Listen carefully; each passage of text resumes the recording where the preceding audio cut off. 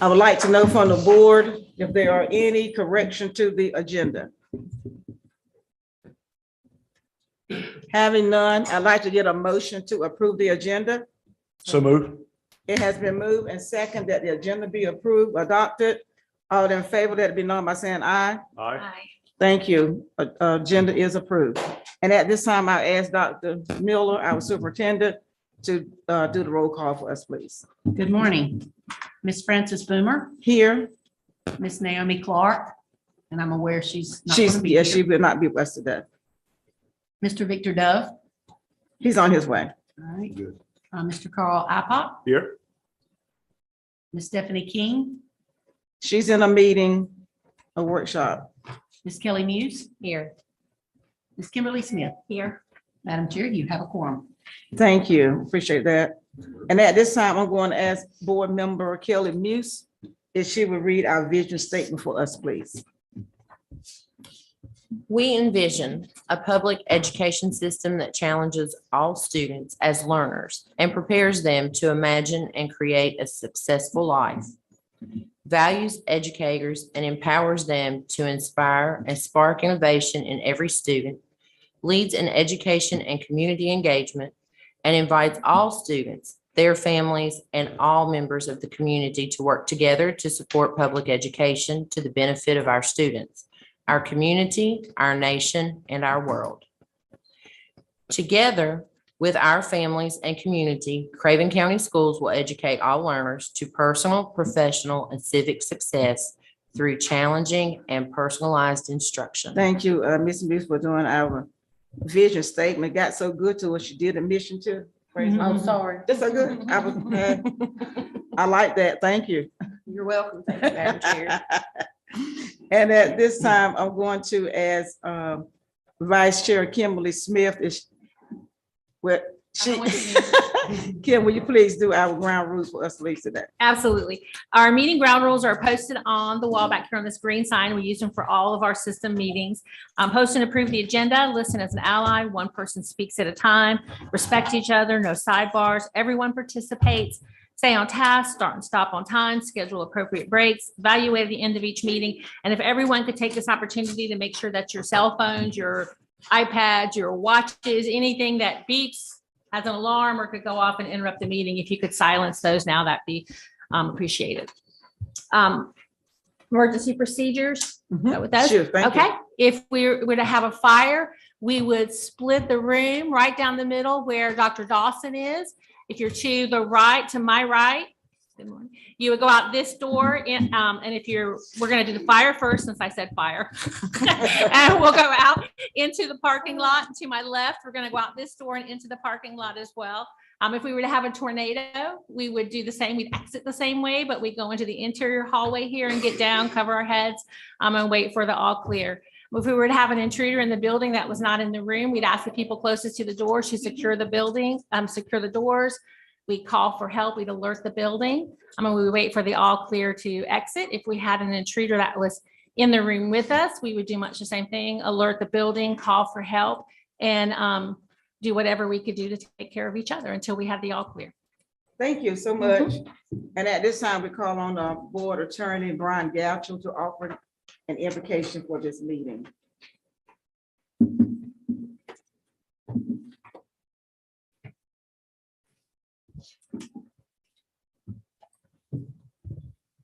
Board members, if you'll please pray with me.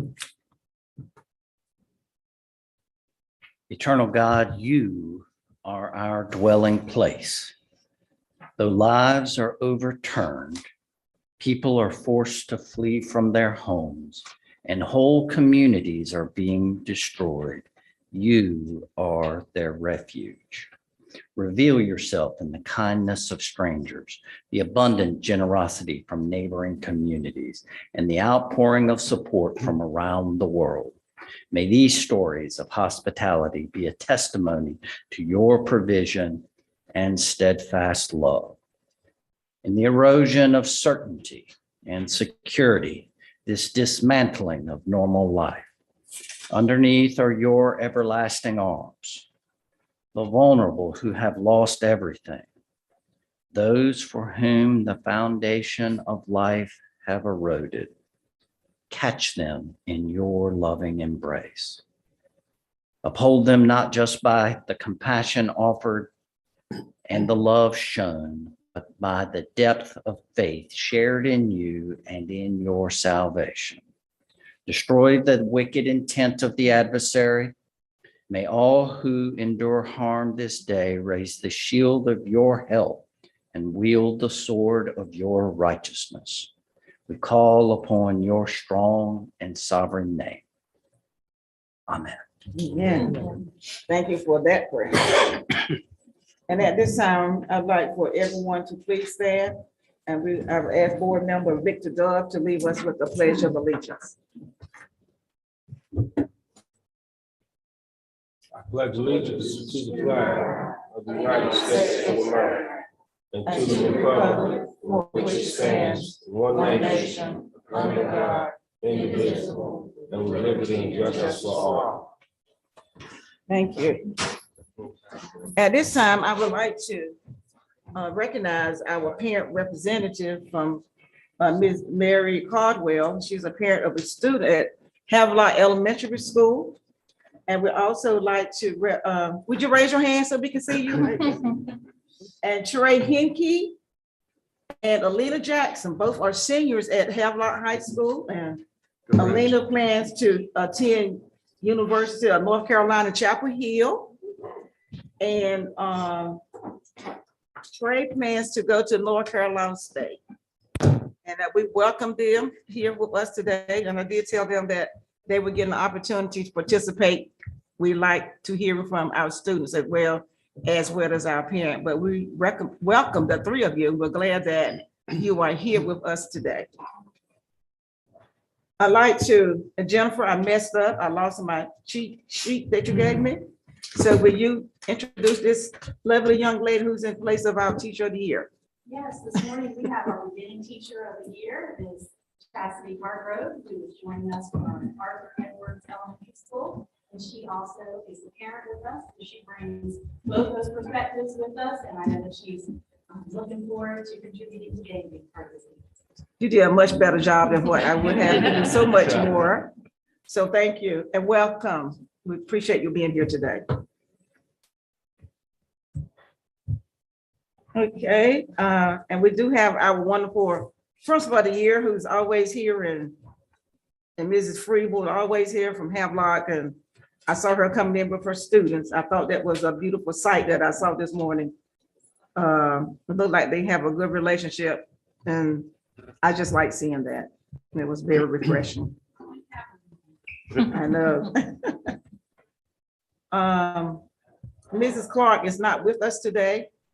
Okay, so, but we're looking at our board work.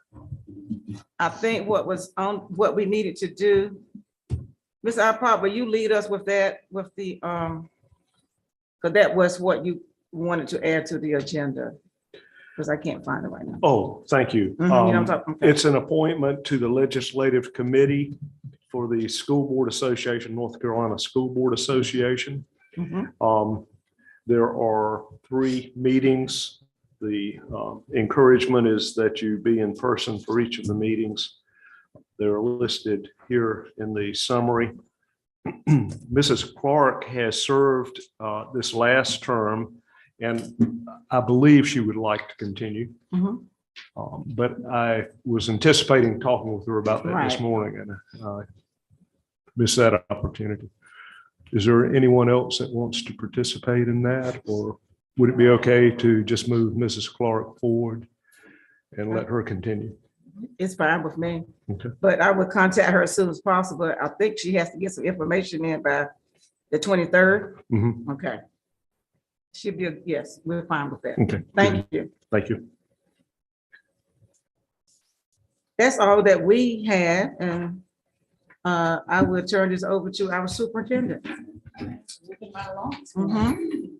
We had folks who were going to be here at 10, and I just said, tell them to come on. So I have 4 items for you this morning, and several are for information. I'd like Ms. Phillips to join me as principal of J.T. Barber Elementary School.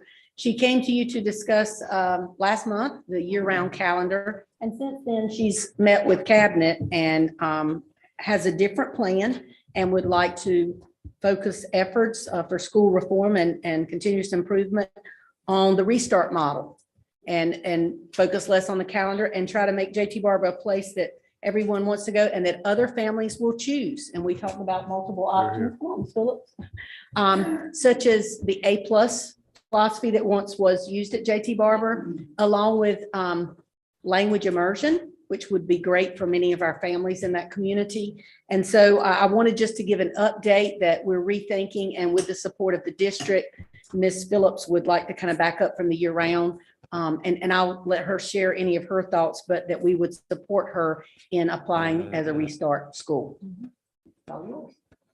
Good morning, Madam Chair, board members, and everyone else that is in attendance. So I'm here to speak. Thank you for allowing me time to speak on behalf of JT Barber staff and students. First, I want to begin with providing you with a view of our current academic school year. As we've discussed previous years multiple times, for the good of all, I'm going to focus on the present so we can move forward. So the 21-22 academic school year for JT Barber has experienced both glows and grows regarding our staff, students, and their academic progress and success. Most importantly, the glows so far this year. We continue to survive another tumultuous year despite the pandemic, not being fully staffed, and the price of gas. The district has provided us with a consistent district level instructional coach in which she has served as a vital resource and the bridge between our school and the district. Our school was informed that we met growth for the previous year, which was 2021, despite the lack of certified licensed teachers in our testing grades. We have received several grants through Partners in Education, and our fifth graders went on their first field trip in 2 years. Our student enrollment continues to increase with both previously enrolled students and new students. Currently, we have 100% of our staff who are planning to return to our school for the 22-23 school year. The commitment of these teachers and of our long-term subs, which are in our vacant positions, EC, second, fourth grade, fifth grade, and our 2 vacant TA positions, must also be recognized and celebrated. We have two school instructional coaches that provide much support and resources to all of our teachers. One of our instructional coaches, as of January, stepped in to teach full-time while continuing to provide school-level support in our 5th grade classroom that continues to not have a teacher of record. My second instructional coach provides daily lessons to our long-term EC substitute, reviews IEPs, and communicates regularly with the district representatives of the EC program, while also providing school level support in assisting teachers with ensuring they meet testing windows, analyzing class and benchmark data, and supports in their areas of need. Our negative truth can be summarized in one statement. The reality is that JT Barber is lacking the necessary human capital it needs for students' academic success for the 5th year in a row. As I did in the first 4 years, I will repeat it again. We must have highly qualified teachers in every one of our classrooms. I am not saying that having licensed and highly qualified teachers in every one of our classrooms will instantly remove our low performing status. However, it will level the playing field to give our scholars an equal opportunity to experience academic success. As we move forward to create a success plan for JT Barber for the upcoming school year, I share with you the decision to withdraw transitioning JT Barber to a year-round school based on dialogue and feedback that I and one of my instructional coaches received when we met with Dr. Miller and her cabinet. to discuss the possibility of JT Barber returning to a year-round calendar. We were faced with time constraints, such as putting together a calendar, the human capital with teachers to return in July, district supports for those people that will be coming back early, such as our ESOL and our AIG, considering our pre-K students, and funding for teacher salaries during the intersessions. Through that conversation, Ms. Lee brought about restart status, which is something that I had initially considered in 2018. Restart would be a good option for JTB. However, the process to begin cannot start, from my understanding, until October. With Restart, it is my understanding that we will have more flexibility with hiring, more funding for resources, and be able to concentrate on the arts or possibly a dual language. Although we will not start as a year-round school, nor as Restart for the upcoming school year, Dr. Miller and her cabinet have shared that they will work closely with JTB to secure human capital, continue to provide us with our district coach, and the need to have our 2 instructional coaches. What we need moving forward is more information on how we are going to secure human capital, how they will work with me to entice applicants to want to work at JTB, and how to keep the dedicated staff we currently have. We also think that our teachers need to go to see other schools that look like us, schools that are in the restart or reformation stages. This way we can gain understanding of how they go through the process, and we can grow our professional network. I would also like for us to set up some consistent dates and meeting times to meet with district level representation to plan and follow through with the process for Restart. Additionally, we will need tutors, those who can work with our kids in small groups. We know that locating highly qualified teachers or tutors will be a challenge. However, if the district can support us with the finances, we will aggressively search for our tutors. Thank you for allowing me this time. I will take any questions that you have at this time. So did you come up with your decision based on the input from the parents and the teachers? They don't feel like they want to do that again? As far as the teachers are concerned, they were all on board. The parents, when I met with did a presentation for the board the very first time, I had only had 18 Google Forms, and I had only had approximately 25 hard copies. As today, I still only have 18 Google Forms, but I do have more hard copies. I have about 50 more hard copies. It's split as far as, you know, whether or not parents want to go year round or not. I do truly believe that's because they are misinformed as far as what year round looks like. It's not their child being in school every single day and having those intercessions and being able to have childcare provided for their child during those 3-week intercessions.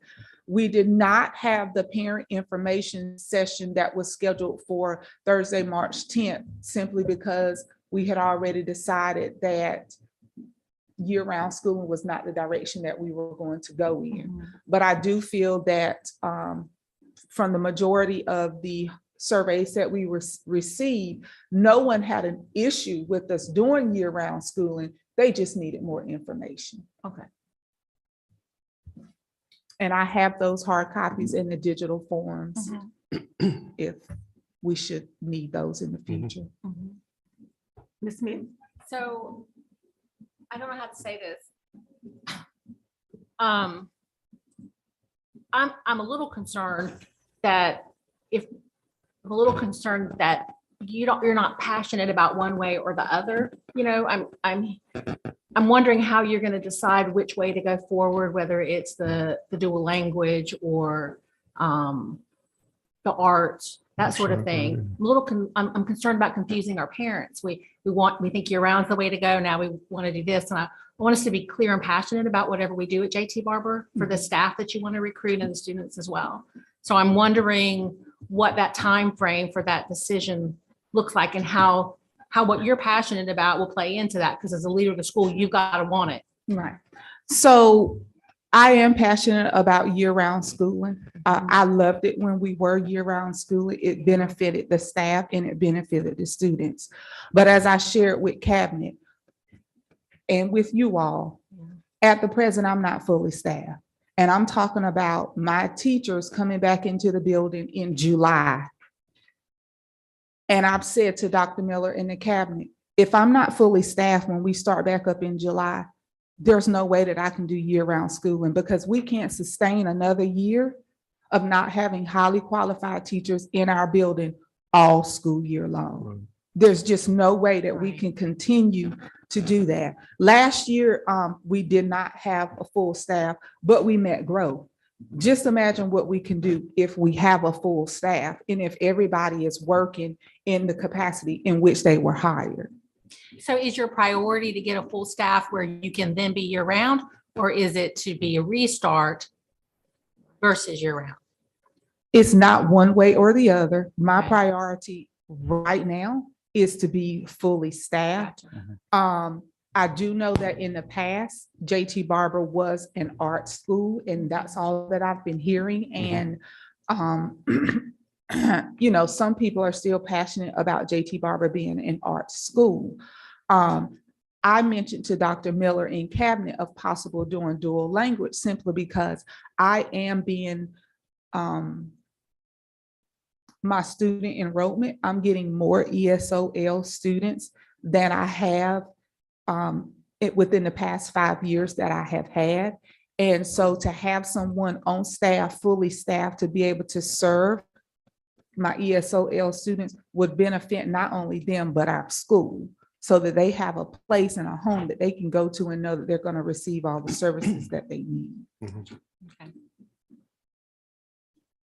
Dr. Miller?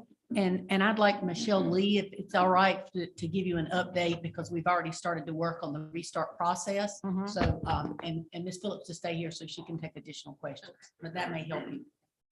So when we started talking about with Ms. Phillips, and she did an excellent job with her presentation before Cabinet, the conversation was, why are we not using the Reflex model to leverage many of the flexibilities that we could get, including year-round school? But it also would allow us some flexibility with funding, with staffing, and we started investigating it. There is a window that you can apply, and it's generally from October till December.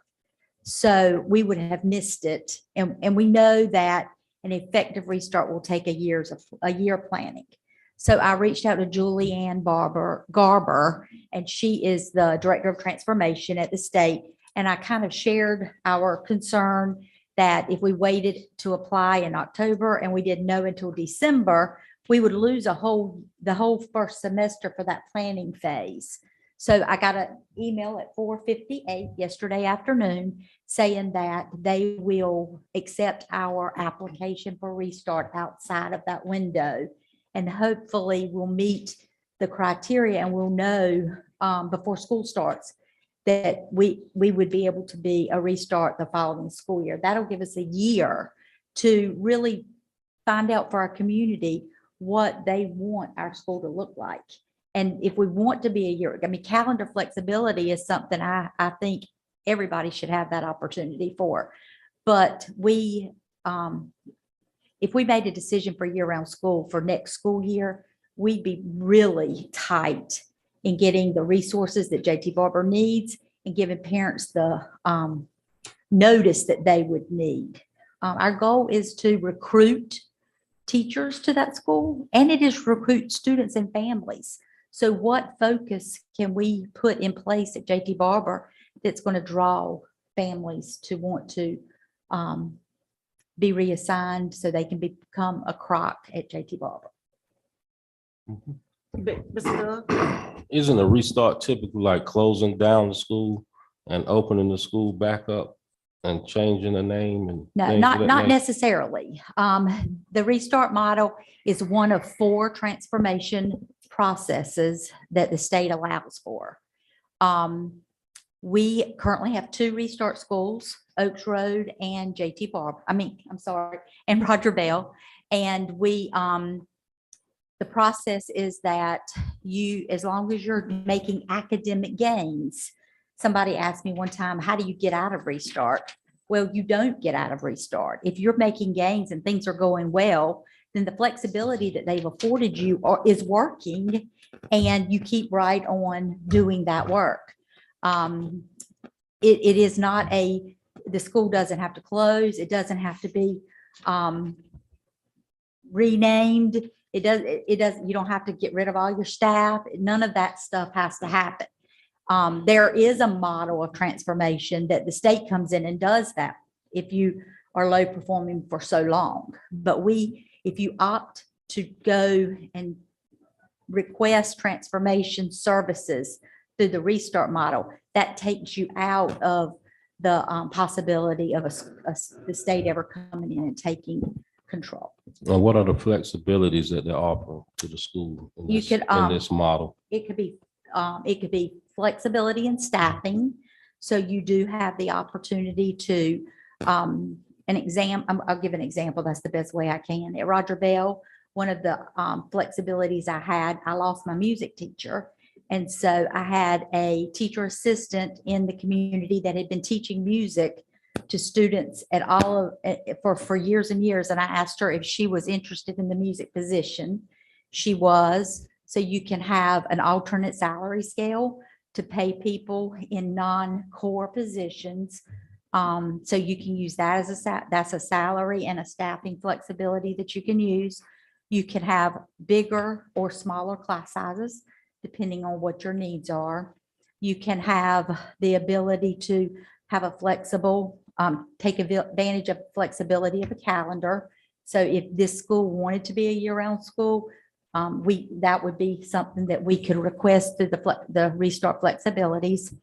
You also have a budgeting flexibility. So where every school in our county, we get our money from the government, and it's in a very specific line item. You can only spend it for this. You can only spend it for this. You can only spend it for this.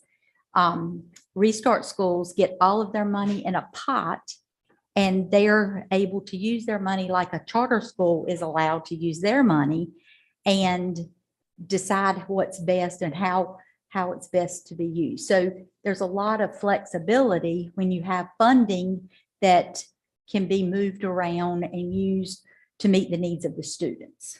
So those are just some of the flexibilities.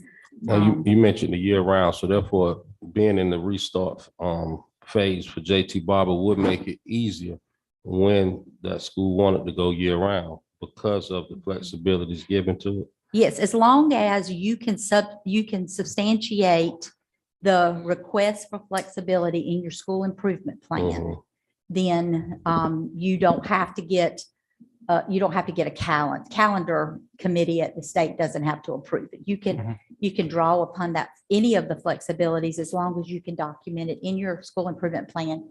And then you have to complete a yearly annual report that the state gives you very, very good feedback on whether you're meeting that level of criteria or you're not. And if you're not, they give you suggestions on what you need to do to fix it.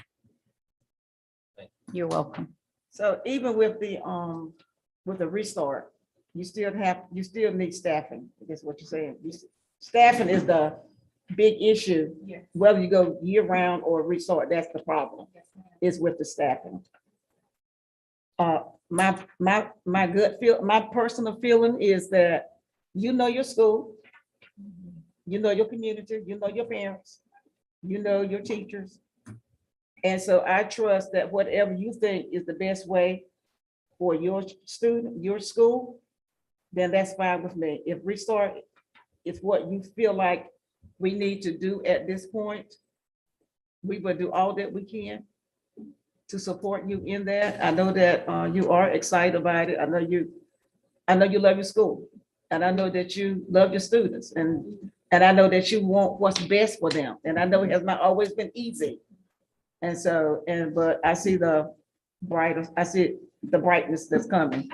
And so you have my support and the other board members can speak for themselves, but I believe that it would be I trust that you all have talked about it. It was not a decision that was made last night. A lot of thought had been put into it, so I'm okay with that. Miss Meese, and then Mr. Ipock. Thank you.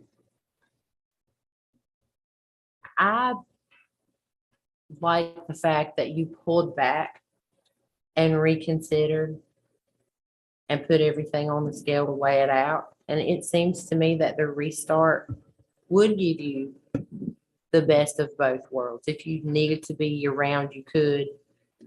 If you didn't need to be, you could. And the flexibility that comes with it is great. And the fact that you're recognizing our ESL kids, that's not just a benefit to them, especially for a foreign language to come in. Our kids have to have foreign language in high school to go to college and all that stuff. Plus, it would foster relationships because the non-ESL kids could better understand their peers and classmates, right? If they were taking those classes. So that's a huge gain for everybody. And it fosters relationships, which is what school's supposed to be about, right? I support you, 100%. I support you. Anything you need me to do, you call me. Mr. Ipock. Thank you, Mrs. Phillips and your team. We commend you for growth, meeting growth. I don't know of a school in our system that's had 3-4 years of more, 5 years now, of more hardship than JT Barber. Your population was terribly impacted by the flooding, which means students are moving in, students are moving out. That kind of flux makes it very difficult. And certainly with COVID, also similar problems. That y'all were able to make growth is just remarkable, I think. And it tells me that you will get where you want to be. I like the restart model. I'd wondered about that since we had the successes at the other two schools, if that might not be a better track to ultimately even get to year round, if that's the way you choose to go. I think the priority is you've stated well is the staffing. And I would ask the administration to tell us how we can provide the funding, additional funding to encourage teachers to be in those slots so that you can go beyond meeting growth and have the success with students. The last thing I'd like to say is I've been around long enough to remember the heyday of JT Barber as an elementary school when it was arts integrated, when there were extra staff positions for dance, for music, for arts, the incredible supportive community, the fact that it was a magnet, and we had folks from all over the New Bern proper area that were asking if their kids could enroll because that was the success that was seen there. I remember going to many plays. JT Barber's blessed. They have an auditorium. You have an auditorium. You have a venue that most elementary schools don't have. And I remember going and seeing the children performing and their engagement and what that was doing on the academic side. So anything that I can do to support you, I certainly pledge to be a A+ school, to be our arts integrated, and to be restart. And ultimately, if you choose to come back and say, we feel like the calendar flexibility helps us more if we're year round, I'll be there to support you. But I do appreciate your leadership very much. Those growth numbers are remarkable. So thank you. And I'll support whatever you decide. I want you to make sure that Because I remember the A+ too, but it's a long time. And what your vision for that school now might be different. So I want to make sure that what you bring back is something that you and your school families want, will think will be successful. Any more comments? Questions? Dr. Miller? All right, I'd like to follow up with some of the things, and I took notes about the glows and areas that need to be addressed. So I want to make it clear that that district staff will support JT Barber, not only in completing the application process, but ongoing support throughout the year. And that's the great thing about this. They have a year to plan. Because I believe not every student not only needs to have academic success, they need to find their passion in the walls of the classroom. And I think that's going to require conversations with parents and students about what they want their school to be and to take ownership in their school. And we will, the district staff will support the school in doing that. Second, tutors, I heard Ms. Phillips mention that. We actually had a meeting with Mike Ward. Many of you will remember Mike Ward, previous state superintendent, and he is the chair of the board of directors for NC Education Corps. And they're nonprofit, and they have secured public and private funding to have tutors. They recruit the tutors, they train them, they coach them, and it is no cost to the district. Of course, we would pay the tutors, and we would have the money and certainly with flexibility with Restart to pay the tutors, but they train them in working specifically at a school site. So I would commit as one of the 35 districts in the state that they have selected to work with for JT Barber to be one of the priority schools to house the tutors. So we are working with them. We have to turn in our application on the 25th. And so I had conversations last night. We continue to want to partner with them to provide tutors to any of our schools, but particularly our low performing schools. And that is certainly what they want to do. NC Education Corps is to target schools that need the most help. Also, and you've heard me talk about this a little bit, the Master Teacher Program. We're working with HR to develop a job description as well as a rubric for teachers to apply for that. There would be a signing bonus up to $10,000 for a highly qualified teacher that has shown results with all children to go to our low performing schools, and an additional bonus if they meet or exceed growth with their students. So that's one of the recruitment efforts we plan to implement this year. And the low performing schools will get a percentage of their staff that can be master teachers. I want to make clear that if there are teachers already in those schools that would qualify, they can apply as well and stay at their own school. I don't want teachers to feel like we're going outside to bring folks in to fix a school when there are many people already there that are already doing the work. I just want to reward those teachers who are working, and that will be lab classrooms for other teachers to come in and see what good teaching looks like for all kids, and also lead staff development in their buildings. So I believe if we want teachers to work extra, that we should pay them for that.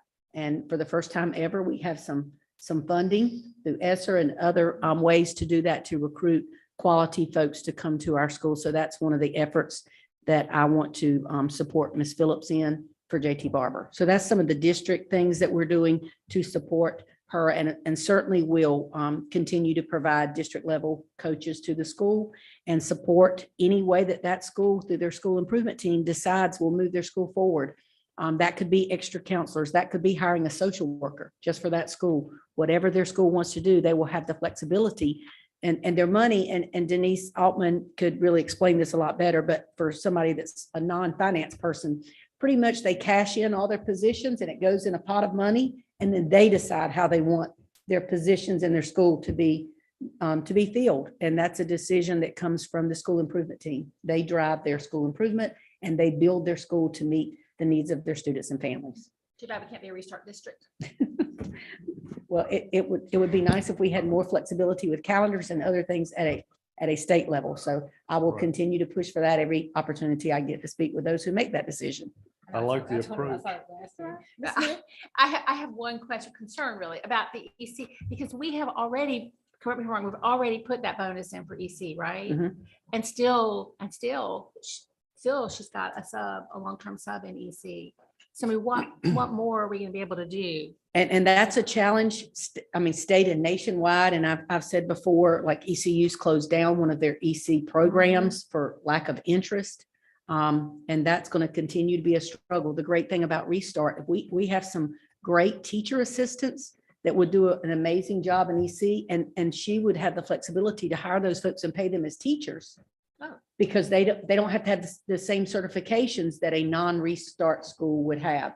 Additionally, HR has started to pay for TAs. That's our greatest untapped resource because they really know what teaching's like. Many have been there for years. We've had several TAs to take us up on that offer, and we're reimbursing folks to either go and back to school and get their credentials or add EC as a certification. So we're continuing to pay folks because they're having to work and then go to school, and the least we can do is pay for them to get that certification. So we're tapping into TAs. I've actually been out and had conversations with teacher assistants based on principal feedback. I said, tell me folks in your building that would be great teachers that maybe need a nudge. And I've done that. So we continue to look for creative ways, but that's the great thing about a Restart school. They would have flexibility, and there are great folks that maybe don't have the credentials, but we know they have the skills and knowledge to do that. So they'd be able to fill those positions and pay those folks accordingly. And that still makes the requirement for EC to cover an EC class? In a Restart school, you do have some of that flexibility. Certainly, we would like a licensed teacher, but while they're in there, we can pay for them to get licensed. But I would clarify with EC, but I know Miss Lee can probably speak to that as building a Restart school more than I can, but we currently are in that state, right? We have subs all across the I know. district.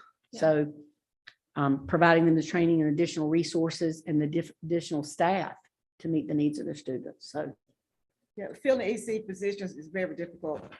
And even the ones that are certified, they know that being certified, if they get stressed or burn out, they can always take a praxis and get certified in another area.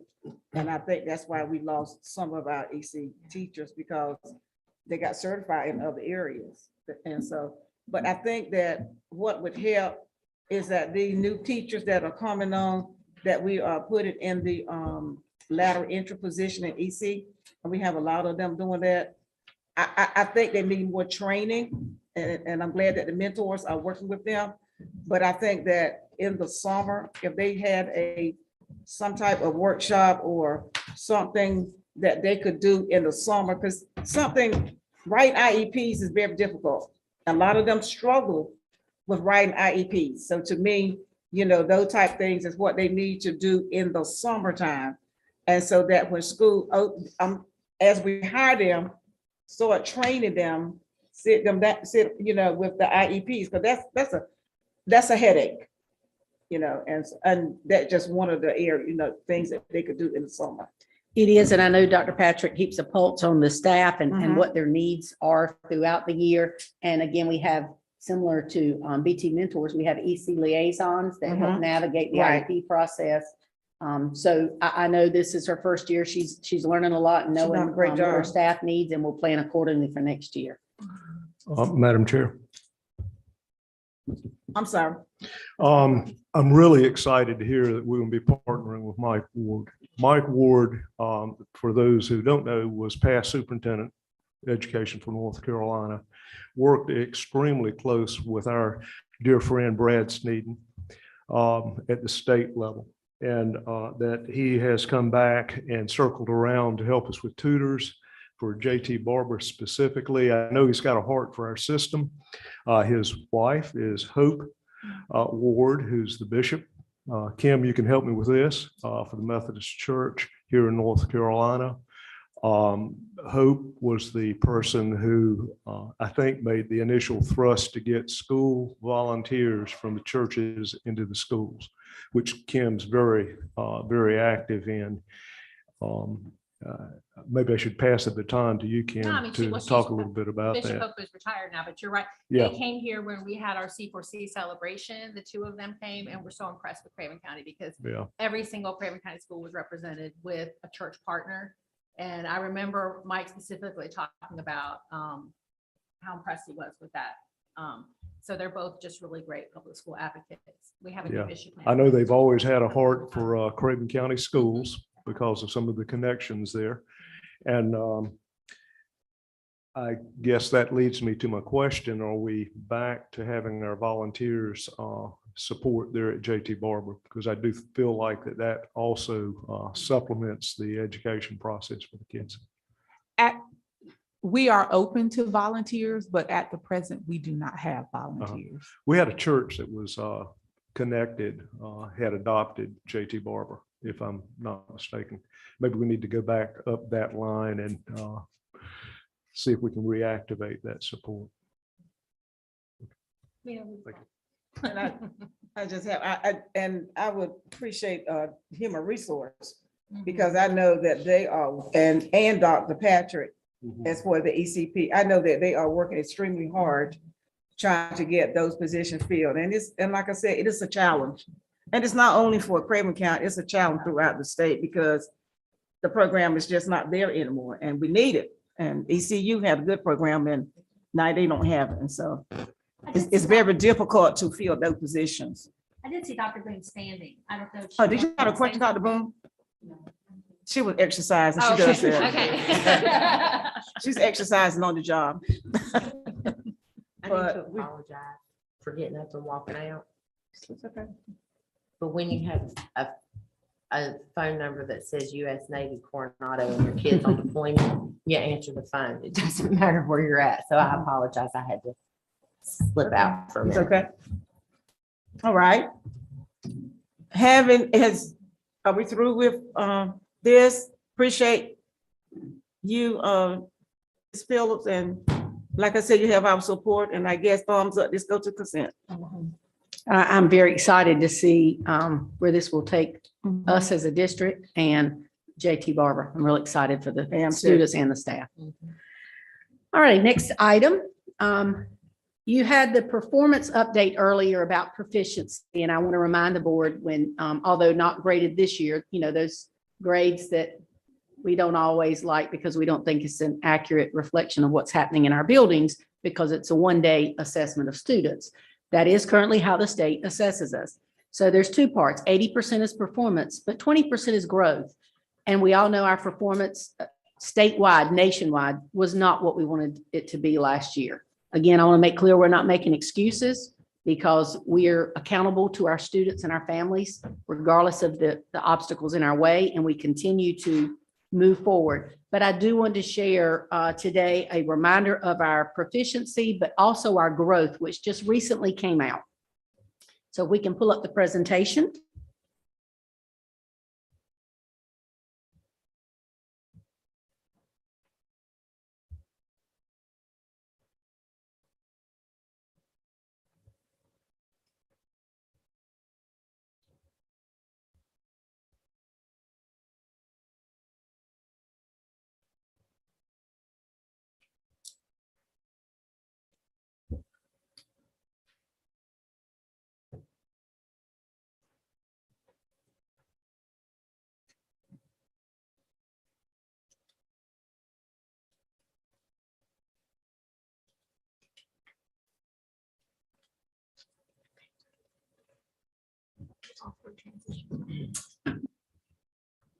Yeah, they can move it off me.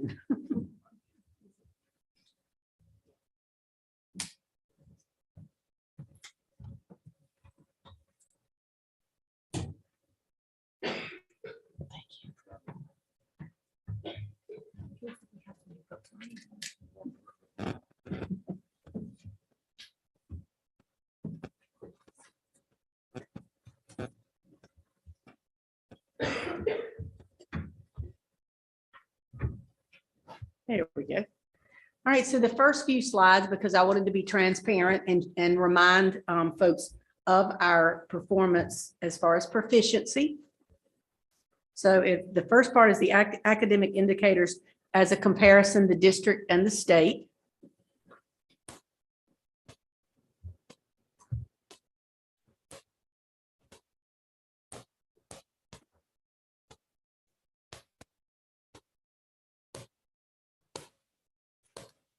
Next slide. All right, and this is the overall composite. The district 42.7%. It shows you the end of grade and end of course. we know there's work to do, but if you look at the state, we are pretty close to the state composite overall. Next slide shows English and language arts for last year. The highlights here, we actually were above the state in English 2, and we were above the state in grades 6 through 8. Next in math. Again, math 3, a bit above the state. Math certainly is an area of concern, and we've put things in place and continue to work to improve proficiency. All right, next, our science scores. 5th grade, and I hear lots of teachers when I talk with them and said, what are you doing in science in 5th grade? And I get a particular curriculum that we're looking into that they have found lots of success in. And you see our 5th grade results are a little bit above the state. So now the news that is new to the board, the EVOS results. And I was talking with Dr. Cooper yesterday, and I have all these folks on standby that are experts in all of these areas that they can jump in and answer questions as well. But it's like the secret sauce recipe, right? EVOS is they take individual students, look at their predictor scores on where they thought they should be at the end of the year. And basically it assesses a year's worth of learning for a year's worth of teaching and where a student should be. Well, of course, if a student is behind proficiency, we want more than a year's worth of growth. If they're in 6th grade and they're on 3rd grade, the way we're going to catch them up is to exceed growth and catch them up. So when we exceed growth, that's moving us toward proficiency. The other side of that, if you have a student in 3rd grade on a 5th grade level, you want those students to exceed growth as well. We want everyone learning. They may be proficient, but they didn't get a year's worth of learning for a year in the classroom. So keep that in mind when you're looking at these scores. Again, 20% of this is how they use to calculate our grade. Personally, I think growth is for individual students. It should be counted more because you could have a student, again, proficient, and they are not any, for writing, I remember my son in 4th grade, he went in as a level 4, level 3, he was still proficient, but he actually dropped back, but he counted in proficiency. We want all students to grow every year in our classrooms. So EVOS data is really important for us to take a look at. One of the things this year is, since we didn't have scores last year, they had to predict for 2 years where they thought the students should be. So these are not always scientific. They do have a mystery formula they use to determine where a student should be. And superintendents had the authority not to release these to teachers. We're a continuous improvement district. How can we not release teacher scores? So I released them. I released them to leaders. I released them to classroom teachers, not for anyone to feel bad, but actually people got to celebrate because their proficiency did not show the work our teachers did. So I want to say today is about celebrating a lot of hard work in a very difficult year. And maybe students weren't proficient, but this demonstrates our teachers worked really hard to move kids last year. All right, if we can go to the first slide to explain a little bit about what we're looking at. So the red does not meet expected growth, and then all the green is meets expected growth, and the blue is exceeds. Well, you'll notice at the end, when there you go, you'll see that little parenthesis. If you have the parenthesis, it was in red way below where we should have been for a year's worth of growth. But also the parenthesis on the blue is they exceeded well above where a student should have been for a year's worth of growth. So that's important as we look at the next few slides. All right, on the next slide, we're going to talk about K2 literacy. And I'll let you take a look at this. So now if that's not something to celebrate, it has the parenthesis. So even though these are not standardized tests, they are students learning to read and teachers assessing their students when they get them and how far they've grown. So they had higher than expected growth for 1 year of learning. Well, I know if Mr. Griffin was here, he's off today. I'm advocating for us in many ways, but Lexia, they'll tell you this is proof that Lexia is working because it's taking a student wherever they are and helping them build the skills to move to the next level. So this is really something to celebrate our K2 literacy, because we all know if students are good readers, that's going to help in every subject area. All right, the next is end of grade math. Some areas to celebrate. So I also need to mention here, there's no third and fourth grade growth was not assessed by the state. So that's why their scores are not showing. They did not have the assessment data to form the calculations to determine growth. So you look at fifth grade in math, something to celebrate. Seventh grade is a concern across the district, across the state. I met with Dr. Cooper. I said, what's the deal in seventh grade? He said, if we could figure that out because it's consistent across the state. So that's something we're constantly taking a look at. And again, you'll see overall though, you'll see there's a little, see that little faint line? That's where, right on that line is where a student should be a year's worth of learning for a year's worth of teaching. So you see, we have lots to celebrate. Great things happen with our students through our teachers last year. Especially in a year like last year. Exactly. And I know our teachers felt defeated. I've heard that a lot. Teachers retiring early because they're working so hard and then they get the proficiency of 40-some% and they know they worked harder. This shows that our teachers did reach kids. And that's the important message to receive from this. And being transparent, we have work to do. I will admit that, but we're heading in the right direction. All right, next we have end of grade reading. Again, we've had Lexia for 4 years, so you look third and fourth grade. Reading is certainly a celebration and the foundation of learning for all other content areas. So the more proficient we get at reading, the better our students will perform. And you know, they've said time and time again, the success, the dropout rate, you look at third grade reading and that's a high predictor. So if we can get students on grade level by third grade, Cabinet participated in an activity, I guess it was last week, and I asked them to close their eyes and what was their dream state for Craven County School in 2 years. And mine was all students reading on grade level by third grade. So then we talked about the responsibility for each of us to make all these dreams come true because they're dreams for our students. So I'm very excited in reading that we're certainly headed in the right direction. All right, next we have end of grade science. This one is puzzling here. Look at fifth grade with the parenthesis and eighth grade with the parenthesis. So, you know, sometimes we kind of back off when they're not tested. So we need to ensure that we're doing a good job from that fifth to eighth grade year. We need to do some conversations across grade levels to find out what's working and what additional supports we need from the district in eighth grade. Because I'll tell you, high school biology is also a concern. So somewhere in science, we're missing some of those objectives that we need to reach for kids to be proficient and to show growth. Could you go back to that, for the slide before that one, please? The one with the 7, 8, 6, 7, 8. Oh, reading? Okay, to me, okay, so it looks like when they're in the 6th grade, they exceed expected growth.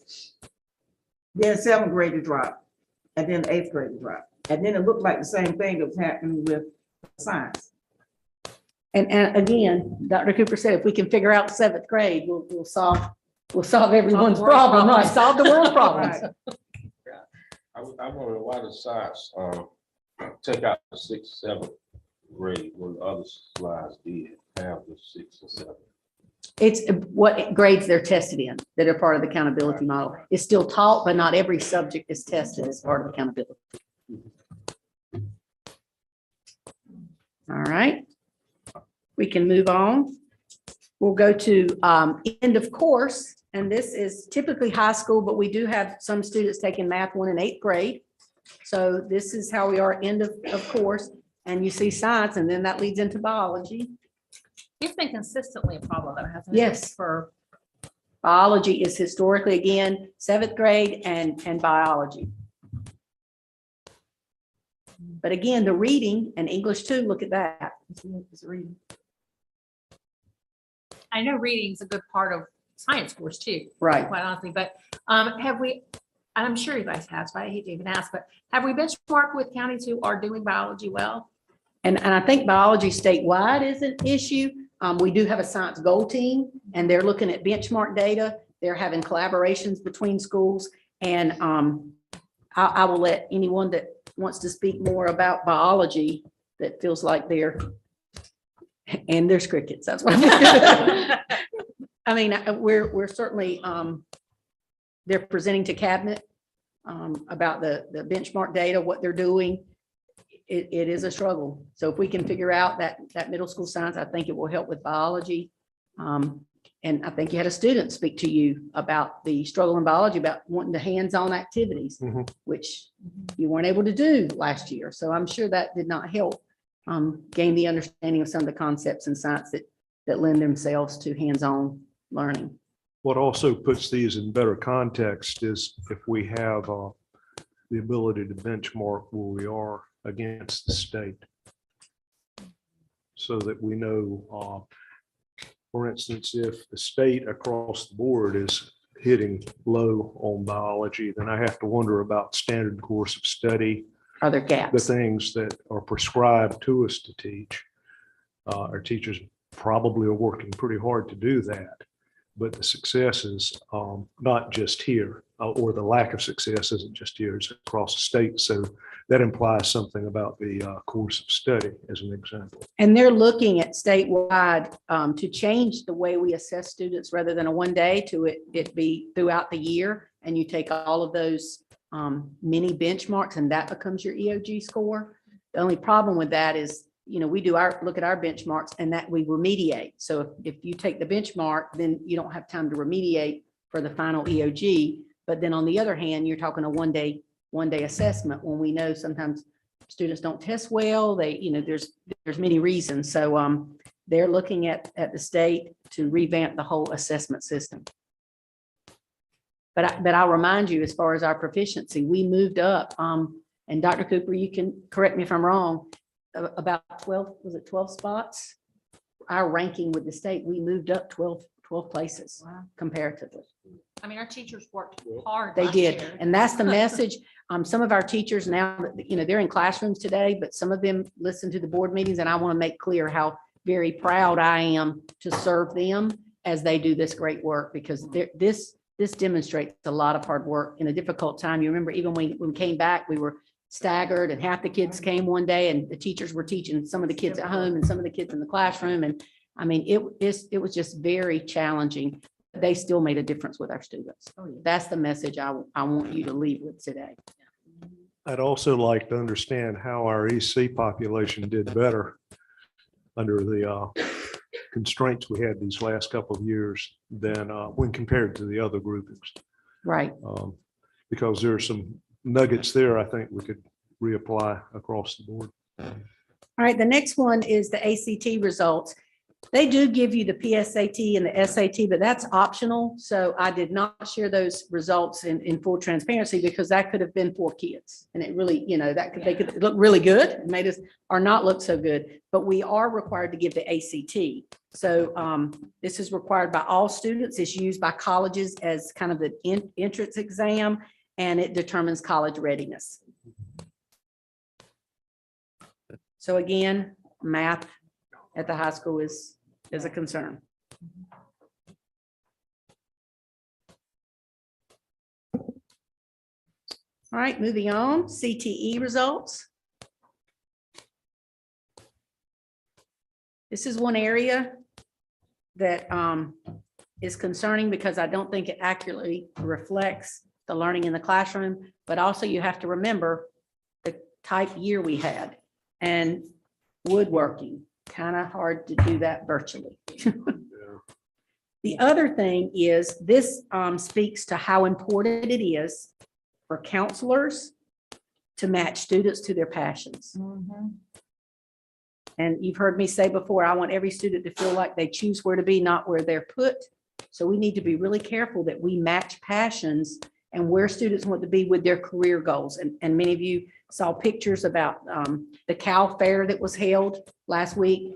You heard the celebration, the first time 5th graders have been on a field trip in years, and really had lots of great questions regarding future career paths that would help us put students in the right spot. Ms. Boomer, I think somebody has a question. I'm sorry. That's one of the reasons it's so important to work with your CDCs. And when Ms. Tolston presented last month, one of the recommendations was that, we had Cooter was in place for career and classroom, the things that students were interested in, but that was done away with. That's another reason why that is so important, that that piece is implemented. And I believe that was one of the recommendations that was made on her audit, whether it be CUDA or another format. So if we could get an update as to where we are in that process, because, you know, we've completed another school year. So that really needs to be in place for the upcoming school year. So that way the collaboration piece between counselors, students, and CDC. And you're right, it doesn't do children any favors to just be put in one of those classes because of the hands-on piece. But it happens. And that's why I'm imagining that recommendation was made on the audit. And I know that we put more support in the middle school to help kids start finding those passions. And sometimes they don't know what they are until they've had experiences, and then they figure out they love to do something. So that's so important. It's not just about getting credits. It's about students having an opportunity to choose to be eligible for college, but it's okay if they choose career. Well, and one of the benefits of CTE as well is a child take a drafting pathway and they go, ooh, this isn't for me, right? So you save the parents a lot of money on the front end because they're not sending you to NC State to go to be, you know, to take drafting and that kind of thing. And that's a huge piece of those courses and what they offer. It gives students a taste of what their future could hold should they go down that path. And that's why you traditionally see in a level 2 course that the growth is better, because students figure out in a level 1 it's not for them and they do something different, which that's okay, but we still want a year's worth of growth regardless of the students. You know, maybe they signed up, they didn't know what the course was about, and it's okay to kind of figure that out, but certainly we want our students to leave college or job ready, whatever choice they make. All right, so in summary, lots to celebrate. Certainly reading. 5th grade science continues to be just amazing results with students. High school English 2 and their areas of improvement. Math, science, and middle school and high school biology, and again, 7th grade. So as we continue to track that and listen to updates from the goal teams to cabinet, we continue to ask what are in place for those areas of concern. What are we doing with our benchmark data and how that's driving the instruction in the classroom? So that's an EVOS update for you. As I always say, we're united. These scores are my scores, and all of cabinet own these scores, and we continue to not only encourage and expect, but support our teachers who, again, did an amazing job in a difficult year. I need to say this, I'm going to burst. I think that I don't want to just say counselors necessarily, but I think with the scheduling, I think the mindset need to be changed with people, that those CTE classes are not dumping ground, that they are just as important as math, science, and all the other courses. And unfortunately, some people don't always see it that way. And there are a lot of kids that are AG kids or just high level kids that want to take some of those classes sometime. Unfortunately, they are not given the opportunity to take those classes because of the mindset. You don't need to do this, you need to be in another class. And so, but those classes are not every child is going to go to college. Even the AG kids sometimes necessarily may not want to go to school. They may want to go into another area whereby those classes, those CTE classes would help them to get there. I personally think that every subject is important. I think that every subject has a benefit for the children. And so I think when they start putting value more one class as opposed to the other, those CTE classes are very good classes and they do help our students. And so I don't think that just because you're sitting in a high level class, and if you want opportunities to take a CTE class, You should have give the opportunity to do that, especially you got all your other classes in. What you think about it, students?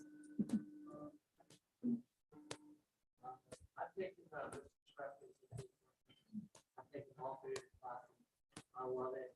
And Mhm. I was talking to him about it the other day, how CTE classes aren't as incentivized for higher level students. I'm placed ninth in my class right now, and everyone would love me for it, love the GPA. So taking CTE classes like woodworking or the one I'm taking at genetic design, they don't give you the extra point bonus that you take in honors or AP class. Okay. People aren't really as focused. And when you're trying to stay up on top of your class rank, it goes over your head. Right? I think we should somehow incentivize taking CTE classes over taking some of the whole factors that people are looking into. You know? Trady, you want to come finish my presentation? You said it better than I ever Thank could you. have. You're right. It's it's competitive. And you also see how your CTE courses connect with your core courses as well. Not what I really like about CTE classes is it doesn't just teach you what you need in school, but also teaches you what you need outside school. Mhm. There you For go. engineering design, I don't just learn how to do stuff on my own. I can also learn how to improvise, how to be on my own more than I could in, sitting in front of an English class or math class and learning how to do calculus. That's the commercial. I know Miss Tolston's taking notes back there. You're going to do a That's why the commercial for us. CTE kids are the cool kids in school. I was looking at the list on the performance results. And I looked at agricultural mechanics and I said, I think that's with tractors. So we have a John Deere. And it's easy. I don't know if y'all know the term, but it's easy to find a shade tree mechanic, to do some work on a car. But you can't find a shade tree John Deere mechanic. So and it's very expensive when you have to fix a big tractor. So things of that nature are very professional courses, in my opinion, because let's be honest, we go to school to create a perfect career. Right. A perfect career is to create a perfect income to take care of our families. Nobody likes to admit it, but it's about the money. And CTE will garner success when it comes to our careers in life. So I really appreciate how you explain the weighted levels of the courses and why it makes it less attractive to those trying to keep their class rank high. But yeah, it would be something at a state level to look at. Yeah. Because they are equally important. The other benefit of CTE classes, even if a child is on a college path, right? So they're going to go be a doctor or a lawyer or a nurse or an engineer or whatever they're going to do.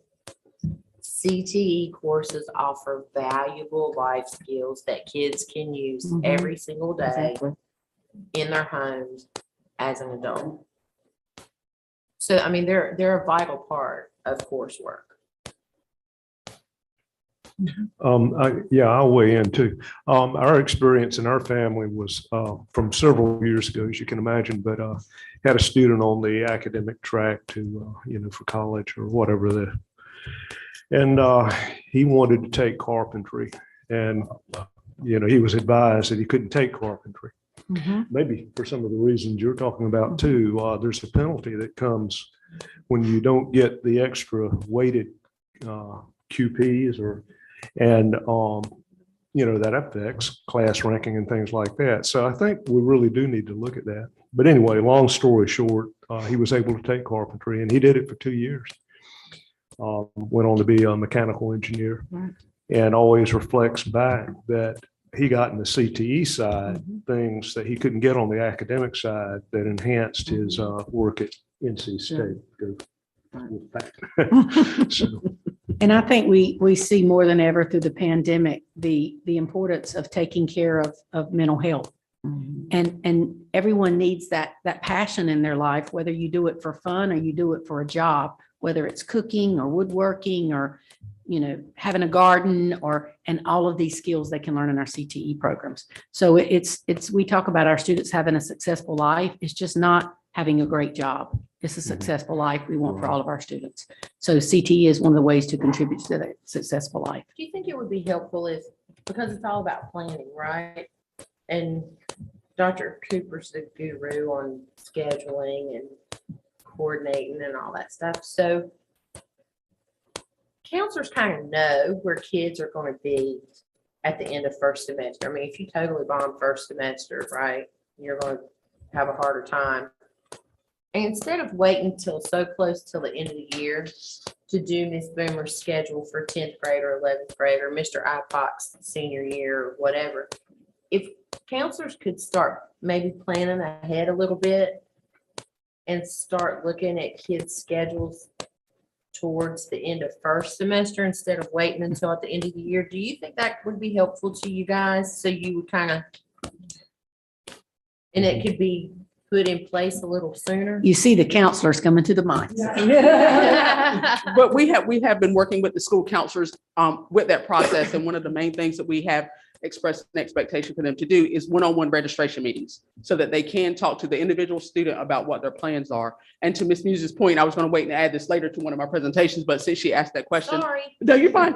About Cooter from before, one of the things that Ms. Tolston and our College and Career Ready Goal team have been working on is reviewing platforms for that 4 and 6 year planning that would accommodate both general academic planning as well as what's required for CTE and post-secondary AIG, ESL, and ECP. So we're looking for something that's comprehensive that would do all of that and incorporate the career interest inventories that Cooter did and a place that we can house it so that anyone working with those students, whether it's the counselor, the principal, the CDC, all have access to that key information over that time. We used to do this when I was a high school counselor. We used to do this on paper, and we would erase and update as we met with the students each year based on if Trey said this week he wanted to be a ballerina and next week he wanted to be an engineer, we could update and make sure that his courses that we help him register for are aligned with what he says his post-secondary goals are. And Trey, if you're in Mr. Scarfman's class, I'm sure engineering is somewhere in your future. But we want to be sure that each student has the opportunity to do that. And so that's the reason we push the one-on-one registration meetings and not waiting until the end. But one of the things that we don't want them to rush is getting input from their teachers.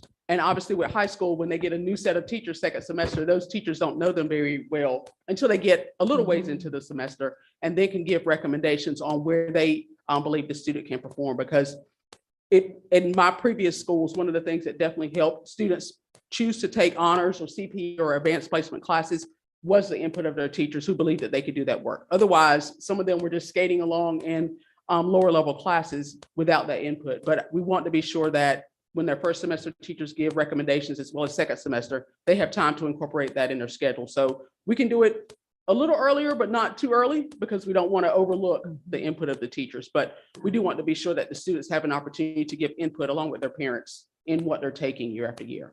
And another thing that was mentioned that Trey just brought up about the GPA points, there are some of the CTE classes do have honors credit as well as advanced placement credit. Not all of the classes, but some of them do. So that's definitely a conversation we want to be sure that the counselors have with the students. So we can definitely make sure that that information is publicized a little bit more so that you are aware of which ones have those GPA points.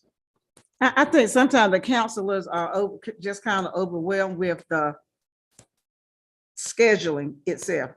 I got my master's at ECU in counselor education. I also got my 6th year in administration at ECU. We never have in counseling, you never talked about scheduling. That's not a class. It's not. You don't do it. But once you get into school, and the scheduling comes in with the principal, with administration. It should be a joint effort. It should be a joint effort. And I don't know. I'm just saying, sometimes I don't think that's happening. Yeah. But I know the principals are the one who are taught to do the scheduling, not the counselors. Yes, and that's learned on the job as well, as you are aware. It was not a class in principal school, so. Right. Yeah, and that's where it should be. Yeah. Yes, and if they fully use what Power School can do. Right. You don't have to do much. My mind hands-on was when it 100 comes to- years ago and it could have changed now, okay? That's been a long time ago. Thank you. I could see her itching over there. I was waiting for it. Any other questions or comments about EVOS data? All right, well, we will move on to the organizational chart. I think we need to move on to a break. Okay.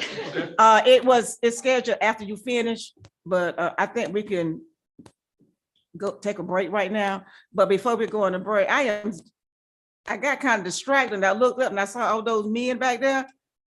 And I'm thinking, what, you know, we appreciate you all being here this morning. Mr. Freeman, you got them on the ball. Y'all look good back there. Look like y'all Got a whole real team. professionals back there. We like seeing that. Thank you so much. Let's take a 10 minutes break. All right, I gotta call her flowers.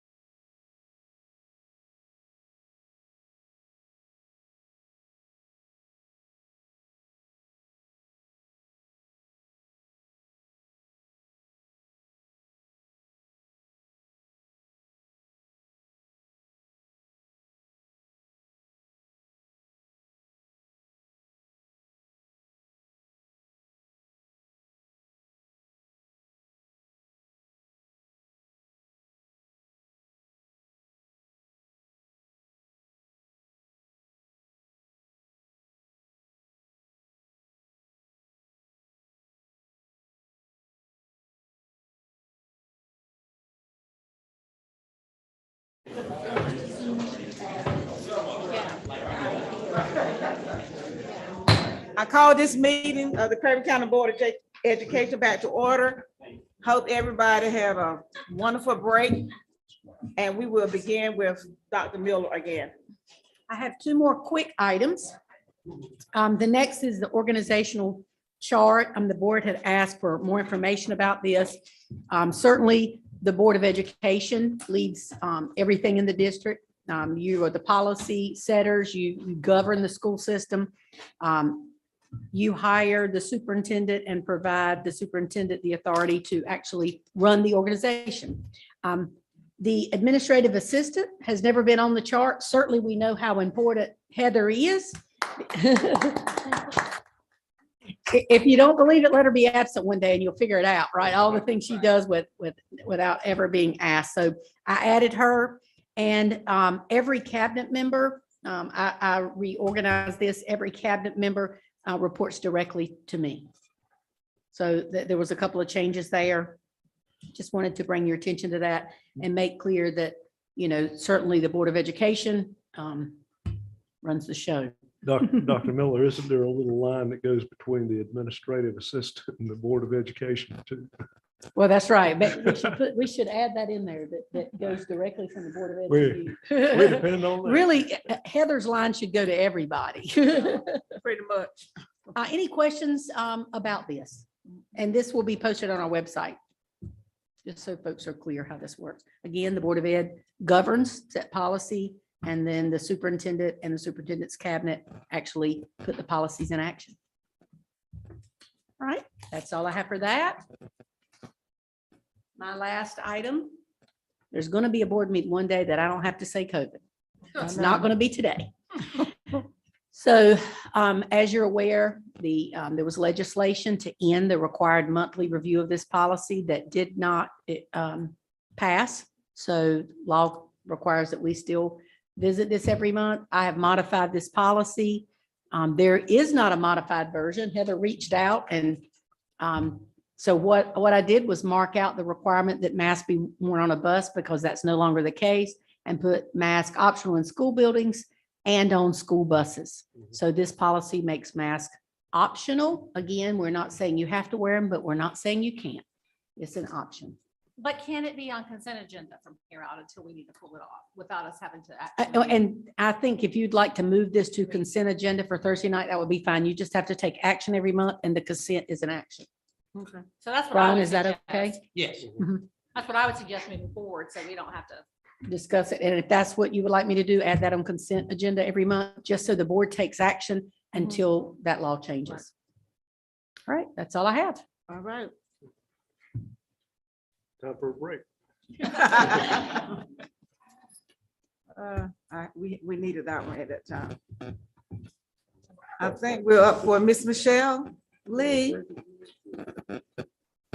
So I was very excited with the K2 ELA EVOS data.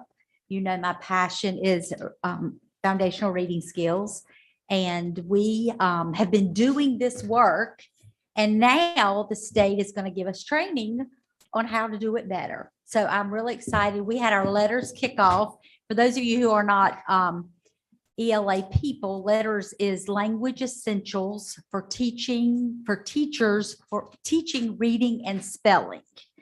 So this is part of Senate Bill 386, and it was decided that letters would be a statewide reading initiative. So every K-5 teacher in the state of North Carolina over the course of the next 2 years will receive training in letters, which is how you teach, what are the best practices for teaching early foundational reading skills. I say all that because we saw our data and our teachers have been doing this. One of the things that we're going to see as they get involved in this course is that they're going to really start making some connections of the work they've been doing and how it is a best practice. And we've known that, right? We've known it. We've been doing this work. And this is just a way to invest in our educators so that they are the very best teachers of reading and spelling for students of Craven County Schools. So we had our kickoff and we were excited about it. We'll just kind of go through it. Mostly this is pictures. The title of it was Letters is Notcha Average PD. We gave away almost 400 goodie bags, and every teacher received their letters manual for units 1 and 2. We will finish that before the end of this school year, and then they'll do manual 2, which is units 3 and 4 during next school year. So I had the opportunity, I actually went to JT Barber and participated. They were real excited.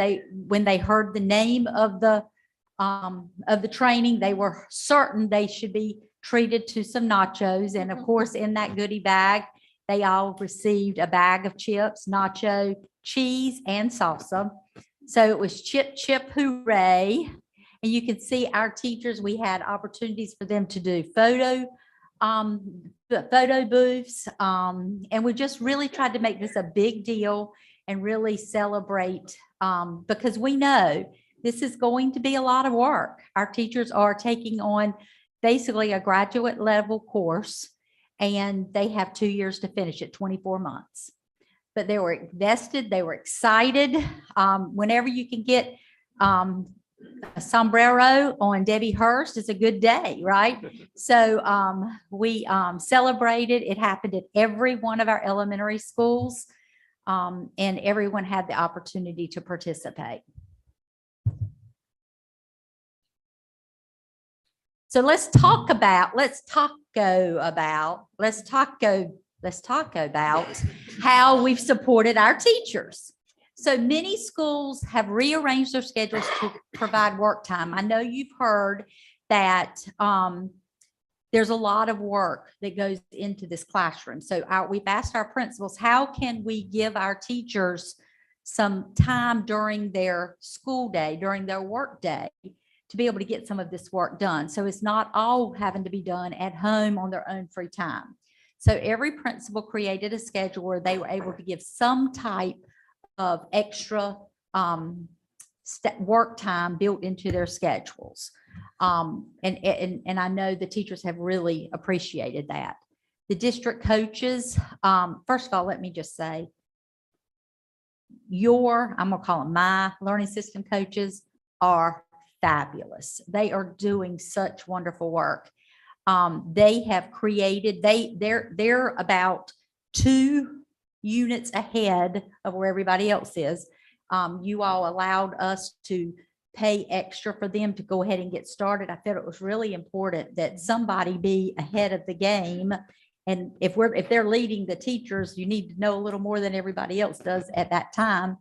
So they are about 2 units ahead. They've used their time to create monthly PLCs so that every school has the opportunity for these rich discussions about what they're learning as time goes on. Because we've all taken online courses where you logged in and you pushed the button and you were doing multitasking, you were doing lots of things. This training is way too important for it to become like that. So our coaches have done a great job with creating this, and they check in regularly with the teachers. We have a pacing guide or a pacing document that the coaches are helping keep track of teachers' progress. So we can say to a teacher, we noticed that you're getting a little bit behind. What can we do to help? I know one coach said she offered to teach a class so that the teacher could catch up with her group. We're just trying to not only support them with the knowledge, but support them with their time and making sure they have the opportunities that they need. And then that monthly opportunity to deepen teachers' knowledge and analysis. So every one of the sessions has something called Bridge to Practice.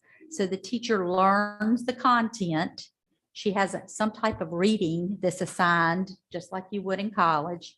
And then they have a Bridge to Practice where they are using 4 students that they work with every day that's in their classroom, and they practice these research-based practices they're learning about with those 4 children. And they keep it, it really turns into some action research. So we have some information when we get done with this about what has been effective and what has not been effective. So this is just a information where I wanted to share with you my excitement about this. I think our teachers were really excited, our principals, and I'm excited about the more they learn, how it becomes evident in their classrooms. So I just wanted to bring that to you today so you can have some, you can put a smile on your face about it, okay? All right. You have any questions for me? I'm sorry. It's good. No? Thank you. Not your one.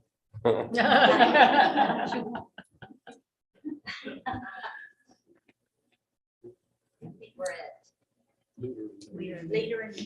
All right, and as they're coming in each month, Ms. Lee has been providing an update on what schools are doing to improve performance. So I didn't want you to think we're not doing that this month. We're actually, I'm doing that in a little different format because you also wanted updates on Avid and Leader in Me and different initiatives in the district. So today we have folks presenting to you in lieu of the 6 schools. They're actually here to present and do both of those at one time. So first we have Leader in Me. So I would like to introduce to you the 2 leaders of our Leader in Me schools. You're going to learn that both of these schools are on the same journey, but the path looks a little bit differently. Melissa Thompson is the principal of Arthur Edwards Elementary School, and Tiffany York is the principal of Vance Farm Life Elementary. Thank you. Good morning. Good morning. So we have combined our presentation. The first part will start together and then we'll kind of break off because our schools are definitely at different points. Next slide. So Arthur Edwards is in year 3 of being a Leader in Me school. However, we keep calling it 2.1 maybe. Our first year of Leader in Me was the year that the world shut down. And so then our second year was the year the world moderately was shut. So we are moving at a slower pace, but this year being back in school full time, we are definitely beginning to move at a stronger pace. And Vance is at year 4. Yes, we are at year 4. We have, even through COVID, we had some of our processes established prior to getting out for school. So we were able to maintain throughout being through the virtual setting with our students. Next slide. So at Arthur Edwards specifically, we are very excited. So we spent our first couple years working on culture. Normally that's year 1. So for the first 2 years, we really focused on the culture and building the 7 habits and making sure the children knew and understood the 7 habits. This year, our momentum is moving forward and we've moved into the leadership aspects. So there's 3, there's culture, leadership, and academics. So we've done culture, which you continue it going, and now we're in the leadership area. So with leadership this year, we have our Lighthouse goal team. So with our school improvement plan, we have aligned where this goal team is monitoring the community engagement and those part of the teacher retention and those kind of culture / again, community engagement. And then we're very excited. In January, we started our student Lighthouse team. So we now have the students who are actively engaged in leading our school. And there are a few pictures of them meeting, trying to do the big rocks for our school. And so the picture at the top is where they went to every homeroom and did a survey during morning meeting of what do the children want to be the big rocks that we focus on in our school. And they identified things like playground equipment and that kind of, food in the cafeteria. They always think about food, play, those kinds of things. So they identified big rocks that now our goal team our student Lighthouse team is working on. And then we've now even gone to the level of student action team. So we have a student tutoring team who go out and help tutor students in the school, do peer tutoring. We have resource helpers who help work in the library. We have, or in the music room, getting the instruments set up. We have safety patrol. So we're building those leadership roles in the children.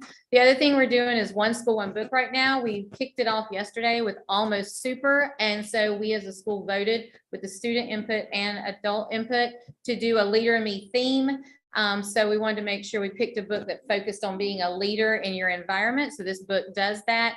And we're going to have a family night in April with the whole circled around the 7 habits and Leader in Me. And then with Leader in Me, you do service projects. So our current service project we're getting ready to kick off in April is we're going to collect items for the animal shelter.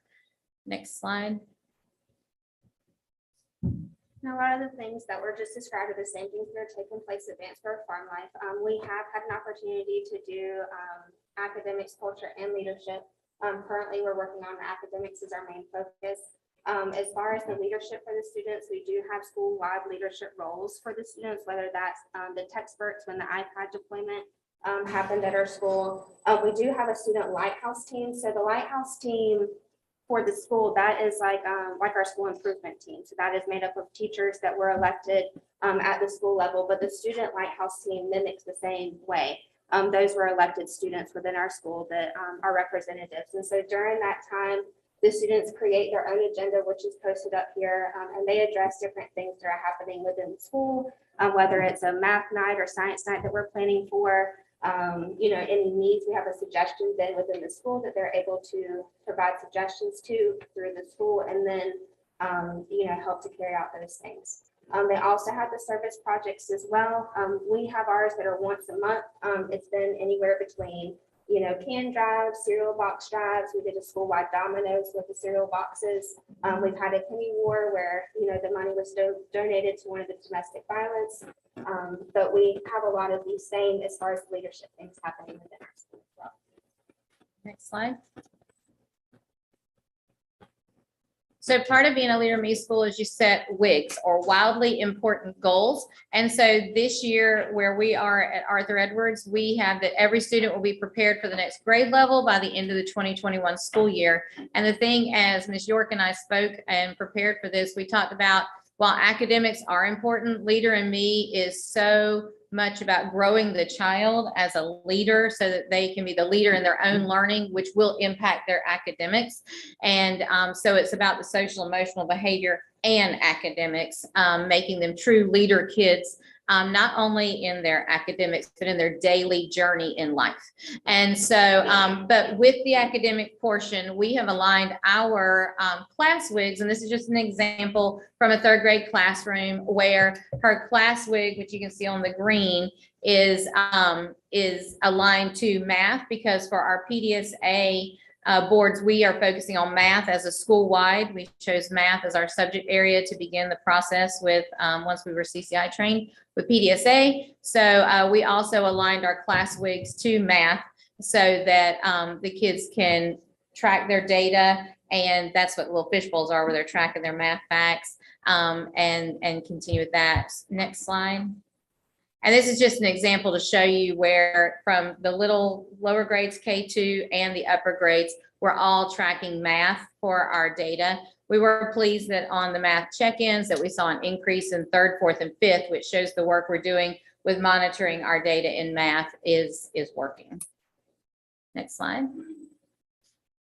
So our next steps is we're moving into the academics with data notebooks and student-led conferences. As we move into next year, that's where our coach is working with us. We have a coach, Leslie Easton. We have the same coach from Leader in Me that works with both schools. And with that, I'm going to turn it to Miss York, because they are already there, and then she can tell you a lot more about what that's going to look like. So as I had said, next slide, please. Academics is our main focus for this school year. So, as was mentioned, we have WIGs, which are wildly important goals, and that streams from the very top of our school goal down to a grade level WIG, to a classroom WIG, to individual student WIGs. And then our students have accountability partners within their classrooms to help them hold them accountable for their goals. With this has come, well, next slide, please. This is our data for the school. So you can see our grade levels, kindergarten through 5th. For our school-wide goal, we had a middle of year checkpoint, and this shows the grade levels, kindergarten, 1st and 3rd that met their goals, 2nd, 4th, and 5th that are still working on their goal. Ours was centered around reading, and that tiers from our school all the way down to the individual student. Next slide, please. And this was their goals for their classes. So like kindergarten, 3 out of 4 classes in kindergarten met their goal. And then this is just the data to be able to show that. Next slide, please. This is some examples of our school-wide WIG. So we have a Lego theme building the blocks at our school. And so the top row of pictures shows the data that the students have collected school-wide. And then the next one shows examples of the gray bubble WIGs that are present in each of the different hallways for the different gray bubbles. And then these are examples of class WIGs. So in the mornings during morning meeting time, the teacher sits with all the students and she goes over and reminds them of what the class WIG is and what their goals are for that day. Our students also spend time within their student data notebook, which is where they are headed out for next year. So what this means, you can go to the next slide, please, is that they have these leadership notebooks, and within these notebooks, it has multiple tabs where they track their own data in reading and math. They, and this could include their CFAs, benchmark data. They house any type of certificates that they have received during the school. They have any academic as well as personal goals in this area as well. One component that is also added into this feature is student-led conferences. So in the traditional teacher and parent conferences that would take place, we have flipped the script, and it's where the students are leading it instead of the teacher leading it. So we had a big night where all of the parents came out to the school, and the students had each of their student-led notebooks on their desk, and they were able to talk with their parents about their academic achievement that they were doing, and we received wonderful feedback from that. And it definitely was very moving that the students were able to talk with their parent about their data and have that type of conversation. Next slide, please. So within their notebook, this is just an example. So they have their impact on student performance. So they create the picture on the left. That's where they create their goal and they track it. The calendar portion that has December, that is their daily tracking. So they're marking, you know, whether they were able to reach that certain goal that they had per day. And once they hit the middle of the year point, they reset their WIGs, and then they create a new goal from middle of the year all the way to end of year. And this is some other data tracking. So this would be like them tracking their CFAs within the classroom or their benchmark assessments. So next steps for Vance Farm Life Elementary. So we do have the same coach. And probably about 2 months ago, Dr. Eason had came in and she said, Tiffany, I think that you guys are ready to go ahead and apply for Lighthouse status. So since we are in year 4 at Vance Farm Life, what this means is that we will have a leadership day on April 13th, and that is where we will invite community members, other Leader in Me schools, district board members to come out to our school and just to see all the wonderful things that we're doing. Following that, because that's the week before spring break, possibly the week after spring break, we have submitted our dates, and we will have the Leader in Me committee. They will come to our school, they will use a rubric, and they will rate us, and hopefully we will be able to achieve Lighthouse status by the end of the school year. And so then going into next year, we will also be incorporating clubs and then just offering more school-wide leadership opportunities for our students. Do you have any questions?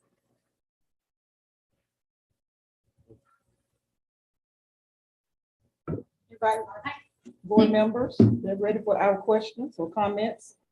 I think y'all done a great job with that. I've always liked that Leader in Me program. And so I think it's wonderful. We appreciate the work that you're doing with it. And I know you all are excited about it. And I know the kids are, especially at Farm Life, because I see them in action. And so I just say, just keep up the good work. Thank you. Thank you.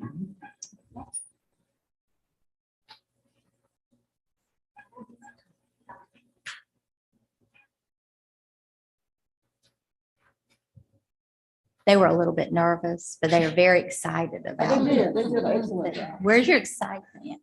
All right, so our next presentation is from Caroline Godwin. She is the president.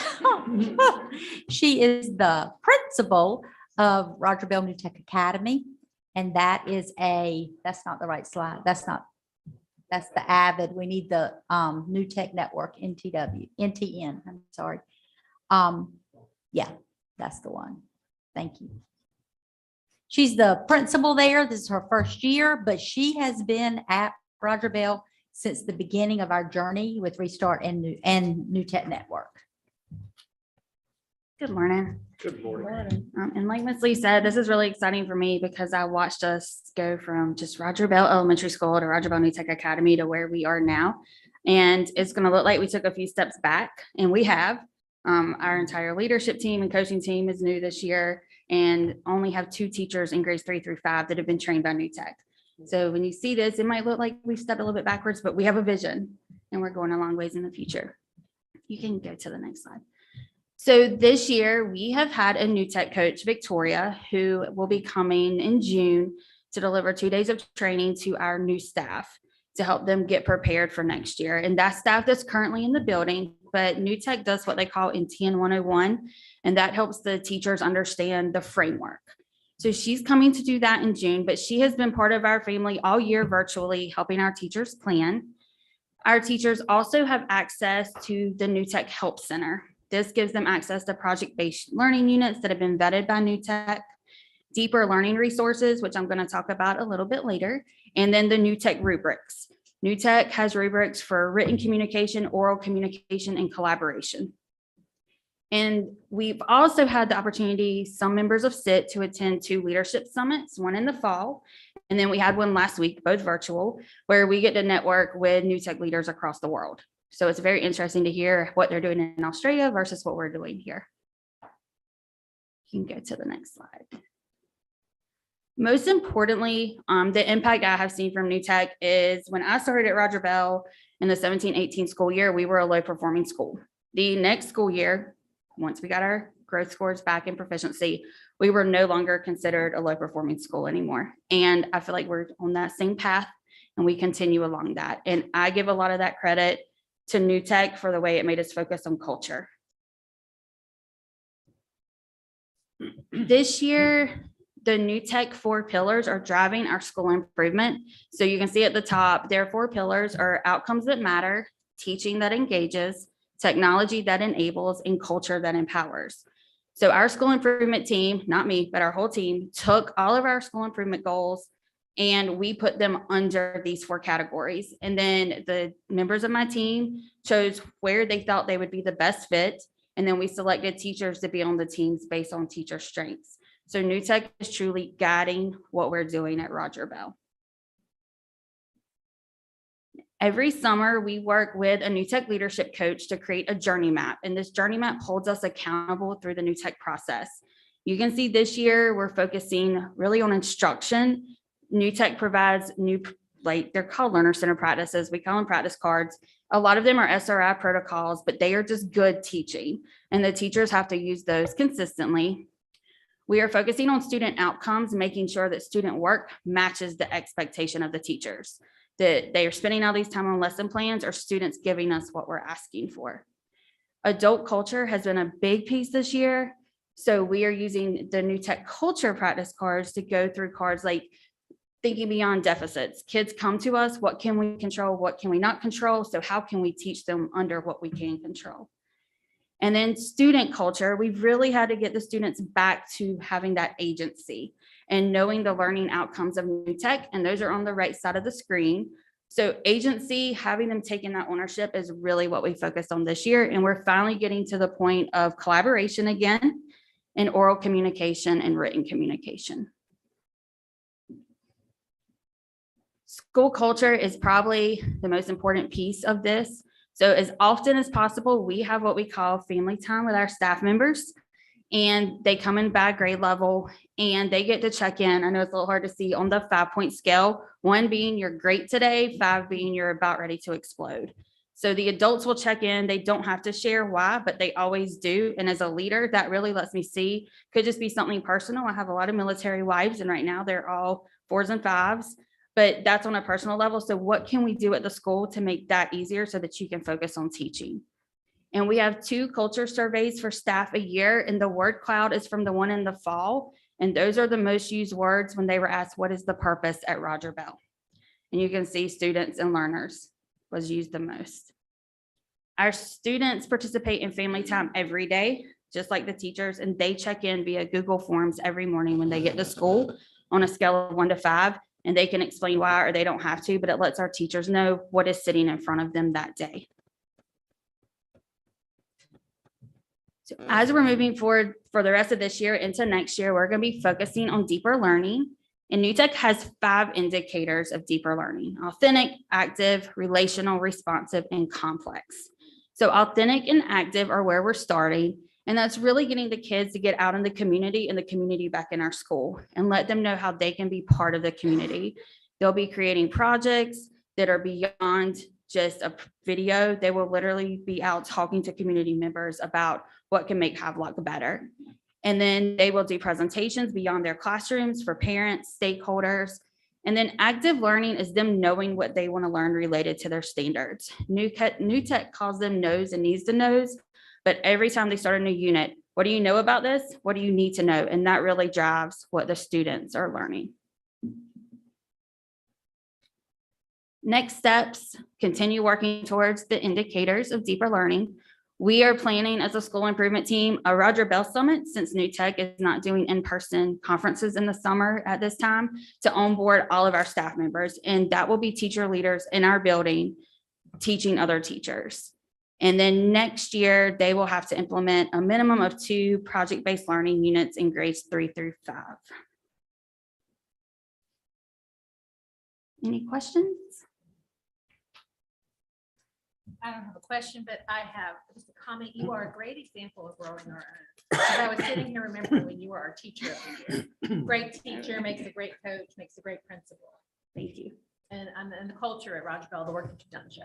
Thank you.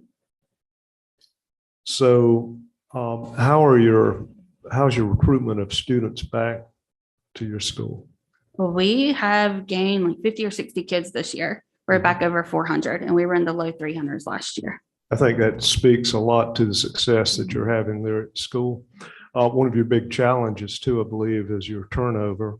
I'm going to guess partly because they're young, they're military affiliated, and you have the on-campus daycare, which will attract a certain group of teachers that are likely to also have maternity or something like that. Is there something else that's going on with the turnover? I don't think so. And this year, I have one leaving because of the military and one that's choosing to take a quick break to finish school and then come back. So everybody's staying this year. Oh, good. Which is good. But most of our turnover was related to military in the past. And they are, I would say, like 70% of my staff is below the age of 30. Mm-hmm.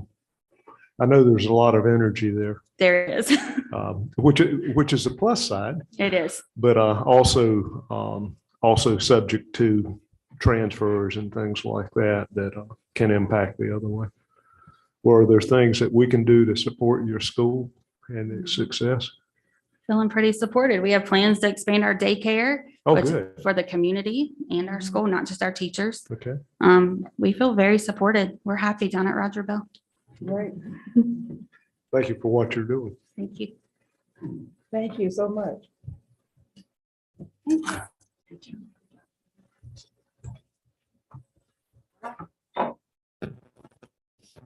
I'm going to turn this over to Betsy Gatchell, and she is our coordinator for student programming, and she's going to talk about the Avid schools. But I would be remiss if I did not say to you that this lady has done a remarkable job, really working with programming that didn't necessarily have a leader and really helping them become robust and making sure the offerings to our students are as good as they can be. And she's done an amazing job. Good morning. Good morning. Thank you for letting me come in and talk about our awesome Avid program. So my name is Betsy Gatchell, and I am a co-director with Avid with Miss L'Oreal Butler, who is actually currently at Newbern High School, as we're in the midst of walkthroughs today with some of our program managers and regional consultants. So let's go ahead. The next slide, please. So Avid's mission, we want to close the opportunity gap by preparing all of our students for college and career readiness and success in a global society. You can get ahead, next slide. Right now, we're in the midst of our Avid recruitment and application processes. And so first of all, it's important to know that our one elementary school, Oaks Road, is Avid school-wide. So that involves the use of the Avid strategies throughout the whole school. In our middle and high schools, we have two things going on. We have a journey to making the school a school-wide Avid program where the strategies become pervasive throughout the school. But we also have what is called the Avid Elective, where students will actually apply to be a part of that course. And that course is built around a curriculum that structures how we organize things, how we collaborate, what we do with close reading, what we do with writing, and how we ask questions. All of those skills allow them to be successful in all of the content area classes that they take. So during our period of recruitment, we put together videos where they are sharing the videos with the schools that are coming up, their feeder schools, and they have an application period. They've had a parent information night, and then they continue on with an interview process where they score them on a rubric so that it is more objective to find the students that actually fit. And what is an Avid student? You ask. If you think about a student who has the potential and the interest to be successful, but doesn't know how to get there, that's what we're looking for. We want to get those students that we can give them the tools that they need to recognize the success that they can see in themselves. They just don't know how to reach their potential. It's actually really thrilling when you think about what's going on with recruitment. New Bern High School just recruited 40 for their incoming freshman class. I know that Havelock is in the middle of their interviewing process. West Craven High is in the middle of their application process. And the middle schools have just had their parent night where they work together. And they did it all together, which is nice because there's consistency in how they do that. So if we go ahead to the next slide. That's what I like about it. There's collaboration and partnerships, not just with the students, but with the schools themselves. They're learning from each other. We meet monthly with the Avid site coordinators, and we talk with them about what's working, what could be improved, what resources do they need. They work together to align the field trips so that as our students are moving from schools within the county, they're not duplicating trips that they've already taken. So there's consistency with that. We have our 5th grade students coming to see the middle school. We just had some middle schools go to see the high schools. It's really it's kind of building that family culture of you belong. And this is how we go in our whole K through 12 dimensions going through school. This is our Avid Elective enrollment. You can see that COVID hurt recruitment, but it's starting to build back up, which is exciting. When you're not in the building, it's hard to know what's going on with groups that are in the building. And so now that students are back in the building, they're having the opportunity to see the experiences that they can take, the collaboration that happens with the students, the family-oriented mentality that the classes have developed in their culture, and then also the culture that's pervasive throughout the school and encouraging them to be aware of colleges and careers and things that they can do to get there. Next slide, please. All right, this is a breakdown of our current Avid versus non-Avid students in gender so that you can just see, this is just some basic statistics to show you kind of the breakdown in our district. Next slide, please. This is the breakdown according to ethnicity. Next slide, please. This is the breakdown according to special populations that are represented in the Avid elective classes. Next slide, please. This is showing you part of the goal of Avid is to encourage these students to reach their potential by trying things they might not inordinately try, like a harder class. So you can see that with the honors class, we have 100% of our Avid students participating in an honors class because they pair them with an honors English for most of them. Some of them have them paired with some social studies. And then you can see that we're encouraging them in their options pathways, whether they're taking advanced placement courses, whether they're doing career college promise courses, but we're having success in students trying avenues that maybe they didn't consider for themselves. Next slide, please. First generation college bound. One of the silver linings of the pandemic was that people could go back to school. That a lot of classes were available for parents to go back to school. People finished degrees. People did online courses because they were home. And so we actually had an increase in the number of students who had parents that had graduated from 2- and 4-year colleges. Next slide, please. Fafsa, that is our financial aid form that we complete when we are applying to our schools. You can see that it is a goal in the Avid Elective to make sure that students understand the process of how this particular form plays in the role of allowing them to attain funding for school. Next slide, please. So Avid provides so much professional learning. You could probably start today and not be finished by the summer with all of the offerings that they have. We are privileged that in the summer, we usually have representative samples from our schools who can participate, whether it's in the Digital XP or the Summer Institute, so that those site teams can learn to collaborate and work together so that they can develop a plan and goals to strategically align the direction of what they want to do for the year. We have path training, which is more of a specialized training. The building capacity training is the required training to be able to open up the Avid professional learning modules. So we are very fortunate that our site team members, the coordinators have taken this. Most all of them have gone through it, or one of them's taking it this week, so that they can actually deliver Avid professional learning modules at their site. The more of us that are trained, the more that we can bring this training to our staff members. You can see there that we do have our monthly site meetings. We have an Avid tutor Canvas course. Part of the Avid Elective centers around what's called the tutorial process, which is where if I'm confused, I know how to go through steps with my peers to walk through this problem and learn how to solve this problem. Those that work with tutors complete that tutor Canvas course. And you can just see at the bottom, we have various staff members who are involved in different elements of professional learning. Next slide, please. So journey to demonstration status is a big journey that New Bern High School has taken. This is our school that has been at Avid for the longest period of time. It has been amazing to watch, both as a parent and an educator, the journey that they have gone on into taking it from an elective to being a culture that is school-wide when you walk into that building. We started off this year reviewing their data and their coaching results from their spring visit that they had. We have had district coaching visits. We have had monthly site team meetings. We have had informal check-ins.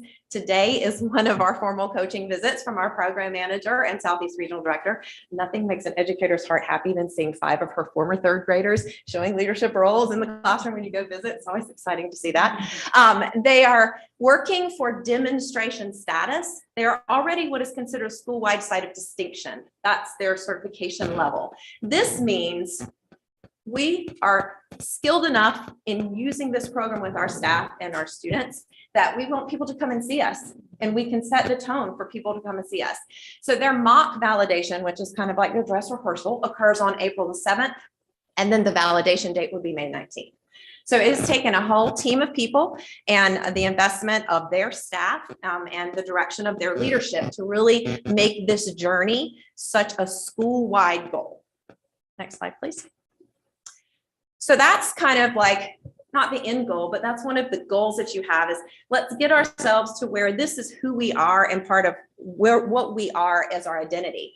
And where does that start? Well, it starts with coming on board. So we have 2 of our schools this year that have gone through interest conversations, onboarding information, principal introductions, meeting with the district directors, school leadership discussions to determine that that is a direction that they want to go in. And so next year will be a planning year for them, where they will start to make sure staff is trained, that they have a unified vision for what their school wants it to look like.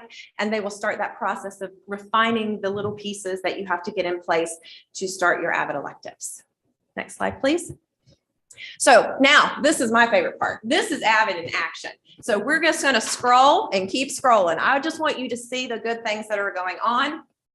The children who are playing a role. You can see strategies that they teach us. Keep going. You're good. You're good. Things that help prepare them. This is tutorials.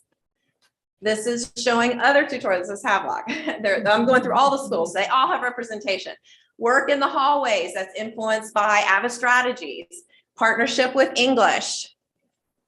Quotes from our middle school students telling you how it's benefiting them. Notice these key words of collaboration and leadership and organization and structure. Tutorials, again. Team building activities. Collaboration is huge.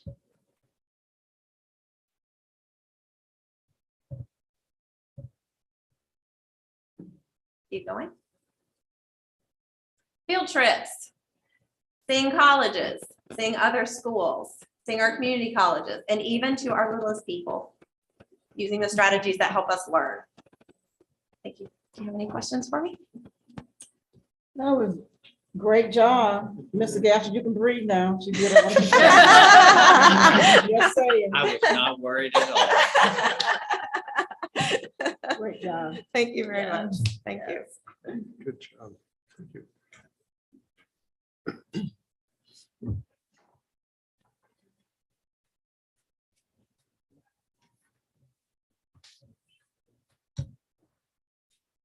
Dr. Boone?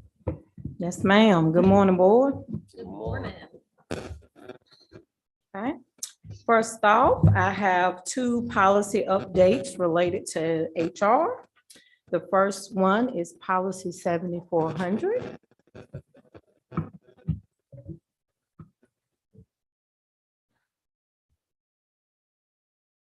Okay, policy 7400 is in reference to personnel positions and job descriptions, which is a very important time, a very important piece right now in this time of HR. And there is one recommended change, which is if you see on the 3rd paragraph, to simply change the word from personnel to human resources. And that is the only recommended change for policy 7400. The next policy would be 7820 and also important to HR, personnel files. There is 1 requirement and 2 recommendations for this policy. If you would go to page 2. A little bit down, a little bit further, right there, okay?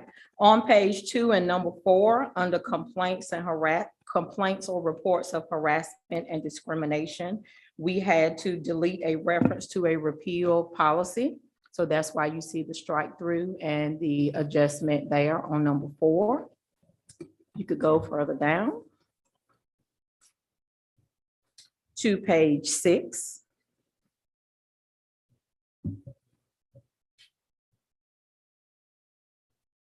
In page 6, you also see a required strike through in reference to written objections from the Human Resources Office.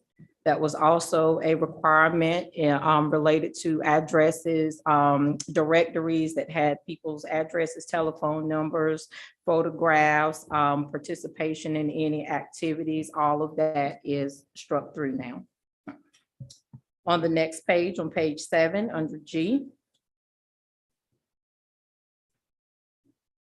you see a strike through in reference to the cross references to judge down just a little bit more, right there, okay? If you can see at the bottom, there's a strike through for cross references in regards to legal references, and that is it for policy 7820.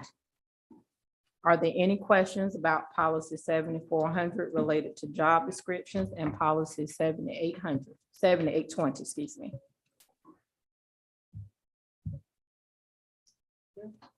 No question? No question. Okay. All right, we'll move on to the Human Resources Report. Prior to the meeting, each of you was handed a copy of the Human Resources Report number 9 for March 2022. If you've had a chance to review the report, does anybody have any questions in regards to Human Resources Report number 9? Has anything changed since it was emailed? This is the exact same. Yes, ma'am. Okay. I would like the board to take note. You will see some familiar names. Folks coming back home, so. Good. There's no place like home. Yes, Sometimes ma'am. folks have to figure that out, right? Uh-huh.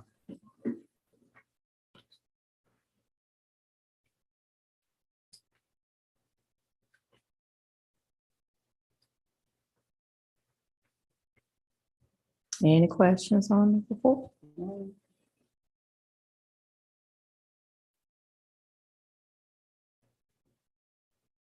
Any question, board members? No.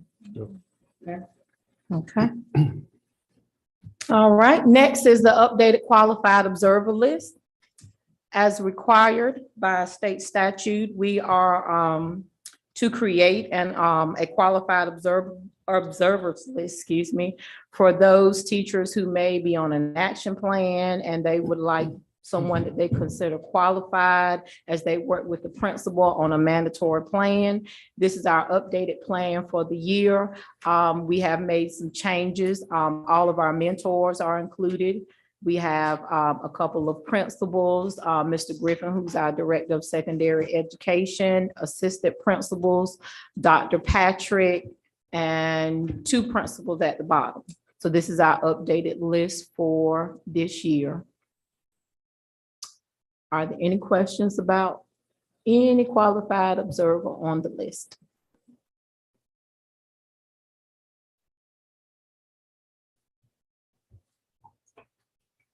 Y'all just dead for me, huh? You got nothing for me? Such a good job. We don't have any Okay, questions. all right. Well, I'm gonna keep going here. Everything is in order. All right, yes, ma'am. Everything's in order. Okay. And next, Dr. Dawson will come and discuss recruitment and retention efforts for the Human Resources Department. Okay, thumbs up that we consider him resource report, consent agenda. Thank you. And move the 2 policies to next month for. Okay, thank you. Good morning. Good morning. I'm going to give you an update on Goal 2, teacher turnover, and share with you some of our retention and recruitment efforts. Next slide.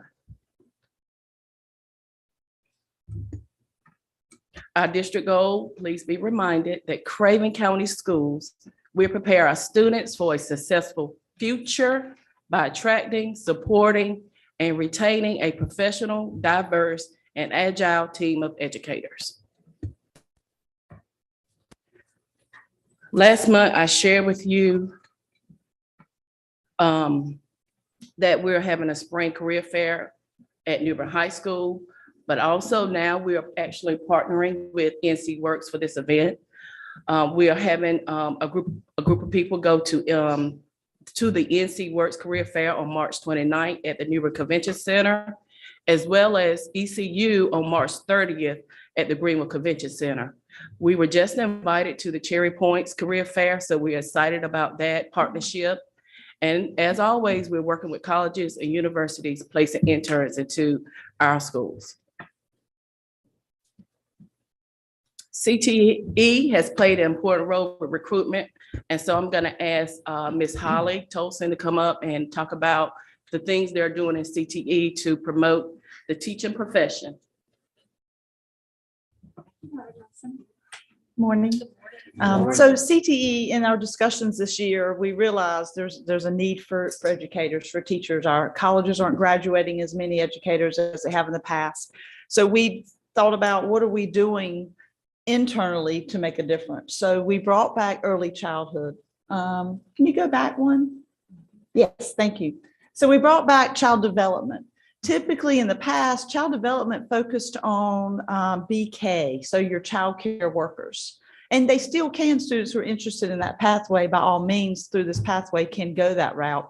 But our intentions are that when the student gets to early childhood, they will actually do their internship in the elementary schools, in our elementary schools, in an effort to build our own.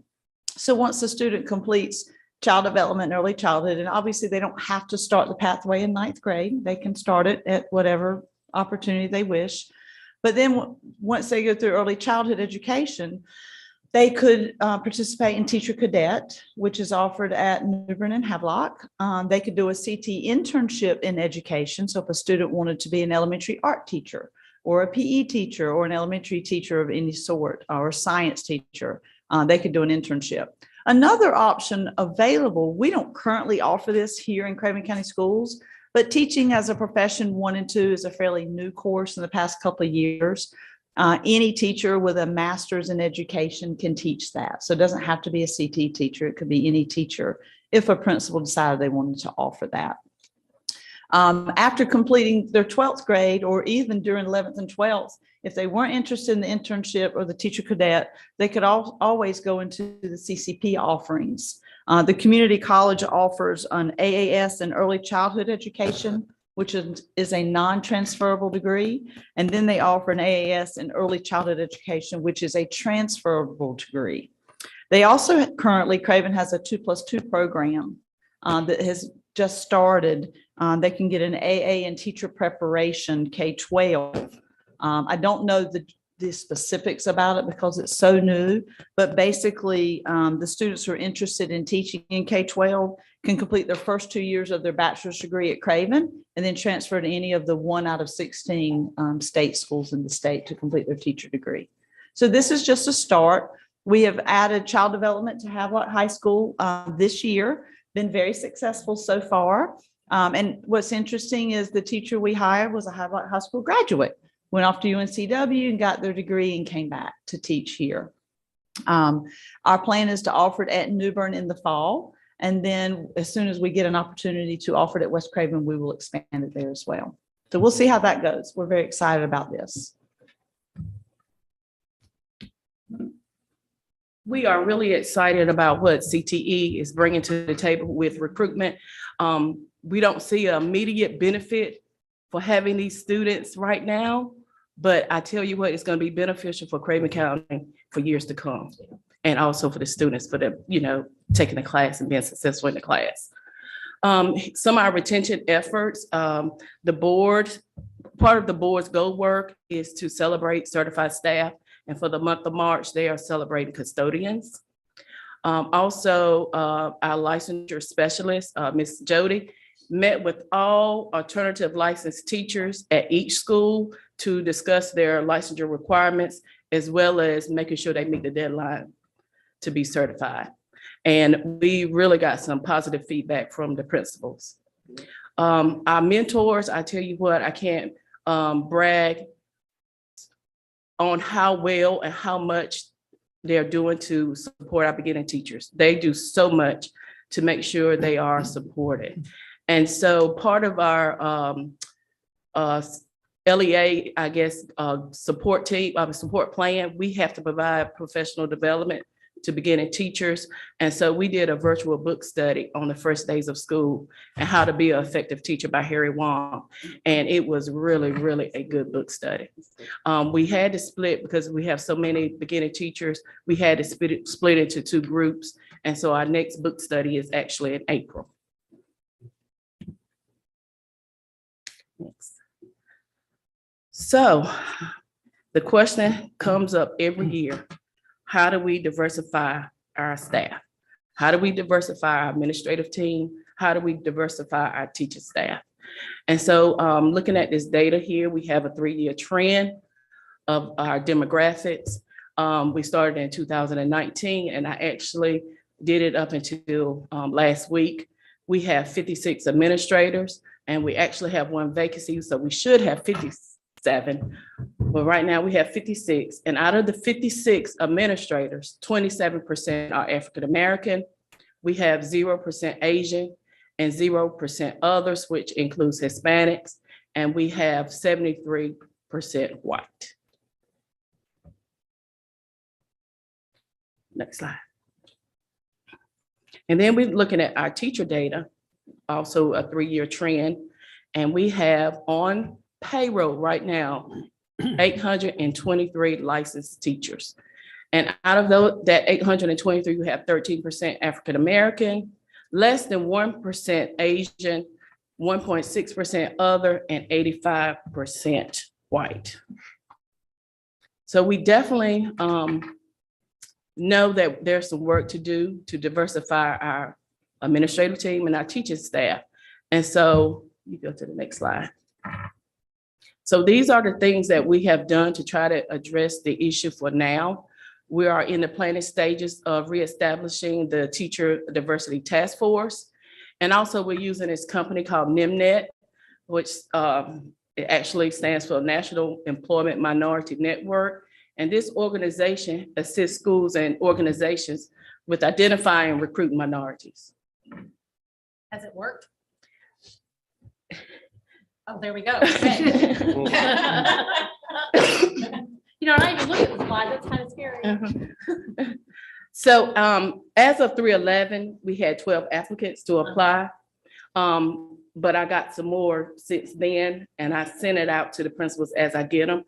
And what I have been doing, if they're applying for like a counselor position, and I know a certain school has a counseling position vacancy, I send it to that school. I'm not sending it to all the principals if the need is not there. Also, and I'm really looking at the low performing schools and the schools with a high number of vacancies. I make sure they are first priority. On the chart, how it breaks it down, African American, Asian, other white.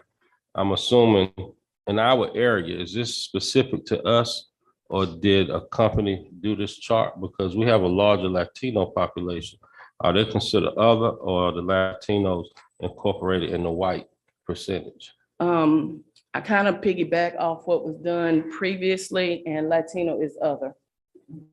Latino is other, okay. And that's our chart, not NIMNET's. Okay. So looking at, so far, we have had 12 applicants to apply. Well, it's really more, but as of 3/11, 12 applicants. And out of the 12 applicants, for 1 to 3 years, we had 3 teachers or 3 applicants, because it could be a principal position. 5 to 7 years, we had 4, 7 to 10 years, 2, and 10 to plus years is 3.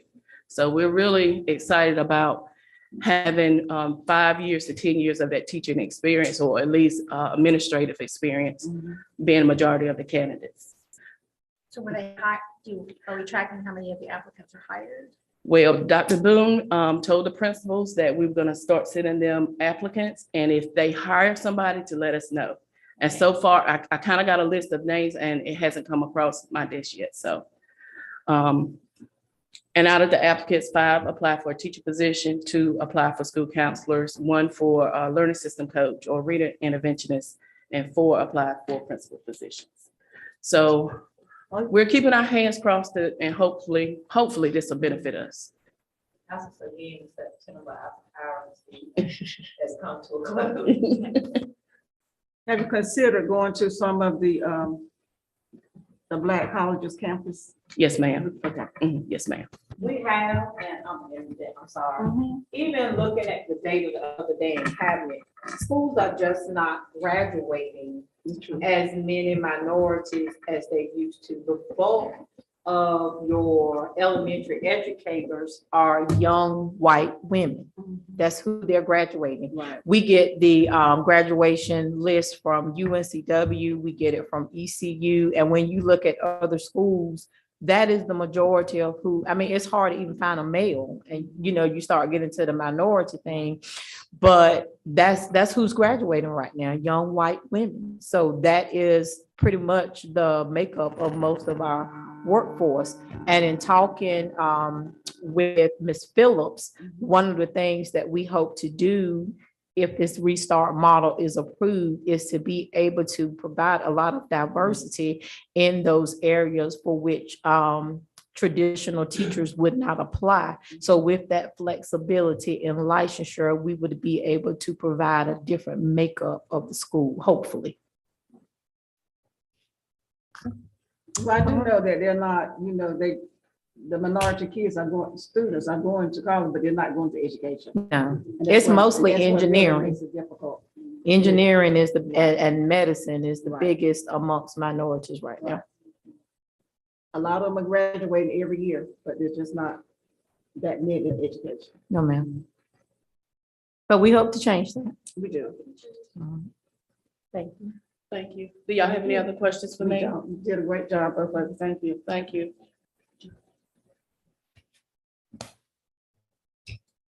Okay, it says break. Let's take a 10 minutes break, and then we'll come back with Mrs. Swain.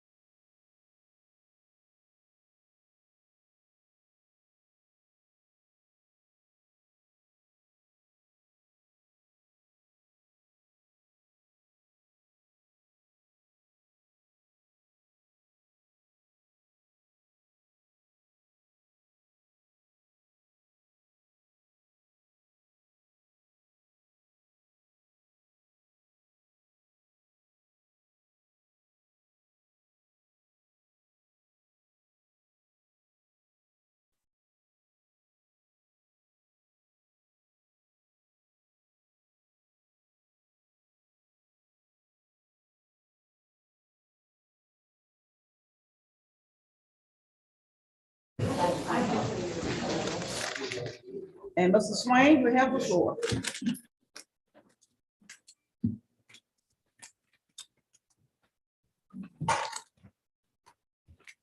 Good morning. Good morning. Hope y'all are doing all right today. So I'm here to present the February discipline data. So if you'll click on that first document. All right, so in this month, I've consolidated some of the other reports into like a presentation. You'll see a slide that has the reportable offenses for the month of February. And the school, including the school and the number of offenses for each school. And then if you'll continue to scroll down, the number of incidents is represented in a graph. And this, of course, is for the month of February. And then the next slide contains the number of suspensions for the month of February per school. And that would be out of school suspensions. And then the next slide is the number of long-term suspensions for the year per school that was involved. Okay. And then the other document is the spreadsheet that we've had each month. No, it's not the easiest thing to see. That's why I moved the other part to the presentation, but this does have all of the raw data for the number of incidents, reportable offenses, the total number of incidents, as well as for the current month, and same thing with suspensions. And then, of course, the comparison of suspensions to the 2018-2019 school year.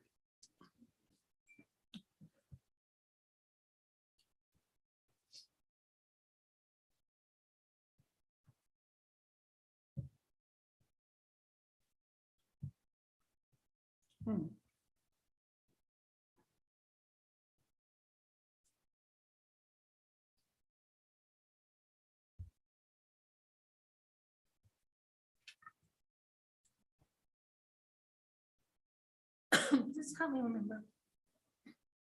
This data from your level and Dr. Miller's from cabinet level. Who looks at this data for breakdown of number of, I know that somebody tracks it. I'm trying to remember which team does it though, for minority, male, female, trans, those kind of things. Well, so that information can be broken down through Educator's Handbook. And I do know that school improvement teams from time to time will look at that data to make strategies, to assist with reducing overall, the number of disciplinary incidences and suspensions. And Dr. Miller, I'm not sure at the district level if. And as he would present to cabinet, any trends or concerns, and I will share with you discipline across the district, since returning to school is a constant concern.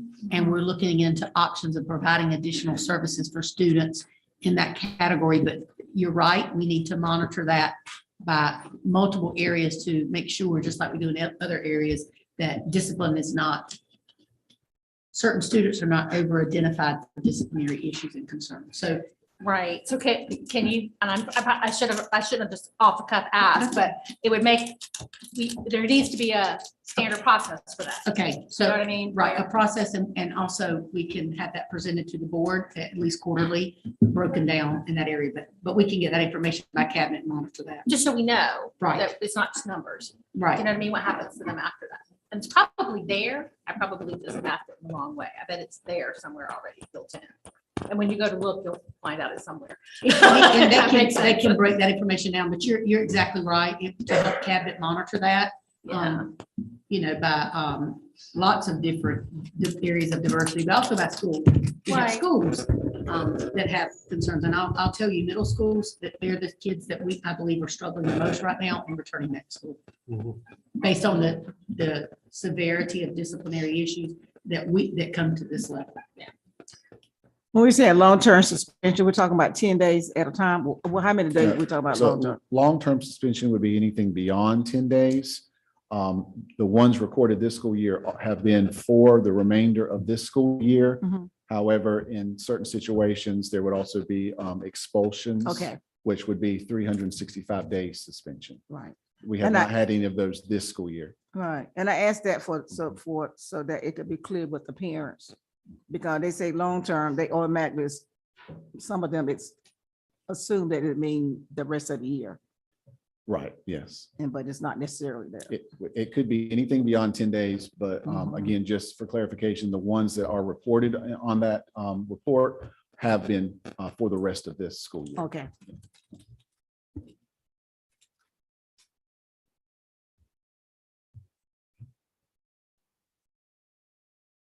So it look like we might have enough to fill up an alternative school if we had one. It would not hurt. You put Mr. Swain on the hot seat there. Oh, no, I We don't mean to, continue but. Look at alternative ways to meet the needs of our students now more than ever.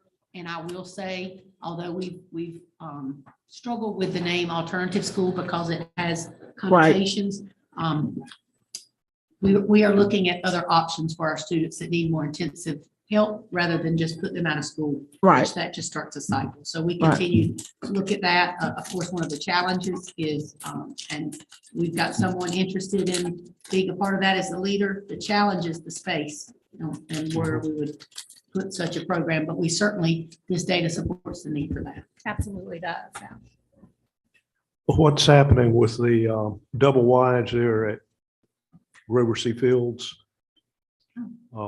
Well, they're gone. You mean the Aspire program has moved in the back of Grover C and actually is in a facility there? Okay.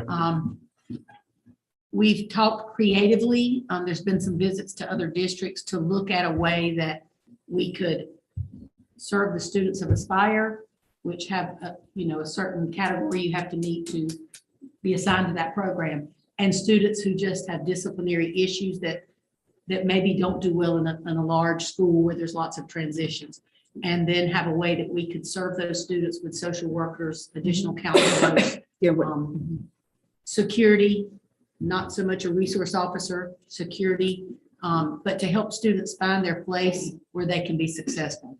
And we are currently looking into that and trying to find a location and what that would look like in Craven County Schools, because other districts around us do provide that service, and many students, some of whom are listed here, are coming from such a program, and when they come to Craven County, they're put in the school with everyone else, and they've already been proven that that's not a place of success for them. Well, so the modulars are gone. Right, I have there's not the noticed. beginning teacher stores there. Okay. But it really it's great for Aspire because they have a much better program back there. Still needs a little paving and roof work. Right. But as we continue to have conversations with the commissioners about closing schools, part of our desire is to repurpose our current buildings. We're just at a capacity issue that if we close a building, we're just at that threshold where if we move students, it puts us right at 100%, particularly in a Havelock school. And then we had military families move in, we're already over capacity. We actually had someone come and present to cabinet about that. And an option that we were really excited about did not work out because we can't put the students in other schools without being over capacity. And I personally prefer them be in a building, just not put aside in, the idea to me is for the alternative school is to reform them. We still want them to have a, to feel equal, right. We want them to feel like we're not dumping them. And I'm not saying that a mobile unit is a dumping ground. I'm not saying that. But I'm saying that I think that the children themselves will feel more like they are in a school, in a learning, just a great facility for them. Because we want to encourage them, if you do better, you probably can go back into the regular school. And so, and I think that, all those things are important that we definitely need it. Well, we met last week with Mary Cullen about the students of Aspire transitioning back to their school setting. And some of the areas that they don't have at Aspire that they have to actually use at Grover C would be like the cafeteria. And part of the transitioning back, you want the program to look like what they're going to transition to. Right. Because some of those areas that are not as structured could cause issues. So it would be nice to have a school where students are on their way to the cafeteria and you have outside facilities that are similar to all the other students in schools. So we're looking at that and trying to figure out where that best spot would be. But I think the problem might come, I spoke with Ms. Wendy about her passion on the alternative school. The problem is gonna be that when she gets it up and going, the kids are not gonna wanna go back to school. They wanna stay right there. They might, and if they're learning and if they can get out into society and be productive citizens, Right. it would be fine. You know, Everybody's gonna wanna go there. Don't Yeah, know I about think, that it- now. I think it should be Right. I think it should be an Avid Plus program. Right, I do, I really do, and I think it would serve us well, because let's face it, you all, it's that, we're talking about seventh graders. We got problems in the middle schools, and we do, and if we don't get it settled in the middle school, then the high schools are not going to. That's where the high school can't get it together if the middle school kids are already going in the ninth grade, causing problems. And so we need to take care of it so that when they get to the high school, it would give, but it's a challenge that we have. It is really a challenge. Some of the problems are in the middle school. And so whatever we need to do to make it better, because I think that every child deserves an opportunity to get the best education that we can afford to give them. And I also believe that every teacher need to be able to get in the classroom and teach the children without being disruptive every time. Because if they can't, they got to stop and discipline and all of that at one time, then not too much learning is going to go on. And so the children that need the help, and sometimes we don't know what they go through. Obviously, they need some help. And so if we can find ways to help them and also to, not disrupt education for the other students, then I think that's what we need to do. And I think with our long-range facility plan, there were several options across the county of where elementary schools, existing schools could be expanded. That might allow for some of that you're talking about. And we're looking at that. Mr. Lee shaking his head. I'm asking several options to bring us a plan, because this is something we really want to see happen. And we have some passionate educators that want to be a part of it. So that's always good news. You can have the great ideas, but do you have the people that really want to do the work? And I would say we do. We have several that are really excited about the opportunity.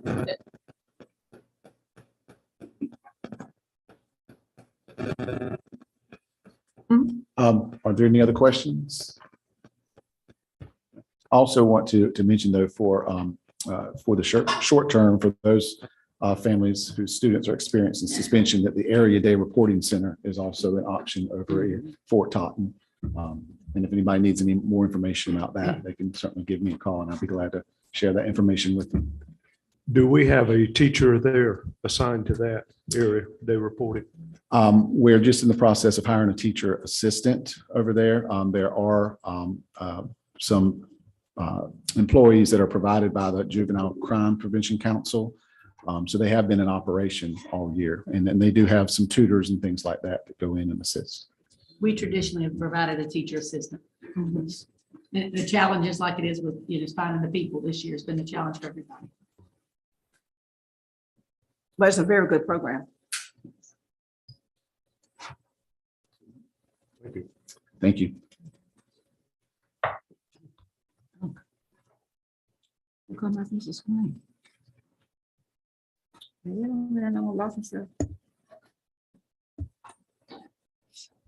School field trip.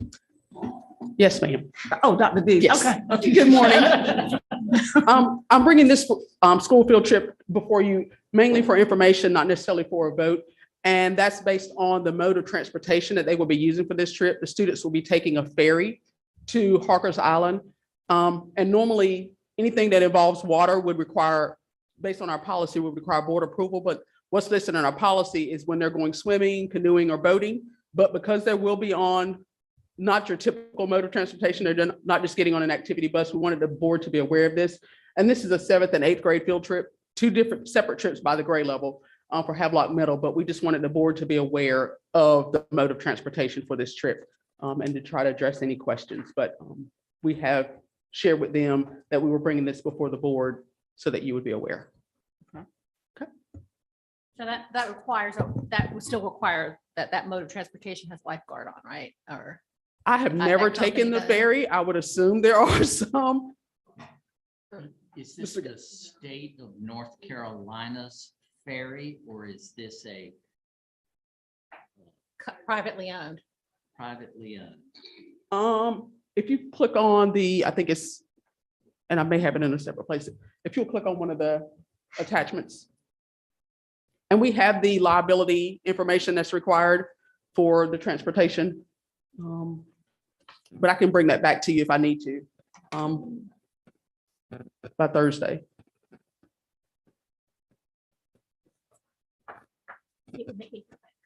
Okay. Okay, I can bring that back to the board. Yeah. If that's the information that you need. I don't have a problem with field trip. Okay. Just lessons learned. I just put them in there. Okay, yes, we can bring that back. Thank you. Okay. Were there any other questions regarding the If trip? I'm not mistaken, I think the ferry that goes over there is a privately, That's what I was thinking. If I that they pick up in Beaufort. Okay, yes, I can get that for you and bring that back. You want Mrs. Toaston to come? Yes, she's next. Thank you, Dr. Diggs.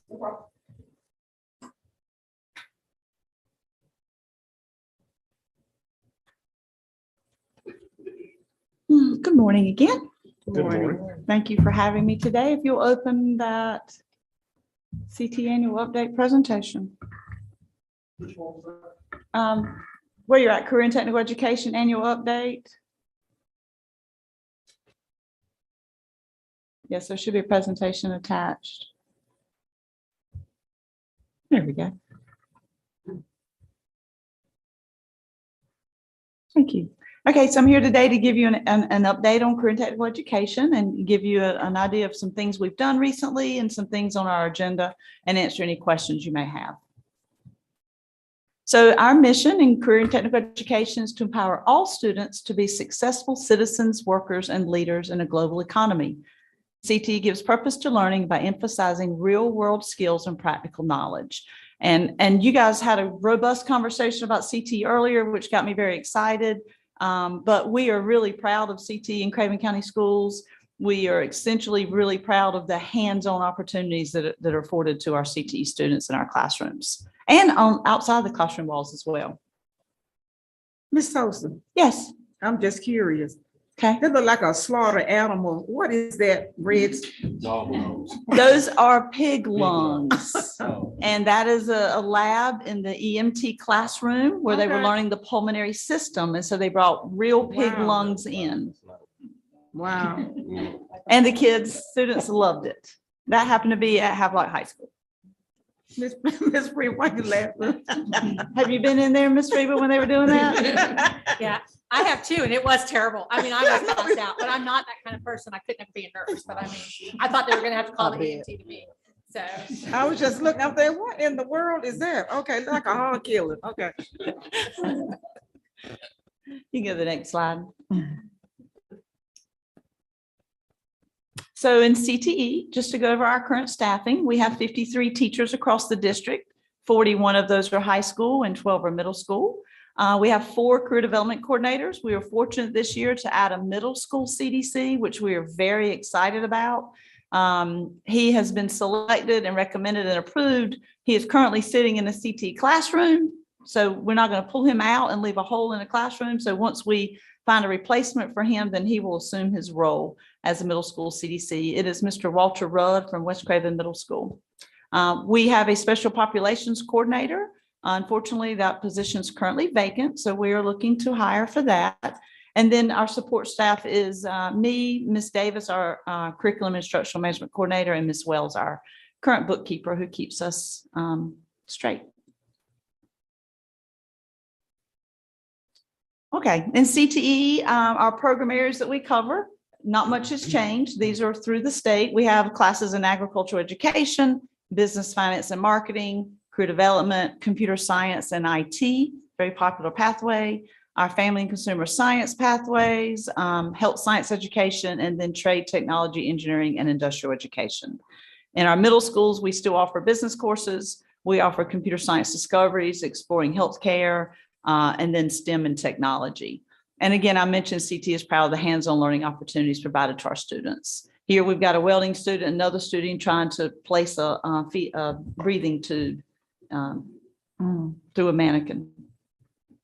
And as mentioned earlier, that Dr. Diggs mentioned, we have several courses that students receive honors credit for. We even have some AP pathways as well that are available to students. Because CT is for all students, those who are planning to go to college and those that aren't. Because our focus is careers. So we're going to figure out that with that student, what their career objective is and figure out which pathway it takes to get them there. Okay. So our course enrollment for the current year is at 8,500, a little over 8,500, which is an increase from last year. In high school, we currently have 5,240 students, in middle school, 3,283. Keep in mind, this is a duplicated count. So if Trey is sitting in Mr. Scarpin's class first period and Miss Cliff's class third period, he would count twice because he is seated in a CTE course. One of the reasons I believe for the increase is we added a third teacher to West Craven Middle School. So that obviously increased our enrollment.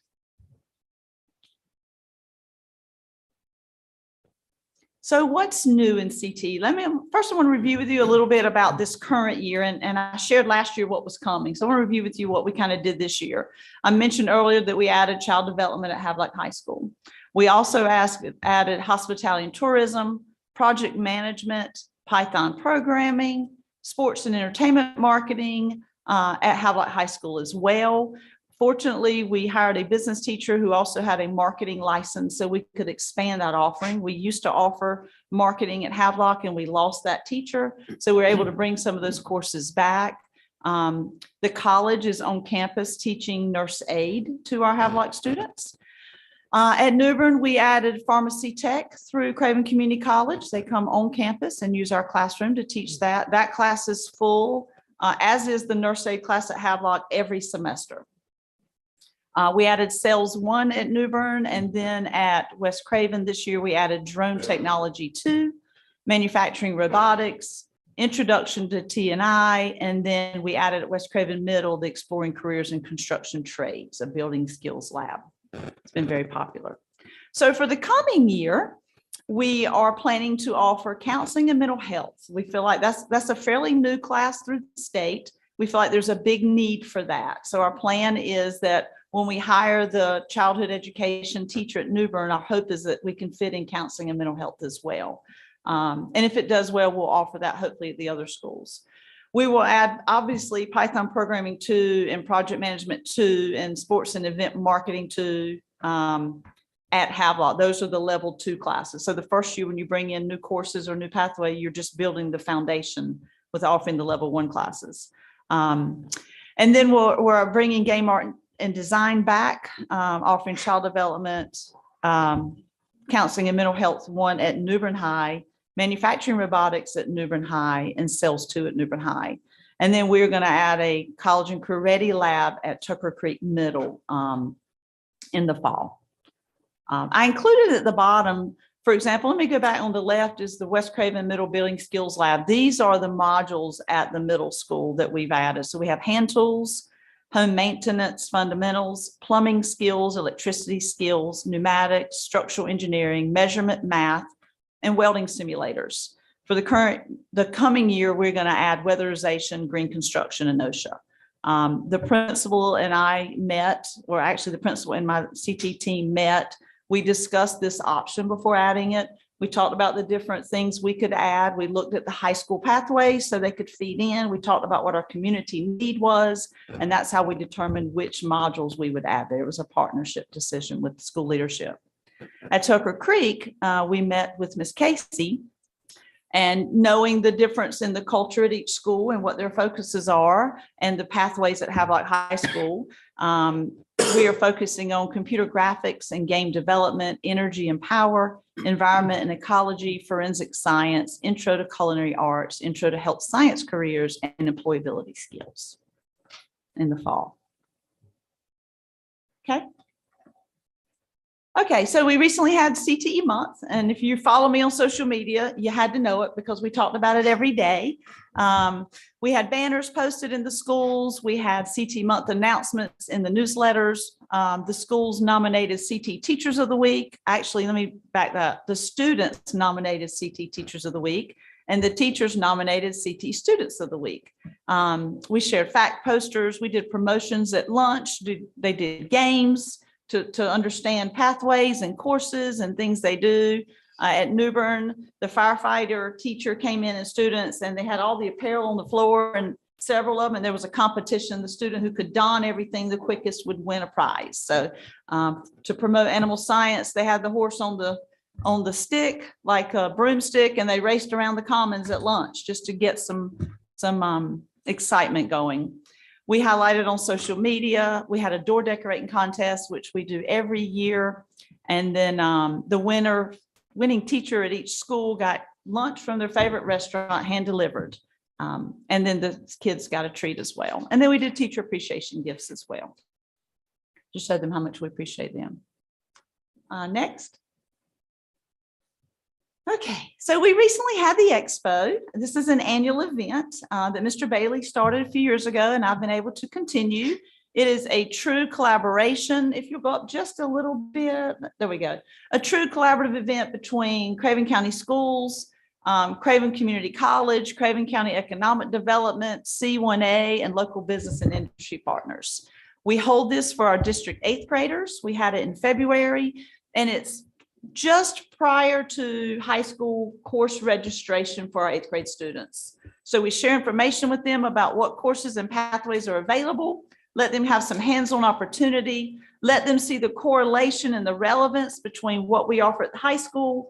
Right beside that pathway is what the college offers with their instructor and students, and then finally 1 or 2 business and industry. So they can see the whole pathway to, I have an interest in engineering. Oh, wow, there's FRC East. I can talk to them about what kind of jobs would be available and what the pay might look like and what skills I might need. Hugely successful event. I appreciate those of you who attended. I believe I definitely saw Mr. iPot walking through. But anyway, it was a great event. We surveyed our students, we surveyed the participants, and we surveyed the adults from the schools. Seeking continuous improvement. How can we make it better? What can we do better? And we got a lot of great feedback, which we have already reviewed and documented. So when we begin planning for next year, we'll take that into consideration to adjust that for them. Great event. Next is our most recent event that we had. So last fall, I was participating in a director's conference. It was a virtual conference. And a director from Buncombe County, I'll give credit where credit is due, his name is Taylor Baldwin, shared that they did a cow fair. So after listening for about 2 minutes, decided this is what we need to do.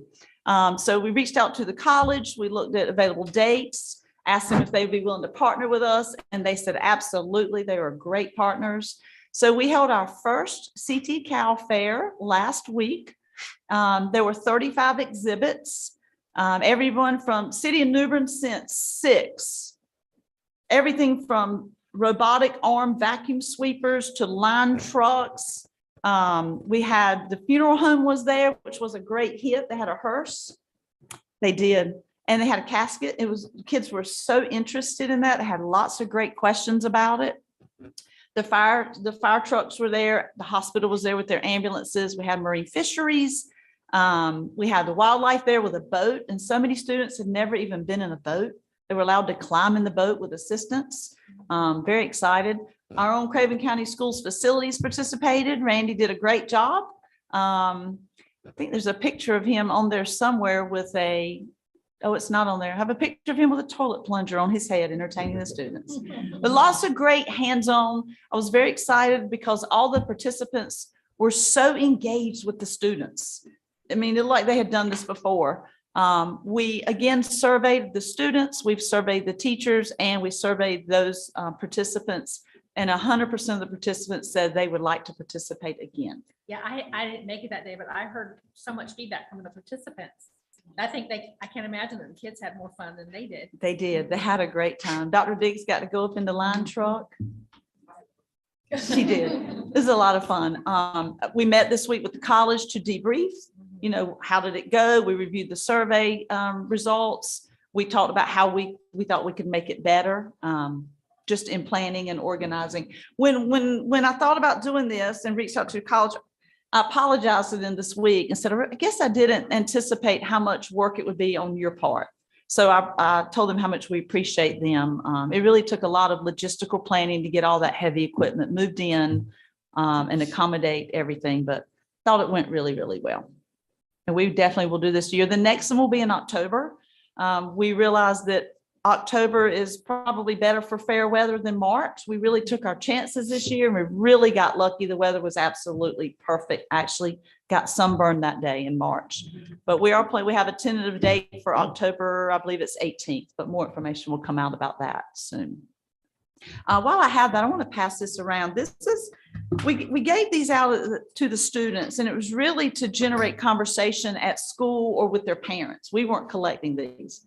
But one school sent theirs to me, and I want to share it with you for just a minute. If you'll take a minute and look at it. Some of the feedback.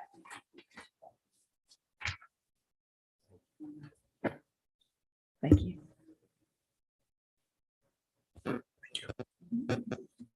We had one of our participants was a Maple Springs tree service, and they brought like 6 vehicles with all of these huge trucks. And we have a large amount of 5th graders now who want to be tree trimmers when they grow up. Some of the responses, so the survey asked, what was the coolest thing you saw today? What would you like to see in the future? What was the new? What did you learn about new today? And some of them were like, I learned there's a lot of jobs out there. That's great. That's exactly what we want you to take back. We want you to think about what's available in our community. It's interesting. It is. Some said they didn't see what they wanted to do because they want to be a veterinarian. Well, that's great. They have an idea. Victor, the coolest thing you saw today, the funeral set up on this one. It's interesting. Yeah, they stood back for a few minutes on that one. I had to say, come on up, it's okay, come closer. Oh, Dr. Miller did a whole presentation there at that site for a set of students. Mr. Dove would have been proud of me. Well, I like that. Is there a job that you see yourself doing one? And what grade, what age, what age group? 5th grade. So we're talking 10, 11-year-olds. And as earlier, I'm not sure who said, I believe Ms. Thompson may have said it, but this is the first field trip these students have been on in 2 years. Yeah. So when I got on the bus to give out the bags and talk about what they were going to see, I had them screaming before they got off the bus about how excited they were, because I kept telling them, I can't hear you. Are you happy to be here? So they were pretty fired up when they got there, and they were pretty exhausted when they left. They were when they got home with the orchard. I got a 5th grader that went. Did he go? Did he like it? Great. I'll collect those in just a moment. Okay, next slide. So we've got some things coming up. This is something we do annually. It is our teacher externship experience in the summer. It will run in June of this year. We have the possibility of hosting 35 educators, and I call it teacher, but it's open to counselors, school admin, any educator in our system. Open to middle and high school. We have at least, I say at least 10 because these are the ones that participated last summer, but I have companies reach out who want to participate. So it very well could be more than that. This is on my agenda to really start with. We've had some big events recently, so we'll be starting on this very soon. So these are the most recent partnership host sites. I've already had Moen reach out to me to know what are the dates. We're already preparing. We're ready. So great partnership experience. This really gives our teachers and educators not only an opportunity to, like the classroom teachers, to upgrade their skills, but for let our counselors knowing what's available in the community. And it plus lets them build networking opportunities. So when a teacher or an educator or counselor is at Moen, then when they need a career fair person, you pick up the phone and you call that person because you know them, you have that relationship with them. Also coming up, so every district could apply for PRC 177, which is the Career Accelerator Summer Programming through ESSER. So here in Craven County, we are planning a few different things. we are offering a middle school champ camp at Newbern High School. So we are going to expose students to careers and skills in these particular areas. Our plan is for 100 rising 6th through 8th graders to attend the week of June 20th through the 24th. So on day one, group one, which will be about 20 students, might go to culinary with Ms. Ornstein and Mr. Reese. They're going to do cake decorating. Day two, they would come in and spend the day with Ms. Bell in health science. Hence day three, then they would spend the day in engineering. Each day, each student will take home a tools of the trade toolkit. So in the culinary classroom, after that day, they're going to learn cake decorating, and they're going to take home their very own cake decorating kit that they will have. In health science, they're going to get their CPR certification, and they're going to be able to take home a CPR kit, which they can travel with them if they ever have to administer CPR. They have those masks that they can use. And then engineering, they're doing, give me a minute, they're building airplanes. They're doing little airplanes. Manage Your Future is a former school counselor who's going to talk with them about college planning, career planning, learn what it takes to live and survive in today. You know, how much money do you need to make today in that real life? And then in practical coding, they're going to learn coding, obviously, and each student will take home a micro bit that they can continue to code and work with at home. We will be sharing information about these very soon, promoting these opportunities. Next. So at West Craven High School, we're going to offer a high school camp for our rising 9th through 12th graders the same week. And this is a rocketry engineering and design camp. Our famous teachers, Mr. Brewer, Hanberry, and Mr. Wynn, along with a science instructor there, will be doing hands-on designing with students, using AutoCAD to design their own rockets. They'll print their own rockets on the 3D printers, and then they'll learn how to fly those and learn everything. Don't ask me a lot of questions. This is way over my head. I don't claim to be an engineering teacher, but we expect this to be very successful. They're already sharing information with some of their students, and word's getting around, and it's a lot of interest. Obviously, any student in the district is allowed to attend. It's not just for West Craven students. Just have to be holding it at West Craven High School. Next. So at Havelock High School, we are working on learning construction trades. Again, we know there's a huge need for that in our community. Tony Ray and Kenny Frazier will be overseeing this. It is the focus for 25 rising 9th through 12th graders. It will run like the whole summer. Students will have an opportunity to learn a CTE course credit, potentially a paid work-based learning opportunity for students where they will learn and practice skilled trades needed in the construction industry. And they'll also get an opportunity to obtain their OSHA 10-hour safety credential. Yes, Mr. Rudd. Paid work-based learning opportunity, will it be doing this program, or they possibly could get a paid work-based after completing this camp? This particular opportunity could be a work-based learning opportunity. If the student wants to put in that many hours, then they could be paid for that. And if we can set them up with another paid work-based learning opportunity, we will, by all means. Okay. Here's just a slide sharing we have the best partners in this community ever. I mean, when we called about the Cal Fair, for instance, in the expo, if they turn you down, it's with an apology and a please call me again, because everybody is so supportive of this district and this school system. Great partners. I feel like, I mean, I have their personal phone numbers for most all of these. Could call and say, I need help. And they're just like, what do you need? What can we do? What can we help? How can we help?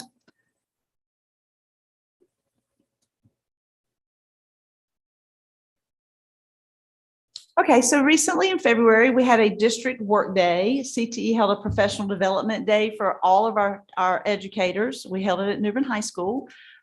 We went through a True Colors option with them. Have any of you ever had the True Colors, where it's basically you learn what color what your strongest color is, and then so the focus is not only knowing what your strongest color is, because it really tells other people how you operate, but what are your dim colors and how can we strengthen those to create better relationships with others. So they had a lot of fun with that. Then we reviewed credentials. We did an update and a very robust discussion about credentials, and we're going to work really hard to to increase our credential potential. We did a data dive on our post-assessment. So the information that Dr. Miller shared earlier, we reviewed that and talked about strategies. We had a discussion on performance-based measures, which are fairly new now. So all the teachers have just gotten a year under their belt with the PBMs. So they talked collaboratively about how to work through those better. Our middle school business and STEM had planning collaboration. And then our summer career accelerator program participants, we met as well to do some last minute discussion, talking about equipment, supplies and things needed, because we realized we got to get ordering for June. And with COVID, we know there could be some delays. So there's a lot of planning going on there. It's a great day. We need more of those. And next. And then we're at the end. Great hands-on, more pictures of hands-on opportunities. Yes, Mr. Dove. These are some great opportunities during the summer. Mhm. I definitely applaud you and the entire department for putting this together. Since they are offered by Craven County Schools, I believe this is an opportunity if somebody wants to take advantage on. It's worth getting there yourself, but just so we know, it's transportation offered.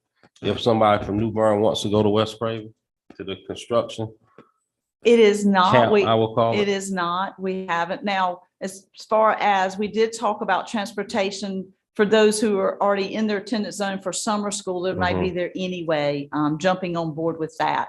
But as far as providing a bus for a Havelock student to be transported to West Craven, we Right, have I not don't think discussed that. it's necessary. I just wanted to know.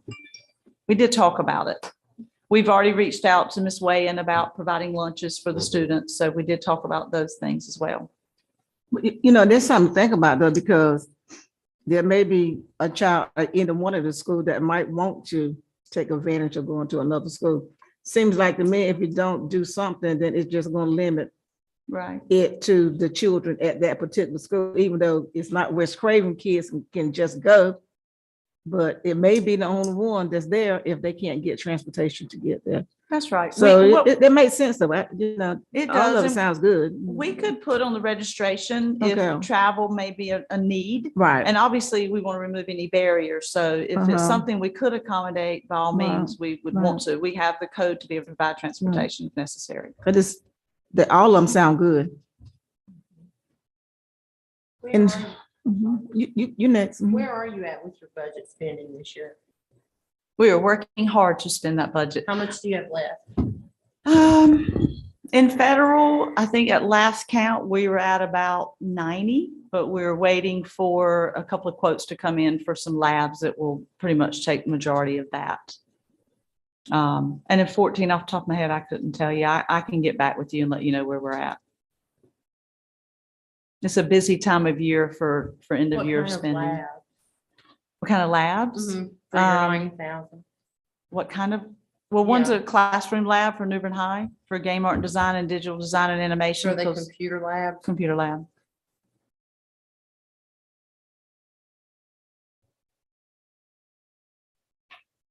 That won't take the whole 90, will it? No, no, we have other equipment needs we need, so we're working on. I'm just saying, I know that the delivery constraints are tight. Yes. So, and then I'm imagining you got extra credentialing money this year. Yes. And how are you doing on that? We're working on that as well. We're probably we got $89,000 and we're about right now halfway through with that. Have you looked at the 30-hour OSHA No. to spend those on? Because I know that the 30-hour OSHA you can use. And I know a lot of business and industry recognize the 30-hour OSHA instead of the 10. And if I'm not mistaken, the credential is $99 per student. So for your TNI kids, that might be real beneficial. Thank you. We'll check on that. Any other questions? Okay, well, before I leave, I'm going to hand you all a high school course guide and an updated card that we give you every year. This is the course guide we gave all the 8th graders. We give them a hard copy to take home, hopefully that night, to talk with their families, parents, guardians about create some excitement. Thank you.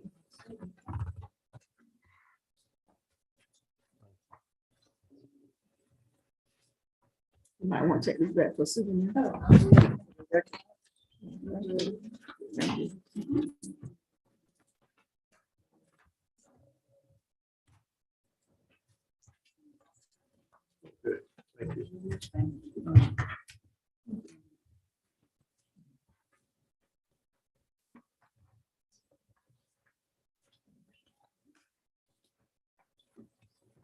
Good morning again, or good afternoon. Good afternoon now. I come before you this afternoon to bring our. Yes.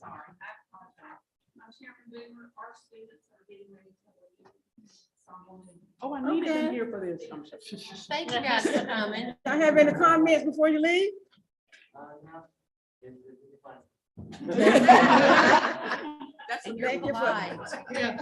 Thank you for coming. We enjoyed you guys.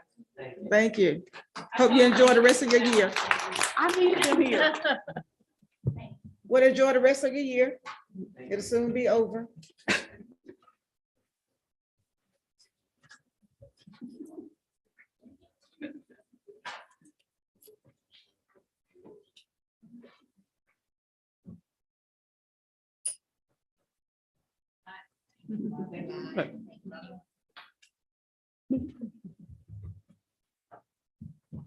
Ready? Okay. I come before you to bring the organizational review for goals 1 and 3. And normally as you guys remember, our organizational reviews would take about 6 to 8 hours. I'm going to do this in less than that. But I wanted to bring you some information this morning based on our performance thus far compared to previous times. And so this will mainly be focused on our high schools because they're the only ones who have taken some summative assessments that we can look at and then plan for this coming spring. And I don't know if there's a way to make the slide a little smaller so that you can see the information at the bottom at the same time that you see the top. But English 2, because now we're missing information at the top, but with English 2, our end of course assessment, you can see that this is based on 459 students who tested in fall of 2021. And then you can see the comparison to 2018-19, where we had a full school year, except for the time we missed for Hurricane Florence, 2020 to 2021, because we did not have end of year assessments in the 19-20 school year. So that was the reason that school year skipped. And then just fall of 2021, and this is our district-wide performance on this particular EOC. We did not want to share with you school by school because it skews what you think is actually going on with our performance. Because for instance, with each one of our schools, Havelock High School, for instance, may have tested only a couple of classes this semester and going to test a lot more second semester compared to maybe New Bern High School that tested a lot of students this semester. So we would not be comparing complete end of year. So yes, right there, that's perfect. So then you can see how many students are left to test this spring that will be added to that fall 2021 for the full school year. So this one is probably the closest of our EOCs where we're tested about half of the students across the district. But then we will also add our students from Craven Virtual Academy and both early colleges to this information. They did not have any EOCs or particularly for English 2 first semester. And then keeping in mind, as we look at this data, during the 2021 school year, that was brought up, it was brought up earlier that our high school students, when we started transitioning back to in-person learning, our high school students in the fall of 2020 had averaged about 7 days of in-person instruction if they did choose to come on campus during that fall before they had to take their EOC. So not making any excuses, but just a reality of what they were exposed to during that semester, because all of our students were remote first quarter, but then when they returned in fall of 2020 for their cohort, high school and middle school students were only returning 1 day a week before they took these assessments. And then in the spring, at the most 2 days a week until about April. Okay, next slide. And for each one of the EOCs, I just wanted you to be able to see the assessment components, the percentages that make up each one of the EOCs so that you could see the breakdown between the concepts that are on the English 2 end of course assessment. And this is directly aligned with how our pacing guides are set up for the district so that teachers would know about how much time over the course of that semester to spend on each one of those concept areas. And obviously in their standard course of study, it's broken down even more, but these are the large concept areas for this particular assessment. So we wanted you to see that information. And obviously teachers using their professional judgment based on how students perform. If students have mastered something in that area, not needing to spend as much time on it, but being sure that they balance their time based on how the English 2 assessment is comprised. Next slide. So you can see for biology, our comparison for those 3 years. And we talked about biology earlier being one of the difficult areas. So in the fall, we tested 305 students in fall of 2021, and we have 507 students who are currently scheduled to test in spring of 2022. So then those, that will be combined with the 46.2% that you see there. And hopefully we will keep that higher than where we were last year for our biology performance. Next slide. And then very similar to English 2, you can see the breakdown of the biology end of course assessment and how much each of the areas comprise of the test. Next slide. For Math 1 end of course, and Dr. Miller mentioned earlier that we have 8th graders who are taking Math 1, but they will not test until the end of this school year. Their course is a year-long course. So we tested 161 students this fall, and we have 733 students to test in spring of 2022. That is based on most of the students who are taking Math 1 being in a year-long setup where they're taking foundations of math first semester and then taking Math 1 second semester to give them more time. And our students in math, as you can see from that growth information that we looked at earlier, they definitely need this additional time. So you can see how many more students we will test. Typically, this has a negative impact on our overall performance, but we're keeping our fingers crossed, and we know our students and teachers are working very hard to maintain that status, but we will have a lot more students testing at the end of the school year for Math 1. And then you can see with the Math 1, the way the assessment is set up, we wanted you to also see not just the domains with the algebra, functions, geometry, number, and quantity, and statistics and probability, but also how much of the assessment is based on calculator active and inactive. So as you can see, the calculator active, where students are actually allowed to use their calculator on the assessment, that makes up 69.4% of the assessment. So one of the things that teachers must do during that class time is making sure the students know how to properly use their calculator. Because if they're not using it during instruction the entire year, they're not going to know how to use it when they get to that assessment, and they feel like they need to use it at that time when it's placed before them. So being sure that the way that instruction is delivered matches how the students will be assessed at the end of the year.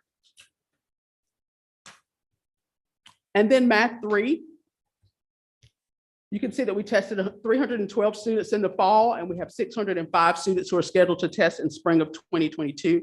And this data, just so you're aware, contains all of the students who took Math 3 over this span of time that you see here. But when we look at our school accountability data, it does not include all of the students who take the Math 3 end of course assessment. It only counts for the students who took Math 1 in 8th grade. So that will be slightly different when you see the overall performance, but this includes all students who took Math 3. But when we're looking at our school report card data, Math 3 is just based on the students who took Math 1 in 8th grade. And that's a change from several years ago. I think it changed maybe in 16, 17, and sometime around there. And then you can also see how the Math 3 assessment is comprised, and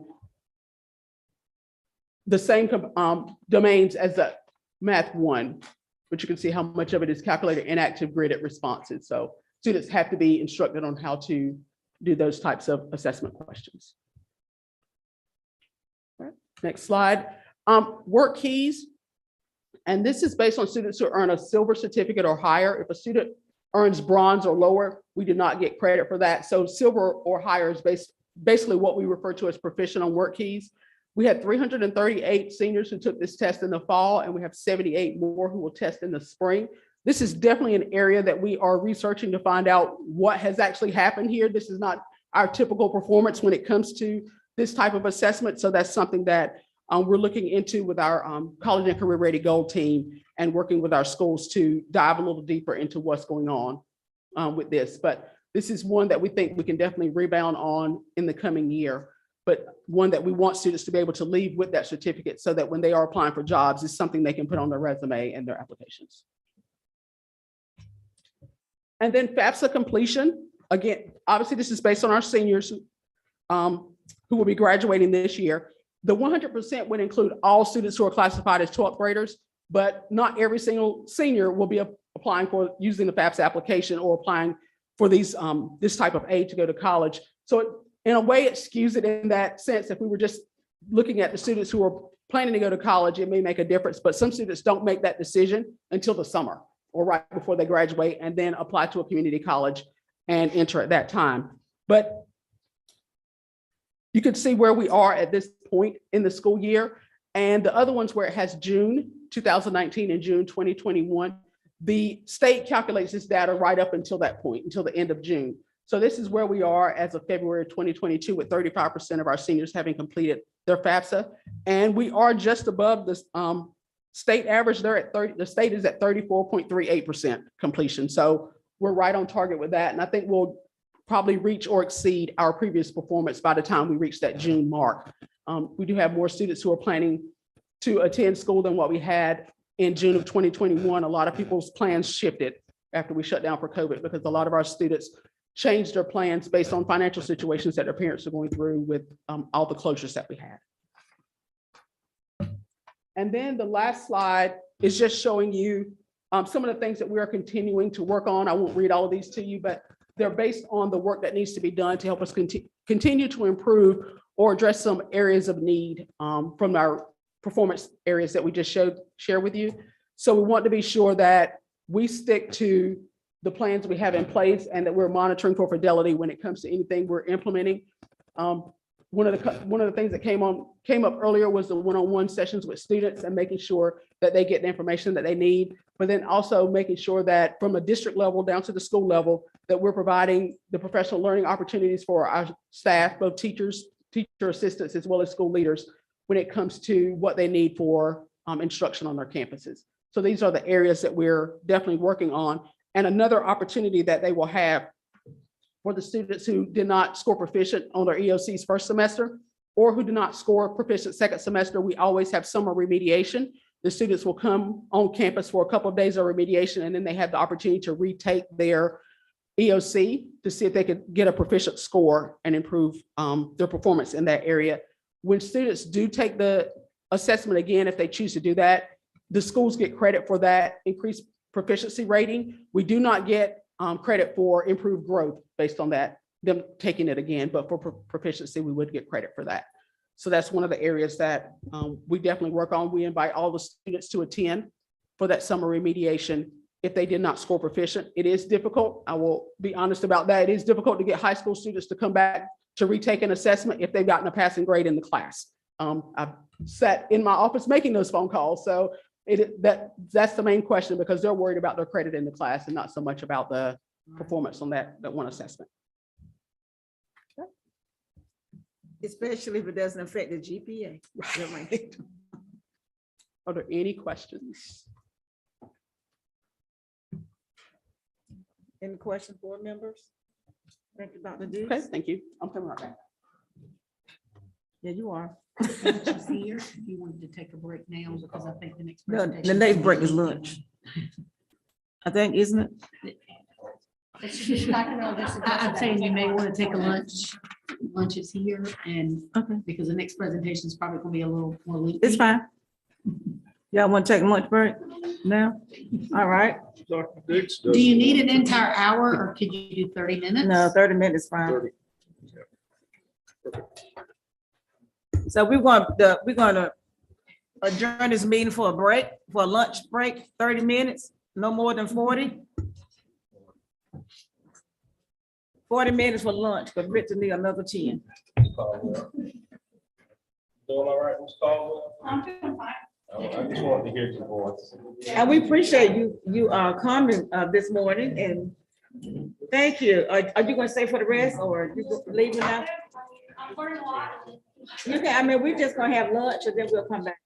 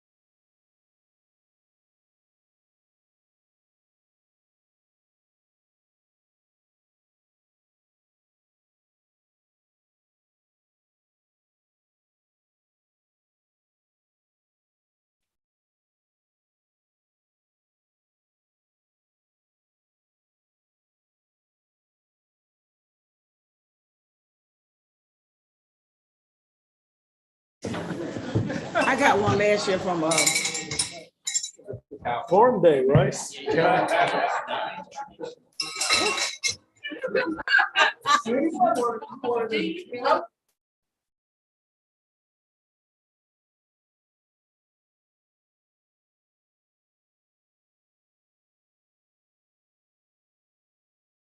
I call this meeting back to order, please. And we will begin with Dr. Diggs again. I've been up here enough already. Dr. Diggs. Good afternoon. I come back before you this afternoon for a presentation on health education standards and curriculum resources. And if you will open the one that says, not that one, which one on the screen? This one right here. Top right. Okay. Since they cut the title off a little bit. And I'll be co-presenting with Miss Genevieve Hunter. She goes by GB. As we go through this information, and she is the Duke Teen Health Club Senior Program Coordinator and Instructor. And we're bringing this presentation before you at the request of the board to provide additional information on our health education standards, as well as the Making Proud Choices and prep programs that are implemented in some of our high schools. Next slide, please. And so we'll provide you information on our required North Carolina essential standards for high school health education, background on the Duke Prep program and grant, the Craven County data that supports program need, as well as implementation of the personal responsibility education program and Making Proud Choices. And these are optional curriculum resources used to teach designated health education standards. What I want to show you first, and this is a little small, but these are part of the health education standards that are required by North Carolina Department of Public Instruction. And the reason we just put this part up here, the interpersonal communication and relationships, is this is where the sex ed part basically falls. And so we wanted to draw your attention directly to these. And we'll go into a little bit more detail, but you can see the essential standards in that column, the overall information that's covered. As a part of these, understand healthy and effective interpersonal communication and relationships, evaluate abstinence from sexual intercourse as a positive choice for young people, create strategies that develop and maintain reproductive and sexual health are the three main areas. And so when you go to the next slide, if you could click on the high school health unpacked content, click on that link for me, please. And this brings you to what's called the unpacked content. And so you'll hear a lot of times teachers and educators talking about unpacking their standards. So this information is on the DPI website. So it not only gives you the condensed standard information, but it also gives you unpacked content that goes into a lot more detail. And if you'll scroll slowly through this, just so everyone can see how it's made up, you may have to make it a little bit larger. I know there's a lot to read, but this is attached to your agenda in Assembly. And if you will go down to slide 10 or page 10, where it gets us back to our interpersonal communication and relationships. But you can see how unpacked standards look when you go to the DPI website. And so on this one, if you'll stop on this one, interpersonal communication and relationships is where we'll focus our presentation and time today. But you guys have received information and questions regarding some of the information in the Making Proud Choices program. And we wanted you to see the connection to our North Carolina standards. This isn't just something in addition to, this is how the standards, a way of teaching the standards that are required by the Department of Public Instruction. And so one of the questions that has come up from public comment, as well as from a few of the board members, has to do with the term negotiation when it comes to this topic. And if you will look at the bottom of that page where it has 9 ICR.1.2, where it reads classify negotiation and collaboration skills, Making Proud Choices did not come up with that term to use on their own. Negotiation is a part of that when it comes to teaching this standard. And it's not negotiating that in the normal sense that I think a lot of people think about negotiation, which I think is where some of the misunderstanding came from. So we want to be sure that we share with everyone that that's a part of the standards and how that is explained to everyone. Because in the very last sentence on that page, it reads, negotiation is a dialogue between 2 or more people or parties intended to reach an understanding in order to resolve conflict. Collaboration, negotiation, compromise, and cooperation are all examples of healthy methods of dealing with conflict. So when they're talking about this is a part of the standards, and young people or any people having conversations about their decisions about intimate relationships or sex education or sex in general.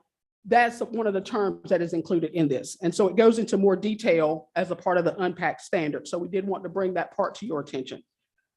If you will scroll down to slide 12. In the center, where it has essential standard and clarifying objectives, it reiterates the part that I shared with you earlier about evaluating abstinence from sexual intercourse as a positive choice for young people. And just underneath that, critique skills and strategies that are used to promote abstinence from sexual activity in terms of their effectiveness, explain the consequences of early and unprotected sexual behaviors. So all of this is a part of our standards, which we then have the choice of teaching through the Making Proud Choices program. If you'll scroll to the next page, in the middle of that page, the last bullet toward the middle, where it reads, the student will demonstrate assertive refusal in role play scenarios involving pressure to have sexual intercourse. Part of Making Proud Choices, they give us those role playing scenarios that we can use. So when that part came up as a possible concern from some community members, we want, again, to show that this is a part of our standards and not something that is just done through the Making Proud Choices program. Because if a student, particularly a younger person, is engaged in this conversation for the very first time and they don't have the skills of how to have that negotiation conversation, then they may give in to some pressures that they just because they don't have the skill to negotiate what that should be like, or the assertive refusal skills that they would gain through the role-playing aspect of this. And Ms. Hunter will go into more detail about this in a little bit. If you will also then scroll to page 16 or slide 16. At the very top of this one, 9.ICR.3.3, this one reads, illustrate skills related to safe and effective use of methods to prevent STDs, as well as access resources for testing and treatment.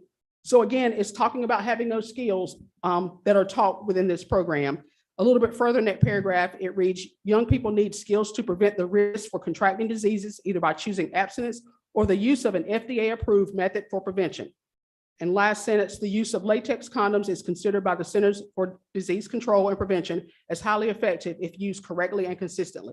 And again, that's part of the reason they go into such depth in the program, because if they never know how to effectively use these types of contraceptives, then when that time comes, they again have opened themselves up to something that they may not be prepared for in the moment. A little bit further down on the page, the first bullet reads, the student will be able to describe effective preventive measures for sexually transmitted diseases. And then the last bullet again refers to role play scenarios. The student will demonstrate skills for accessing assistance for preventing, testing for, or treating STDs. And then the last part of that the last standard, 3.4, exemplify decision-making skills and problem-solving regarding safe and effective use of methods to prevent unintended pregnancies. And then lastly, as a part of the unpacked standards, if you'll scroll to the last, right here on this one, on page 17, the end of that last paragraph, of that first paragraph, for the method to be effective, it has to be consistently and correct, has to be used consistently and correctly, which again is the reason for teaching that skill during this class. Most available methods are highly effective, but have a failure rate that is most likely attributable to human error rather than product failure. So again, without the skills, the human error comes into play with a large percentage of these scenarios. If you'll go back to the presentation itself.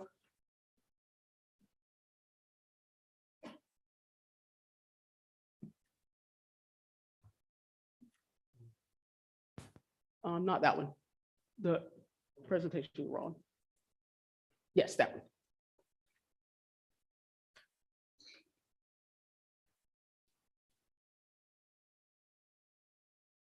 And we put this reference information on the slide. So again, our assembly agendas are available to the public. But like I mentioned earlier, this can be accessed on the Department of Public Instruction website. So anyone can see the condensed standards as well as the unpacked content. And at this time, I'm going to ask Ms. Hunter to come up. She's going to talk to you about the first part of this, the PrEP program, and then I will come back before you in just a moment. Hello, everyone. I'm glad to be here. I'm learning a lot.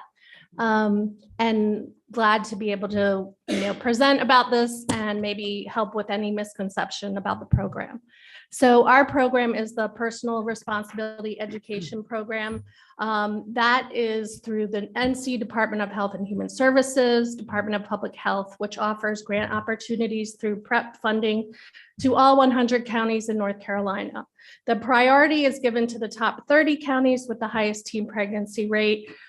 There's different programs through the state. The PrEP program comes through federal funding. And then there's also what they call TIPI funding. I believe those are block grants for teen pregnancy prevention. So right now we have the PrEP program in Craven County. So the reason that we decided at our center, so I work for the Center for Health Policy and Inequalities Research at Duke.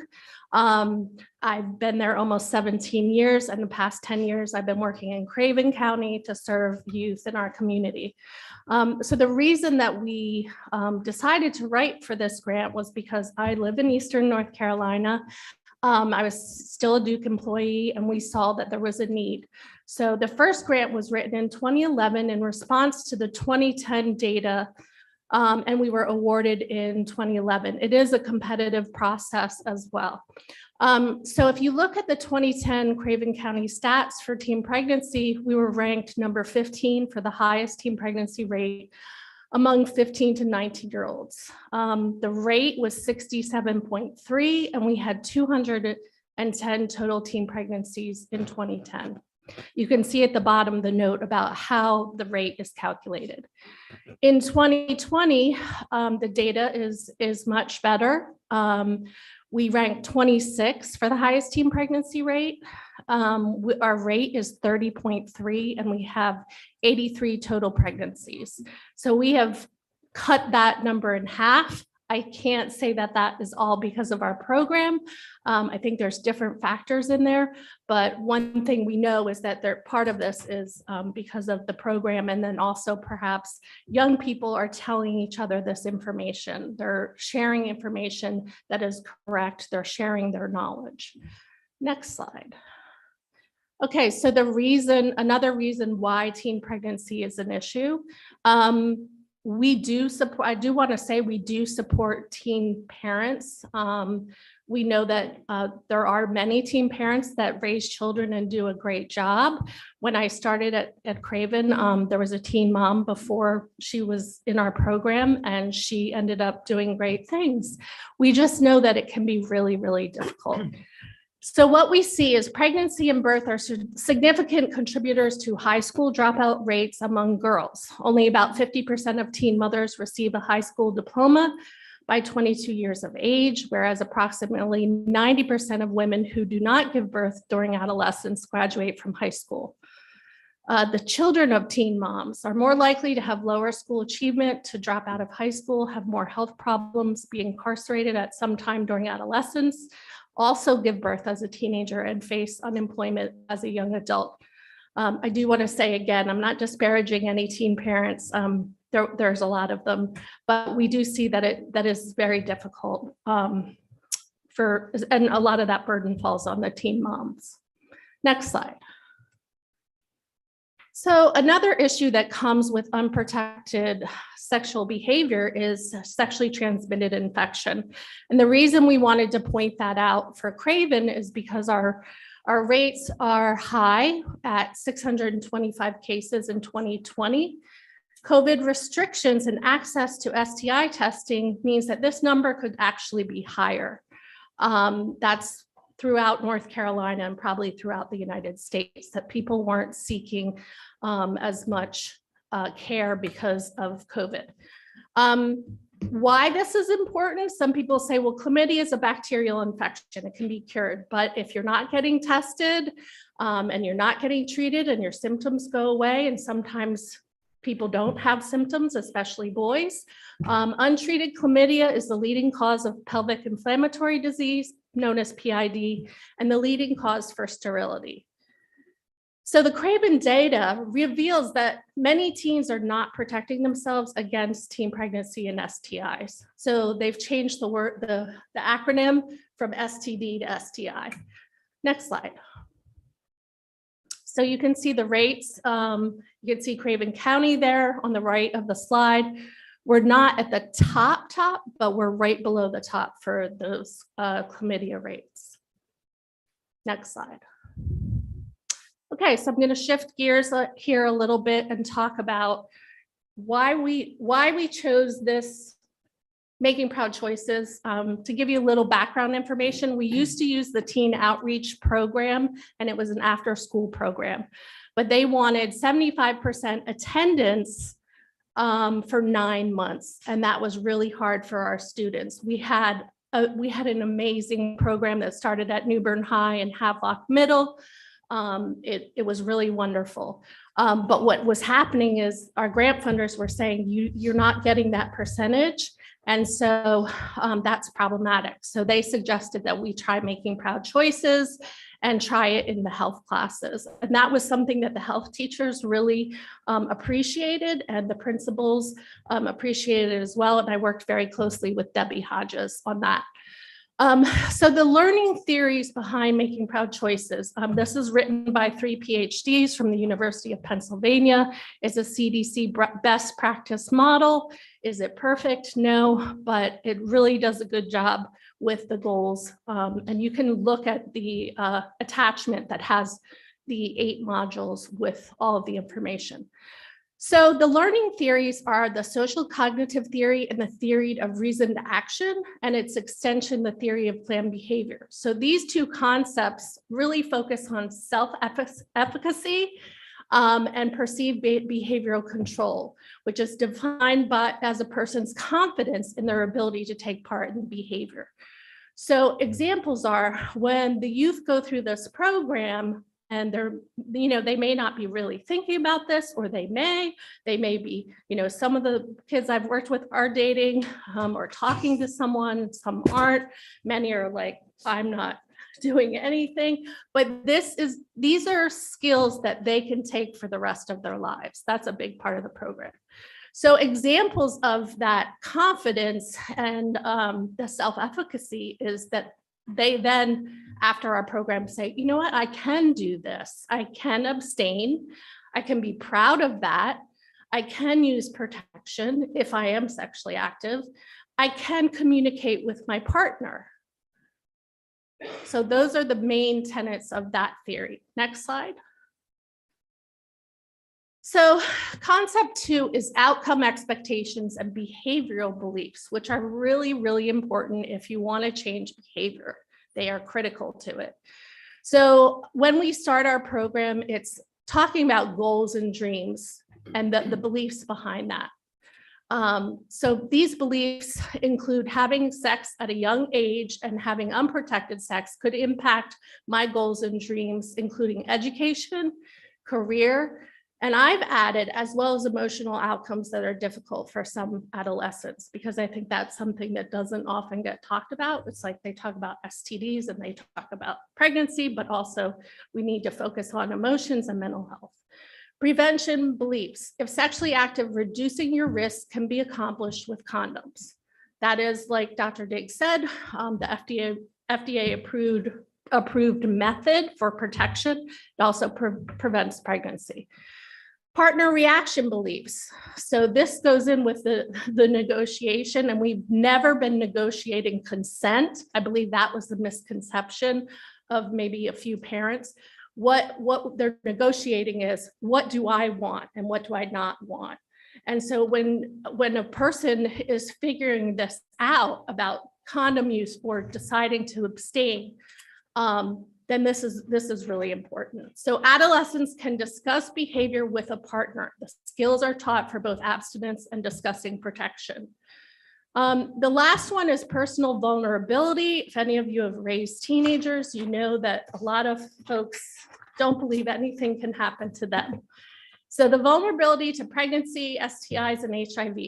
Adolescents must have a source of motivation for changing their behavior. This means a person's belief is, or it becomes, pregnancy, STIs, or HIV could really happen to me. Next slide. Okay, so this is the modules. We have 8 modules. And then I believe you should have an attachment that goes through all 8 of the modules that's available.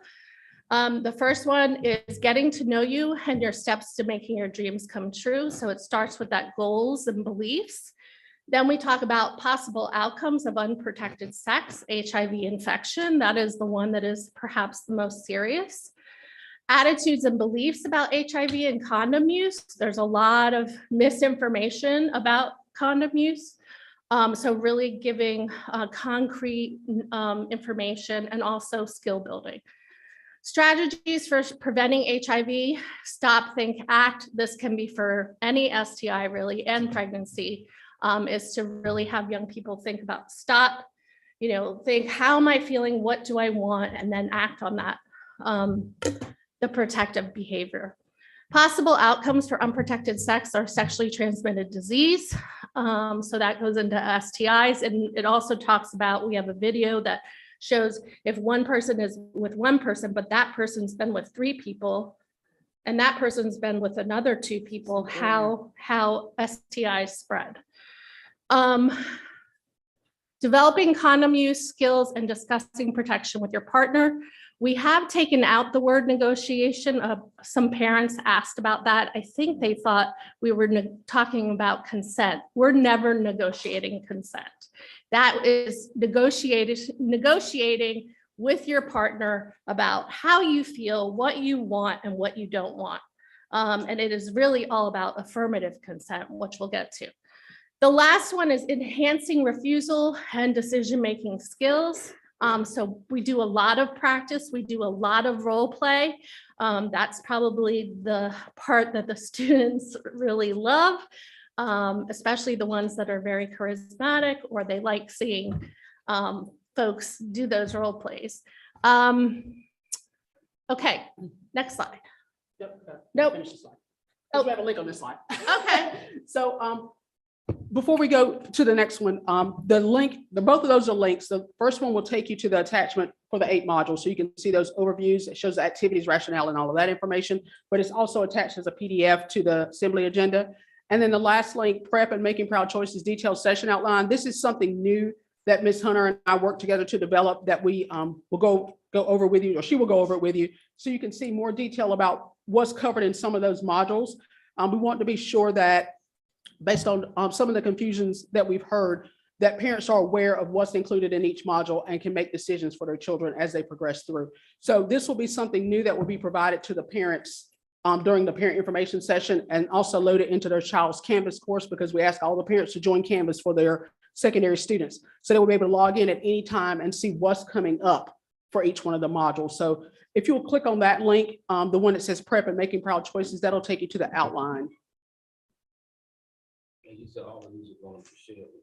This document right here will be shared with the parents, Ms. Hunter, and we're going to go into this in a little bit as well when she does the parent information session before the modules even start with their students. So, but we developed this almost overnight. It was to get everything included, and it's one of those things that as we continuously try to improve what we're doing with our students and the delivery of instruction, whether it's this or anything else, to make those adjustments. So she will go over this information with you, but yes, Mr. Duff, to answer your question, it would be provided.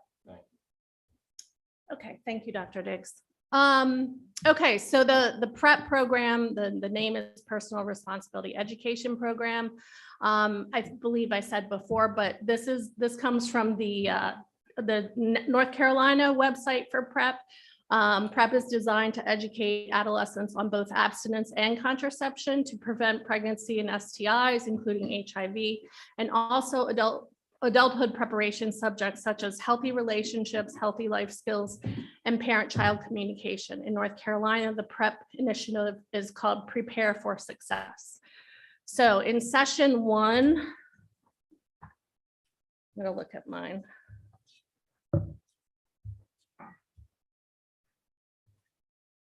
So in session 1, basically, oh, yes, I did. Okay. In session 1, basically that's an introduction. We describe the program. We introduce the instructor. Right now, I'm the instructor and the coordinator. We do a pre-survey, which is listed in the parent form.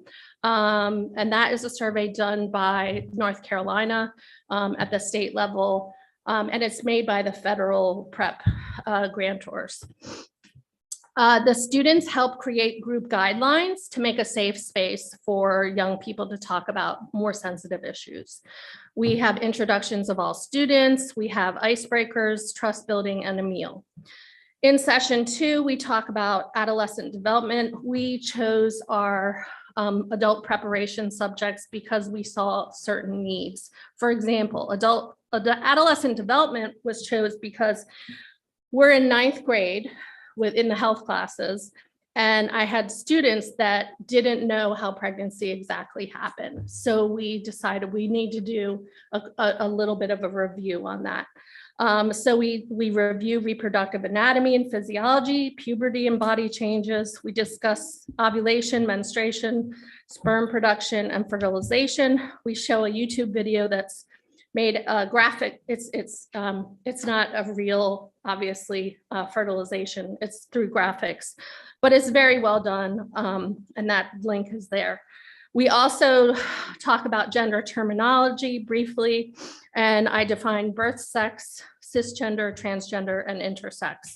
The source is from the American Psychological Association, and you can click on that link to find out the total. It's expansive really in terms of what they've designed for information sheets. The next one is healthy relationships. One thing I've noticed is that young people really are having a hard time talking to people that they like. You know, there's a lot of texting, so there's not as much, conversations, and I'm encouraging to talk to someone in person, because if you can't talk to them in person and only through text, that probably means you're not mature enough to have any other behavior. And obviously that behavior would be defined by them. We introduce affirmative consent. So instead of no means no, what is really happening now, I believe, throughout the country is that we are wanting young people and all people to be able to say affirmatively, this is what I want. And if you don't have a yes, then you don't move on. So I believe that the culture is changing a bit now to actually have a real conversation with someone. We define consent. We also talk about what is not consent. There seems to be a lot of confusion about this. We talk about the age of consent. We also talk about there's some loopholes in that age of consent at 16. We talk about that. We also talk about drugs and alcohol and consent. We do also touch on sexual harassment and assault, cyberbullying, sexting, revenge pornography, and the newer North Carolina law. This has been a big issue that would need another session for, but in terms of the sexting and the revenge pornography, so sending nudes and then somebody sends that to someone else without your permission, they don't know that it's child pornography, and they don't know that it's a felony to send that without permission. So that's a whole nother place for that information. I always talk about making our classroom a safe space. And if there are young people with trauma, which we know there are, that whatever they need to be comfortable, I will help with that. If they can't participate in a lesson or an activity, that's fine. And I do have a few young people that sometimes say, I can't do a GV, and that's totally cool. You can, do something at your desk or doodle, whatever you need to do. So we always give resources, and I always talk to young people about reaching out to a trusted adult. Hopefully that's their parent if they're having any issues with trauma or depression, anxiety, etc. The healthy life skills, especially during COVID, this has been really important. We talk about stressors for teens, way to reduce stress. I've been trained in mindfulness, so I'm certified in teaching adolescents mindfulness.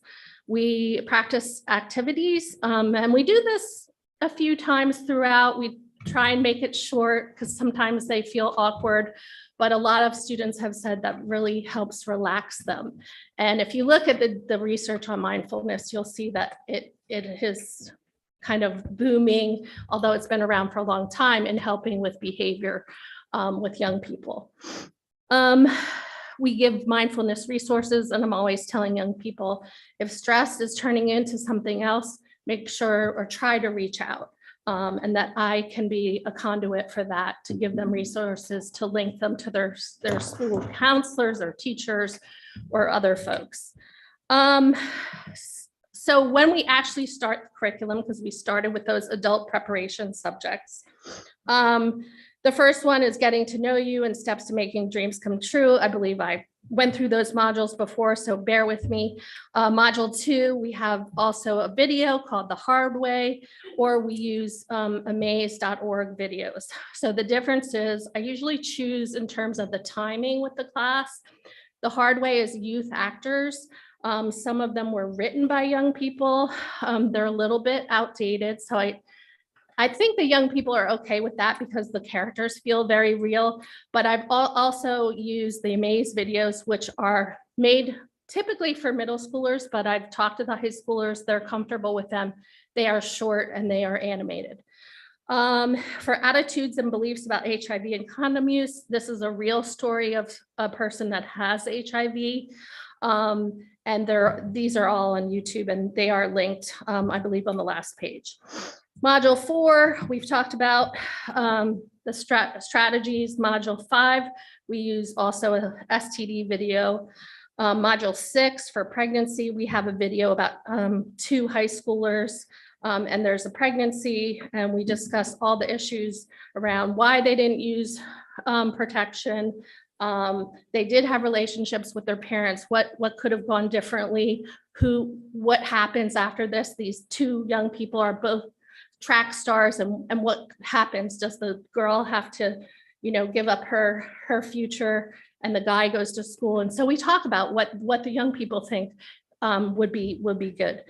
The next one is condom use skills, discussing with your partner. So we have changed some of the wording and other things in response to concerns from any parents. So we've changed negotiation or negotiating to discussing. We've removed the activity, how to make condoms fun and pleasurable. We've changed the activity wording from ejaculation and orgasm to only ejaculation. Some folks, I think, were having trouble with the words about pleasure or orgasm. Instructor, I teach the kinesthetic condom use skill now on a plastic vial instead of a wooden penis model, which is an educational model that's used across the country. But we are going to change that to the plastic vial. For module 8, we are changing from negotiation to communication skills. And for the end, we have the post survey. We talk to the young people about highlights of the program, important knowledge, what they learned, what they're taking away from them. We do have a meal, and I give them information about resources if they ever need any. And the final session, this is an adult prep session that we thought was important because a lot of young people don't have, and maybe at New Bern, I think, seeing all those different subjects that y'all are teaching, but this is a little bit about financial literacy for them. And we link it to teen pregnancy, and we link it to the cost of raising a child. So we talk about the teen pregnancy data, like I shared with you. We talk about how much it costs to raise a child until the age of 17. We talked about gross and net pay, checking and savings, and we gave 3 budgets to the young people to help figure out what they thought these teens should do. And I did choose 3 trades because I think that doesn't get focused on very much, but y'all are doing a great job from what I see. So an HVAC technician, a hairstylist, and a chef. We talk about how much they make on average in North Carolina. We had the youth manage the budget and say, what do students do well? What could they change? And this is the last session, and it ties in all these elements and also talks about, well, what about the person that wants to be the hairstylist, who's the teen parent? And she does have support from her family, and she does have some support from the child's father. But what if her parents couldn't support her? Where would she go? What would she do?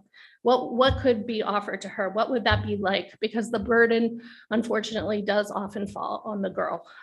Then below, you'll just see the links of all of our videos. And then with anything, I am completely reachable with my email and my cell phone. And that's it. If you can go back to the presentation for our last slide.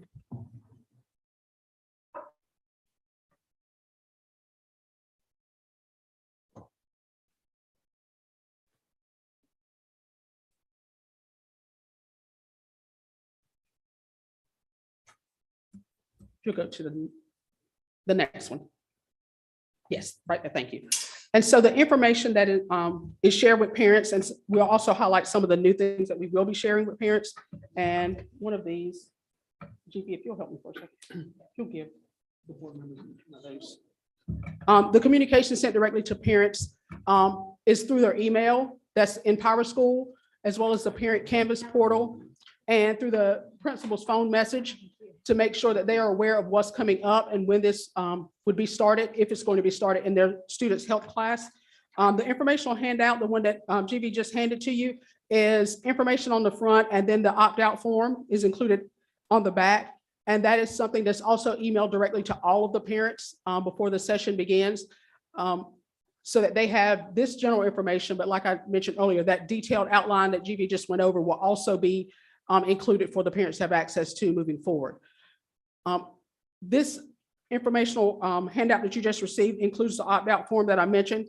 Students who do choose to opt out, or parents who opt their students out, they will receive alternate assignments that are covering the same standards, and their grade is derived from that, because these are our North Carolina health standards. So it's not that we're opting them out of the standards completely. They're just given the assignments that are in a different format and not sitting through the particular session that is covering this through the Making Proud Choices and prep programs.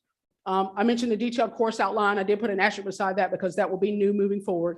The available parent Zoom session is something that has always happened about a week before the session is to start in class, so that parents have an opportunity to join GV on a Zoom session, get information about the sessions that are coming up and the entire program and the reason for the program. And then they have about a week before the program starts in their class to submit that form to their health teacher, which is one of our Craven County teachers, if they choose to opt their child out.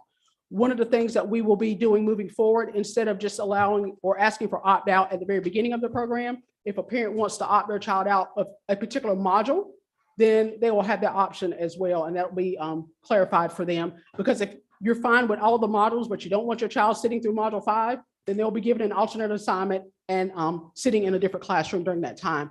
But that's the reason for the detailed outline, so they will know what is coming up at that time. The goal is for the students to complete 75% of the entire program. So that's something that between GV and the health teacher, they will be monitoring which students complete which modules. So in the end, that calculation can still be derived, because we do have to honor what we're required to do for the grant and submit that data for the students. So they will have that opportunity, and GV will explain that to the parents in the Zoom session before it starts.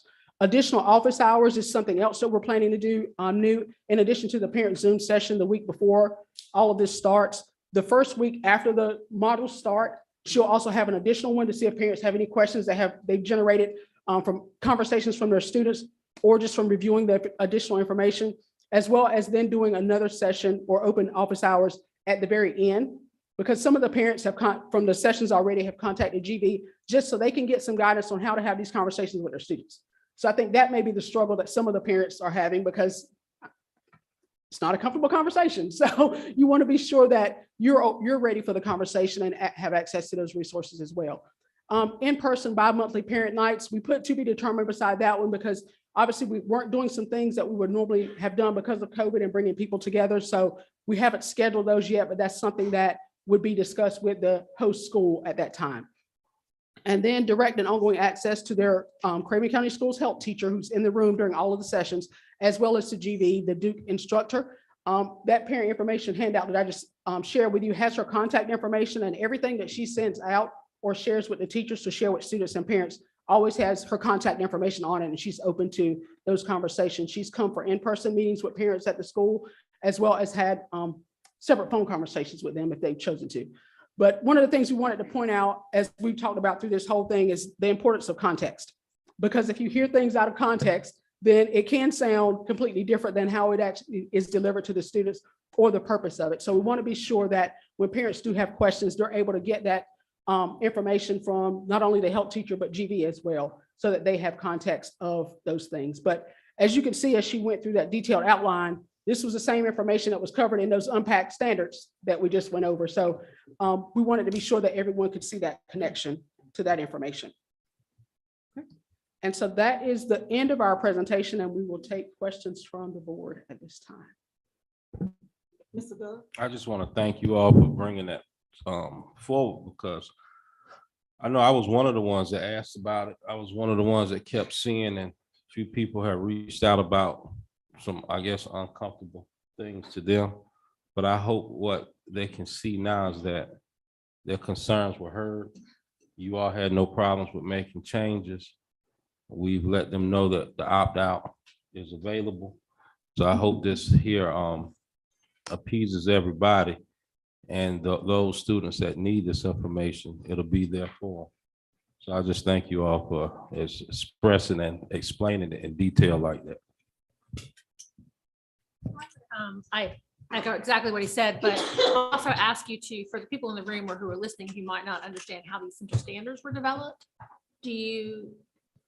parents were included in that, is what I'm trying to get at. Can you help us understand how? Oh, from DPI, yes. When any of the standards for any of our core subjects are developed by DPI, they have their parent focus groups as well as educator focus groups. So that's not something that we develop at the local level. That's handed down to us, and our North Carolina Standard Course of Study is what we're required to follow.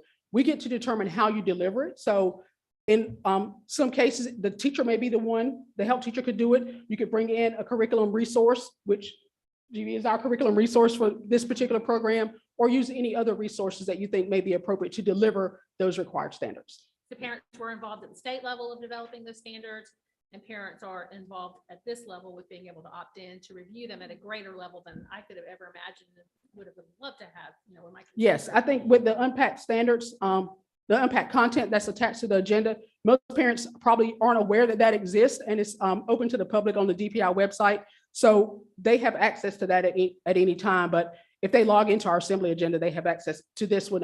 It wasn't just the part for this that's included. We included the entire standards for the health curriculum if they wanted to see that. Some of the parents this may be their first time hearing about this. So what grade level do they let them know what grade level? This is taught during the 9th grade health and PE class, where they split their time between health and PE.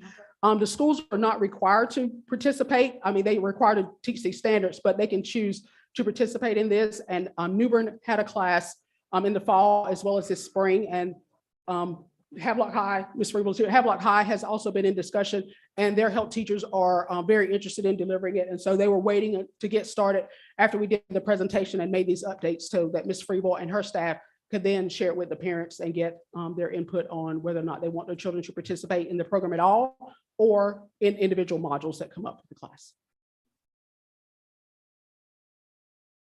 Any more questions in the writing? Thank you for the presentation. I'm sure it answered a lot of questions for the parents and did that. Okay, thank you.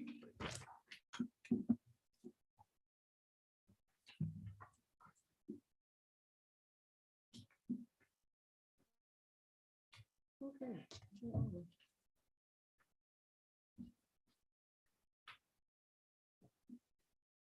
Madam Chair, all the next ones are policies for second read, and if it's okay, unless the board has questions, we'll move those to consent agenda for Thursday night. Board, do you have any questions about any of these policies? If not, we thumb up to put them on consent agenda. All right, I think this Dr. Hassel is up next.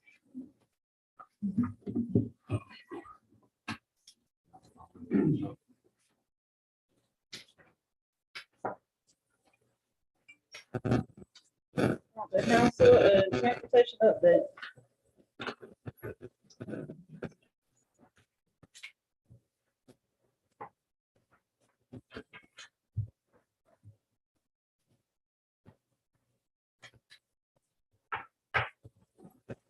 Madam Chair. Yes, ma'am. And I see that we're missing some board members, but to all the board members, I am here to present to you basically our transportation allotment and how that allotment comes about through each school year.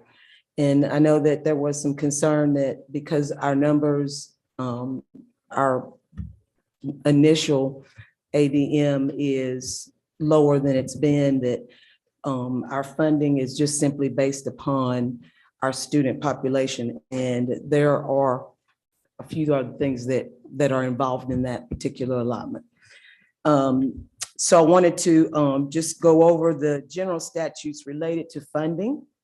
As you can see, there are two statutes that give the State Board of Education the authority to allocate funds for transportation, and also the local Board of Education the authority to spend the funds on specific transportation expenditures. So the purpose of the transportation allotment is to provide this is something that is drilled into us every single time we are in any type of state meeting, that those funds are strictly for K-12 students, and that is for travel to and from school, and that is yellow buses only. And so they kind of stress that as we go along, and so we have to stress that to our schools and to our principals and leadership as well. So there are three different things that the state actually takes into consideration when they come up with our allotment, and that is an allotment for, and this is something that a formula that they use for every single county, every LEA in the state of North Carolina. They start with the funding base, which that funding base is basically the year prior's allotment that we had. And they also use the budget rating and the legislative adjustments for our annual allotment. So that funding base and budget rating and the legislative adjustments, as you can see, it breaks down what the funding base is. And as I stated, the funding base for is basically our year prior funding that we had, our allotment. And then your budget rating is measuring the efficiency of transportation operations. And that comes into play with our inspections. We get a 1 year of state inspection that they come in and inspect our school buses and all of the work that our mechanics do on all of our buses. And that is one entity that they use. They also use, we do a student count once a year, and that's usually at the beginning of the school year. So they use that. And the dollars that we usually spend, if we have to spend anything locally, they look at those as well. And then our legislative adjustments, that comes into play with our retirement, medical, all of our salaries. If we have a salary increase, then naturally we have retirement and medical increases as well. So our funding base, I'll just start with that and breaking it down. That is the prior year, which you just heard me say, okay? So the eligible expenditures, this is where we get into what we can use our funds for and what we cannot use our funds for. So related to the transportation, and that is K2. And as you can see, they continue to drive that it is the yellow bus, K-12 to and from school. And our code, state object code, is PRC 056. So if you were ever to look at any of the budgets that come before you and you see the number 056 at the very end of that, that will indicate that that is for transportation. So our eligible funding base, as you can see there, we have repairs, and those eligible funds are for school bus tires, labor charges, bus driver salaries, our hourly supplements, which is the total wages from within the state range. Driver overtime pay, drug testing, which we have to do. That is mandatory that we do drug testing for our school bus drivers once every quarter. And our contract transportation for students, and contracting with parents if we have to contract with parents for transportation, which we did have to do during Hurricane Florence, that event. We did have to contract quite a bit with parents because we had parents coming from wanting their children to continue to go to West Craven High School. And they were located in Newport and Moorhead and all over the place. So it was better to contract with the parents for transportation versus a bus that can only go 45, trying to get to Moorhead City and back to West Craven High School in a timely fashion. I can imagine your job. It was something. Garage operations, that is basically our fuel. Services for our garage staff, utilities, cellular service, toll road charges, which we don't usually have very many toll road charges, and our travel expenses for technicians and hiring a trainer for engine diagnostic classes. Things that cannot be used and cannot be spent out of our 056 funds. However, they can be refunded. And that is what we do a lot because the state gives us allowances with that where we can use our allotment for after-school programs, those types of things. However, those after-school programs have to refund our particular funds back. So we have to do a report every month in regards to who owes our particular, our PRC 056. So the maintenance of local vehicles, and we do have quite a few local vehicles, our maintenance trucks, food services, maintenance. We have all of our local trucks and our local activity buses, which fall under local. We fuel those buses, activity buses, just like we do our yellow buses. However, we do have to keep up with how much fuel is used.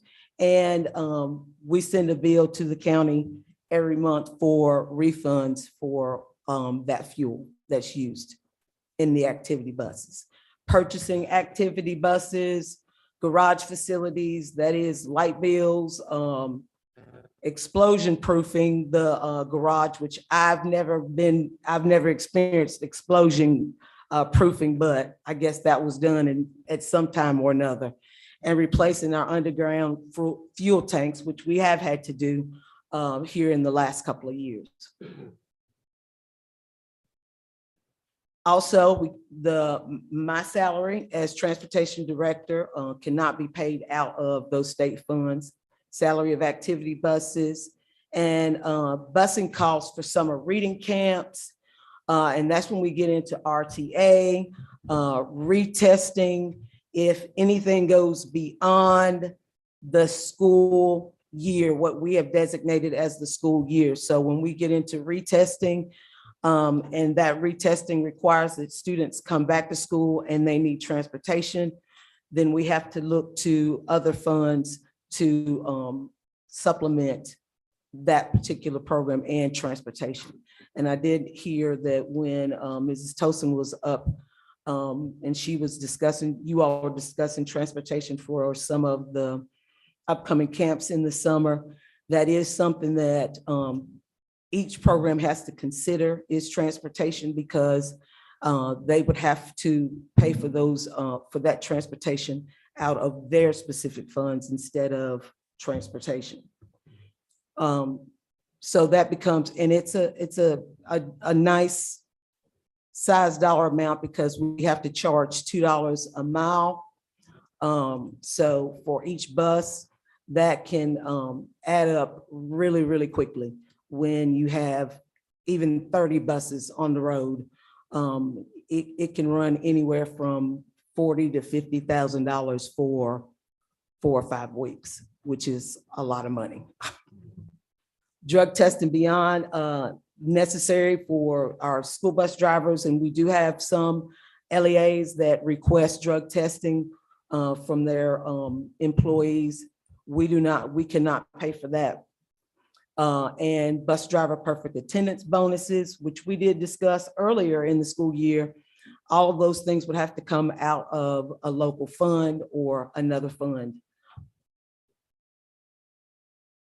Purchases of equipment. If we purchase any type of equipment, which that is the reason why we come before you every year for capital funding, because we cannot pay for any camera equipment, GPS systems, those types of things. If we do pay for them, then we will not be, that particular dollar amount will not come back to us the next school year. So basically, we can decide whether we want to use that particular money, but can we do without it the next school year? And most of the time, when you're looking at cameras like we've had to replace over the last 3 years, $200,000 and $300,000 can really take a hit. Well, our transportation funds can really take a hit if we cannot replace that money for the next school year.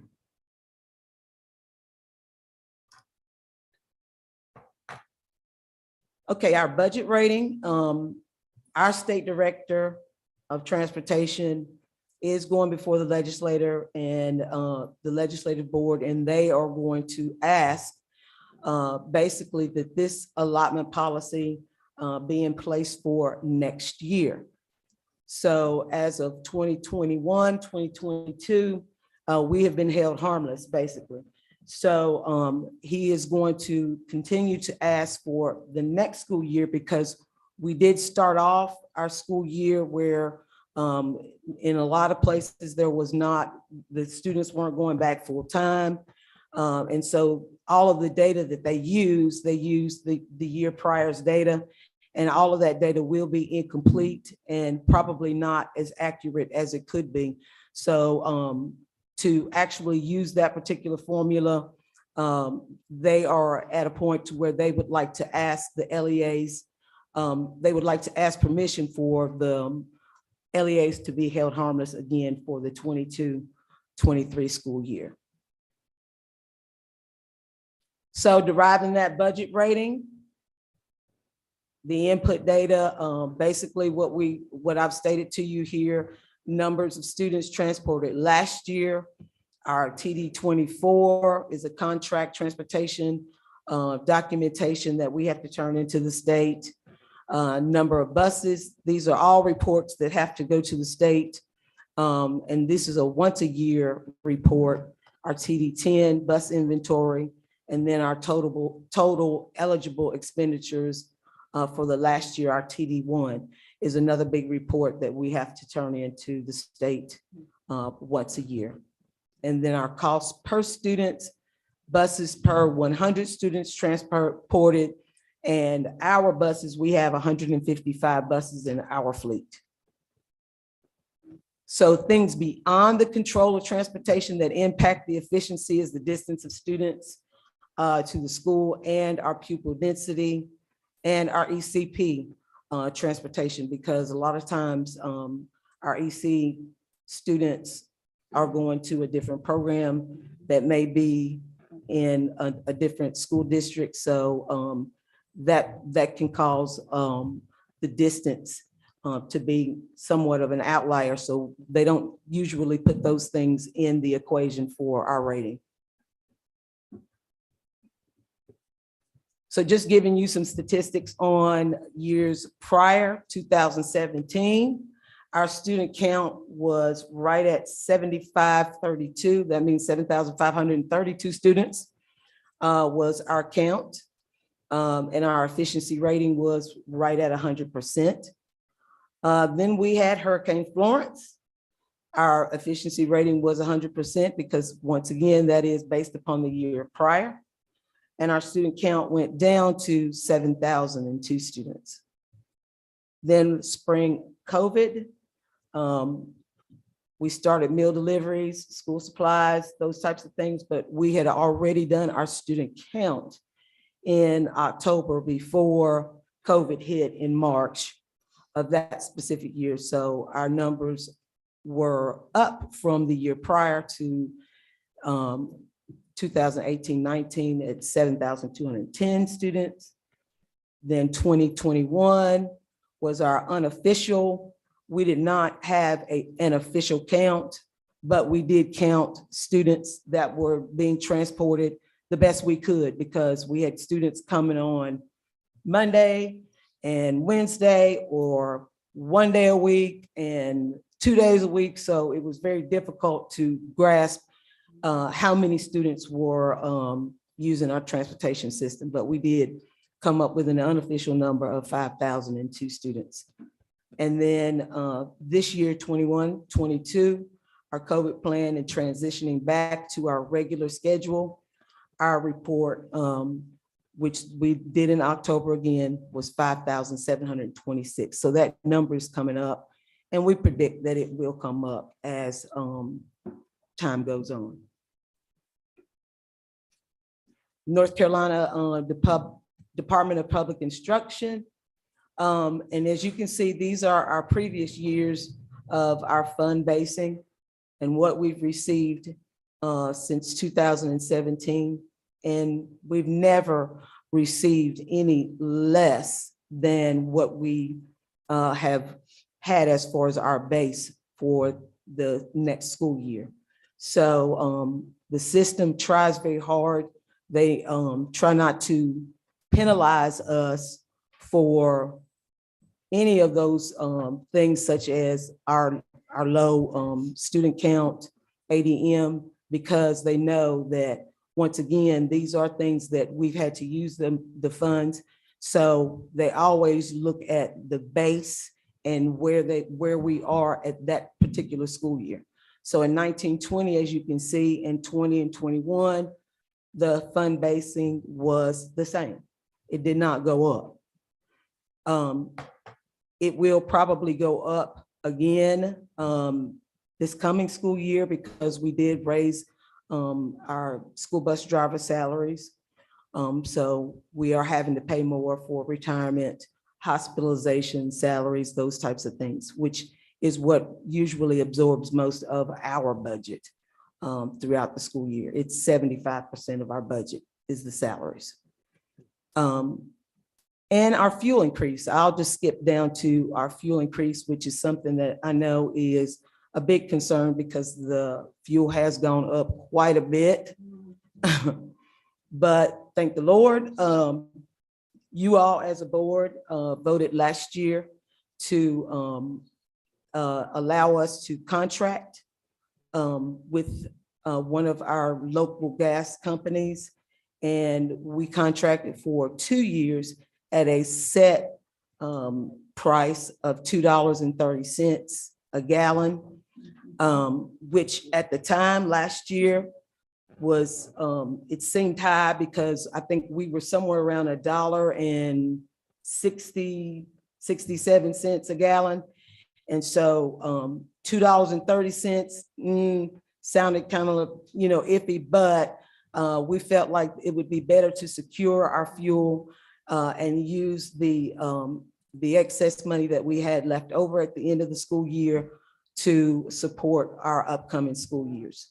So right now we're sitting really pretty, and I'm just like, yeah. So our fuel cost has not gone up at this particular diesel. And that is. That gamble paid off. Yeah. It really did. So our total funding and allotment for this school year was a little higher than the 2021 school year of $4,210,050. So as you can see, we did end up getting an allotment increase. And I suspect that we will get it. It will be that number or more for our next school year. Any questions? I have one. Yes. First of all, thank you for the presentation. I'm sure that our questions were answered. Y'all have any questions? Me too. And me too. Okay. I just want to ask, have you received phone calls from parents who were carpoolers who want their children to ride the bus now? Not yet. No, Okay. and the way our system is set up, parents request transportation through their specific school. Okay. And the data manager at the schools put that request in Power School. Okay. And we upload every day those requests. Mhm. So to be honest with you, I can't tell you because I mean, we are constantly, I mean, it's never stopped where we're actually adding kids to a route. So I can't tell you. So the calls haven't come in. That's usually done at the school level. I haven't seen any difference in the cars where I pick up. Mhm. I haven't seen any. The lines are still long. Mhm. Ms. Kim, you have a question? I don't have a question. I just have a comment. I just want to thank you because, you know, you had a lot thrown at you over the past 2 years. Oh, yes. And look at you. You look almost like you're retired. You look happy and relaxed. But I mean, I know that it's been a nightmare. It's the relaxing is coming a little bit because, you know, we don't have things coming at us from every which way. So Oh, you think that's about all helping. that you've done. I mean, getting the meals delivered, all this, the chaos since the hurricane really Mhm. from to now. I just, it's very not sufficient for your work, but just thank you. And I'd like to throw that thank you out to my staff and to all of our drivers, because I mean, we've pulled them every which way but loose. And they have answered every single call whenever we've gone in this direction or we've gone in that direction or up and down and all around. So they have really stepped in. How many gallons do we run on an average a week, or say more? Is it a good question or that's a big question? Anyway, we save like $2.70 a gallon right now. The diesel $5, so I'll move on to that. So Correct. I'm glad you all brought that to our attention. Well, just to give you some idea, in the past, every month, it's usually, our fuel cost is usually right around $80,000 a month. Wow. So it would have been double. Right. That would have been, At least about double that. about double that. Have you not done As that? long as diesel been at $5 Right. now. Correct. Then a little bit over. So Then I'll get that contract again. I know they probably want to avoid that contract. I'm sure they do. I'm sure they do. Which in their minds, when they actually set the price at $2.30, that was to cover them if we had some other type of event, which, you know, who would even know that you would be at $4 and $5 and $6 in some places. So, Mr. Gasher, we don't have anything to worry about that contract being broken. I would never say. But that is one thing I will say, that because we actually did that particular contract, that 2-year contract, it was something that could help us to raise salaries for our drivers this school year. Because as the years go on, the state always bases all of your expenditures upon 3 years of data. And once they see that the salaries have gone up, then they will start using that particular data piece to set our basic fund basing. So that's a plus, because we can actually handle it for the next couple of years. Miss Alpert. Yes, ma'am. I'm down here. Dr. Hassel, it is so good to see you again. You as well. It's been. I'm sorry, you know, I know I had to come behind, you know, sex education. That was the only thing that kind of had me nervous because, you know. Well- Mine is just not as, interesting. Well, I don't know. It's pretty exciting. All those savings. Thank you for your leadership. So when you're talking about the budget funding number, the percent, Yes, that's something that's assigned by there's a formula that's an efficiency, but in the last several years, it's been a number assigned by the state, which has essentially been 100%. correct. Because of 2 hurricanes, COVID, all the impacts that we've had Yes. that have been disruptive to normal bus transportation. Okay, so Which they do state that even if they were to use the fund, that particular formula, they always look at the greater of the two. So if the efficiency rating were to be lower than our base funding that we received the year prior, they're going to go with the greater number. Right. So it will not change or go down. It will stay the same, basically. It will not increase, but they won't go below that. So, but they do still do the formula-based type of calculation, I guess you could say, in order to figure that out. But I've gone back as far as 10 or 15 years, and that the number has never went down. I think our history is that we are always, even in the past days, were above the efficiency level to not suffer negative impact. That's correct. But it's very important to understand that that number is really for budgetary purposes to know what percent you're going to get of the dollars. That's correct. Okay. And you're at 100% because of the good work you and your folks do to have efficient transportation services provided. I have a couple of questions. Okay, fuel tank relocation. I'm gonna guess that was related to flooding. Actually, we had a tank that had to be removed and relocated because there were some state inspections that were done at the facility where it was the position of the fuel tanks were not in an optimal place. Okay. For access. Were the tanks relocated when we had the new bus garage built? Or is this going back to old tanks that have been there for a while? It's going back to old tanks, but Okay. basically because of the new construction, there were some things that needed to be moved. Okay. Well, and to that point, your building's about 10 years now, 15?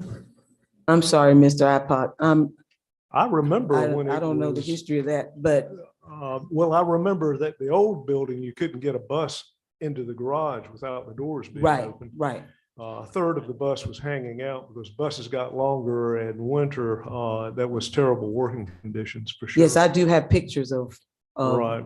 all of the old stuff. So that you've was- got a nice facility now. Oh, yes. Okay. And I'm going to feel comfortable that in the design of this new facility in the last, 15 years ago, the explosion proofing measures were put in place. I assume. I don't know if we should assume, but I can't believe that, it was a well-engineered project. And so I'm confident that that's been done. Just 2 more quick questions. Do all of our buses have GPS tracking now? Yes, sir. Okay. All of our buses, that includes activity buses as well. So you know where everything is at any given point in time. If our software and our program is up and running like it's supposed to, yes. And you know how that goes. Some days that may be the case and some days not. When you need it, that's when it's not. I think our parents depend on it too, don't they? They do for their Here Comes the Bus app to track their specific bus. So if something's running a little bit late or, they have a good warning anyway. Yes. Okay. Last two questions. One, Fairfield Harbor. Mhm. Do we run buses now into Fairfield Harbor? We do. Okay. And the old rule was state maintained roads only. Stop at the fire station. There was a fire station, you can stop at one time. Yeah.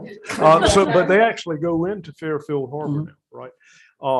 Well, and see, here's the deal. When you have, we are allowed to travel on state maintained roads. Okay.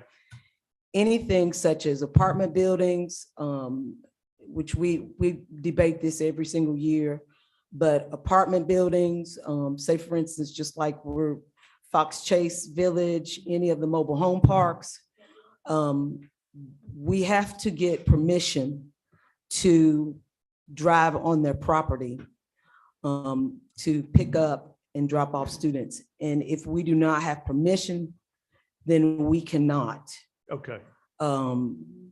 drive on those particular roads. And we've had situations where we were driving on roads and the property owners state that the buses are making big potholes in the roads, on the sidewalks, this or that, and they want it fixed. And so we're held responsible for that because we're not supposed to be on those types of roads. Well, if I remember. Designated spots to pick up the children. That's correct. Yeah. Mhm. In fact, in Fairfield, you probably have a couple of pickup points that parents bring their children to. Yes, but we've kind of come up with something with the property owners of that area. And we pretty much travel Good. around that entire area. Well, back in the old days, when it was more of a retirement community, I they remember. were a little bit offended by buses being on Mhm. the roads. I think 2008 changed all that, and a Mhm. lot of families moved in. Housing became more affordable there, and a lot more young children. They actually came and asked the school system to provide the pickup inside the gates. So that was a real favorable outcome for both of us. Which we just had, I had to get some documentation from a property owner in Harlow. I can't remember the name of the property, but Antebellum, it's on Antebellum. But the kids had to meet there at the security gate or what have you, because we could not go in. Could not go in, yeah. That's it, Plantation Harbor. And so I had a parent that, she was livid, and I said, ma'am, if you'll talk to the property managers, and if they can write a letter that states that we can enter the property and we will not be held liable for potholes and whatever, then, we'll be glad to roll on into Antebellum. And so she did get that information. She went before a couple of committees and got that. So we're now traveling in there. I think people would be surprised how many miles you have there inside of the gates at Fairfield, either side of the road. It's amazing.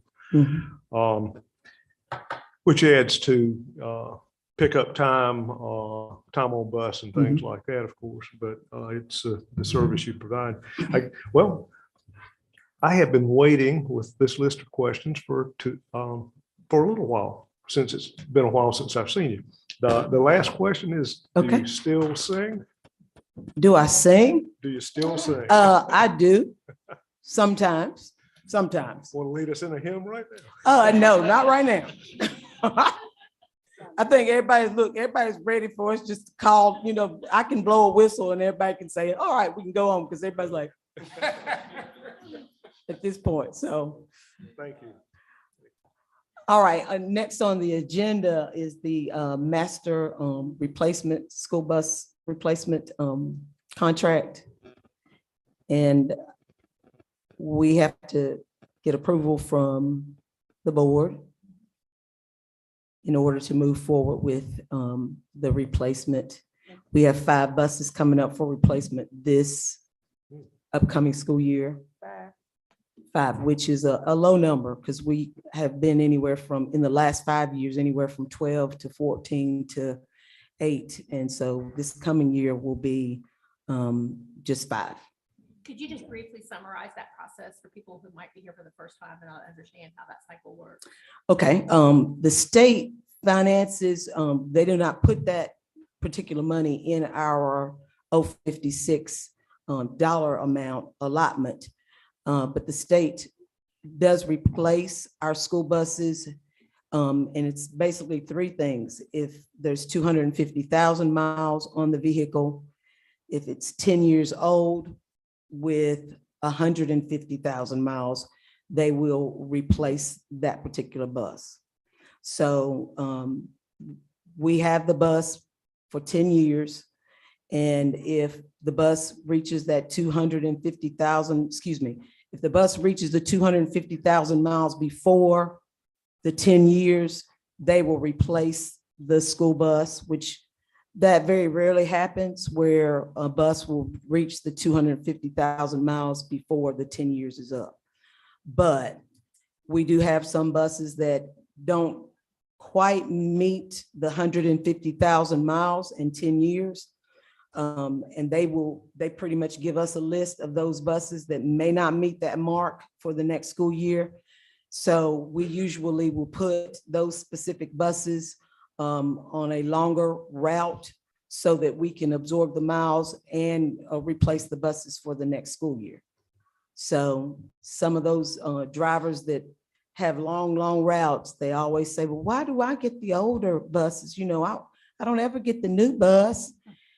Usually that's the reason. You know, we've got to get the miles in on that next bus so we can replace it. And our fleet is almost, in the last 5 years, we've replaced probably close to 50 or 60 buses. So it's our fleet is getting a little bit younger. Okay. All right. Any questions about this? Thumbs up, put on consent. Thank you, Dr. House. You're welcome. Next time, dress up a little bit better next time. Yes, ma'am. Yes, ma'am. I will.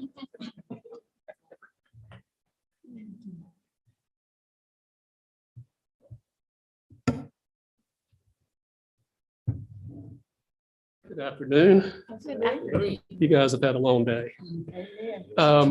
So I'd be very remiss if I didn't personally thank Dr. Haskell and her team too. I'm humbled to be part of that team, and you see the great work that they do every day. I am a little bit amazed at her calmness. So some of the conversations she and I have in the morning and late at night, the volume in her voice is much greater.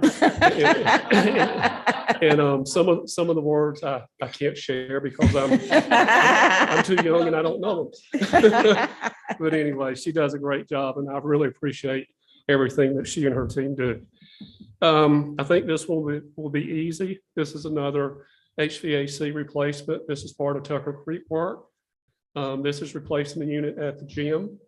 And we had the 3 bids. Lowest qualified bidder was R&W Construction. And we are asking for approval to move forward with this project. And it's funded through ESSER.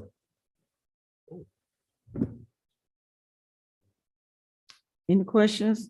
And if you could vote today, if you could, I know that's an extra day on ordering stuff, helps a lot. I move that we approve R&W Construction Company for $182,433 for the replacement of the Tucker Creek Middle School heat condensing system. I need to recuse. I should have stopped before, but I guess I was too tired to catch it. I need to recuse. Discussion and the. No, you guys can do it. A quorum starts the meeting. It's the majority of the votes cast. Okay. Okay. So you can still do You it. can still- My second. It has been moved and second that the R&W Construction Company request for $182,433 be approved. All in favor, let it be known by saying aye. Aye. Ayes have it, it is approved. Very good. Thank you. Ms. Miller, as he moves to a seat, I think it's important to note, once again, we're using ESSER funds Right. to support our building. So I want that on the record. And we do not intend on returning a penny of ESSER funds. That's right. Ms. Altman reminds me often, so we will use all of those funds to, in the manner that they were requested. Not all funds can be used in this manner. Many of the funds are for learning loss, but if the funds are there, we continue to use those and don't plan on sending any ESSER funds back. That's right. Does that cut off from where we have to make sure it's for learning loss? Well, there are multiple cutoffs. It comes in phases, ESSER 1, ESSER 2, ESSER 3, as you hear. Then we have money from the health department to support our nurses. So there are many batches of money that have rolling deadlines. So ESSER 1, the deadline, of course, is first, and we anticipate spending all those funds. So as ESSER money comes in, there's different deadlines. Ms. Altman reports out at cabinet. So we keep a pulse on those monies and don't anticipate sending any ESSER money back. Is that correct, Ms. Altman? Great. We like money. We like to spend it all. We don't like sending any back. That's right. Okay. I would like to thank everybody for coming today for this meeting. And some of our stakeholders have been here all day. We appreciate you being here. Hope you learn a lot today. And thank you for filling in for our Teacher of the Year. Hope you learn a lot today. I know you'll be glad to get home. And at this time, I would like for Dr. Miller to conduct an evaluation of this meeting. We're gonna have a closed session. We're gonna do that, the meeting first, then we'll come back. Then we'll go in closed session. Okay. And looking at your board work today, what helped you complete your work? What pluses do we have? For me, the thing that's most helpful is all that information in advance, like Dr. Diggs, all of her information, all of the things to click on, everything that we needed to avoid a lot of questions was given to us in advance. And we really can strive to have those out by Friday afternoon, so you have the weekend to look at those. So I appreciate everybody putting those in as well. I like the fact that our parent, bless her heart, from the beginning to the end, has been with us. So I hope she learned a lot today, and you can come back anytime. You can just, right, so, and you don't have to be invited. When you can come to any meeting that you choose to come to. I'm actually the nana too, and it happened for many. I'm a nana too, so we know. I graduated young ago, see, like I have 3 boys that graduated out of high. And I have grandchildren in school now. So, yes, so I'm trying to work for a while. So you're very active and involved. I need to get more back. I'm like, looking at this COVID, I can get more involved. Miss Barbara knows the call. We appreciate you coming. We really do. All right, what else worked for you today? I appreciate the sex education breakdown. I appreciate it being at a meeting so that those parents that do listen can get an understanding for themselves as well. And I just thank her for coming out. She's gone, but I'm glad she came out to explain that completely for everybody to hear. And I'd like to jump in, if I may, that model, the PDSA process, as well as anything I've seen so far, they implemented a program that took feedback from stakeholders, students, the parents. They made changes. So that is the PDSA continuous improvement process in action. And that's what I hope that the parents that have issues or problems with it can see, that they did make the necessary changes and meet them in the middle after we communicated with what they wanted. What else worked? In addition to our tech team, I guess I'm saying right. Thank you y'all for your service today. They tired too. I appreciated that it was a very targeted effort to answer the questions of recent meetings so that we had facts and data rather than suppositions, I guess, to make our decisions upon. So thank you for that. What else worked? Our students reps. Appreciate them. Wonderful work they do, Mhm. especially our young man who kind of put us on, gave us some good ideas about the CTE. It's also not, and a plus would be the other people that have joined us. It's nice to have people that aren't required to be here. Right, that's what I'm saying. Here and hanging out all day and learning. All day. Yeah. Anything else? Pluses? Miss Michelle Lee, for, I think if I remember correctly, you brought forth, since the year round might not have been viable, you brought and continued to seek another viable option for JT Barber to have the support they needed. So thank you. The principal who came for the presentation. Yes, they did a great job. Anything else?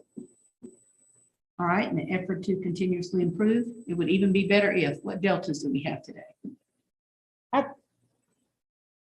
Personally, I think that it has been a long meeting. And I think some of the question could have been answered. Some of the things, if we just kind of get in contact with the right people and just ask the question. We're gonna work on that at the board retreat. So. Okay, we need to do that. That's what makes the meeting so long. We add to the agenda. But the agenda was really long. It There was. was a lot of information. So I think if our target is, we might want to look at that agenda a little bit, because as you see, that another negative would be that people had to drop off, right? Of the meeting. So the length, I think the timeline for the agenda could be tweaked. Okay. What other improvements? We missed the people that had to drop off. I mean, we know that there were reasons everybody had to leave, but it'd be nice to have them. All our board members were not present, like you said, but like they had this. I kind of feel bad about our parent. We forgot to let you know that you didn't have to go around and eat. I'm sure that we had another box, a chicken sandwich in there for you. So we apologize for that. We want you to stay here with us, and we forgot. When we came back, you were gone. Any other deltas? All righty. That's it. There were no being items. And so at this time, I need a motion to go into closed session. So moved. Are you going to? You have, okay. Yeah. The motion would be to go into closed session to consider the qualifications, competence, performance, or condition of employment of public officer or employee or prospective public officer or employee in accordance with NCGS 143/1811 subsection A6, and to consult with an attorney in order to protect the attorney-client privilege between the attorney and the public body, which is privileged is hereby acknowledged in accordance with NCGS 143/1811 subsection A3.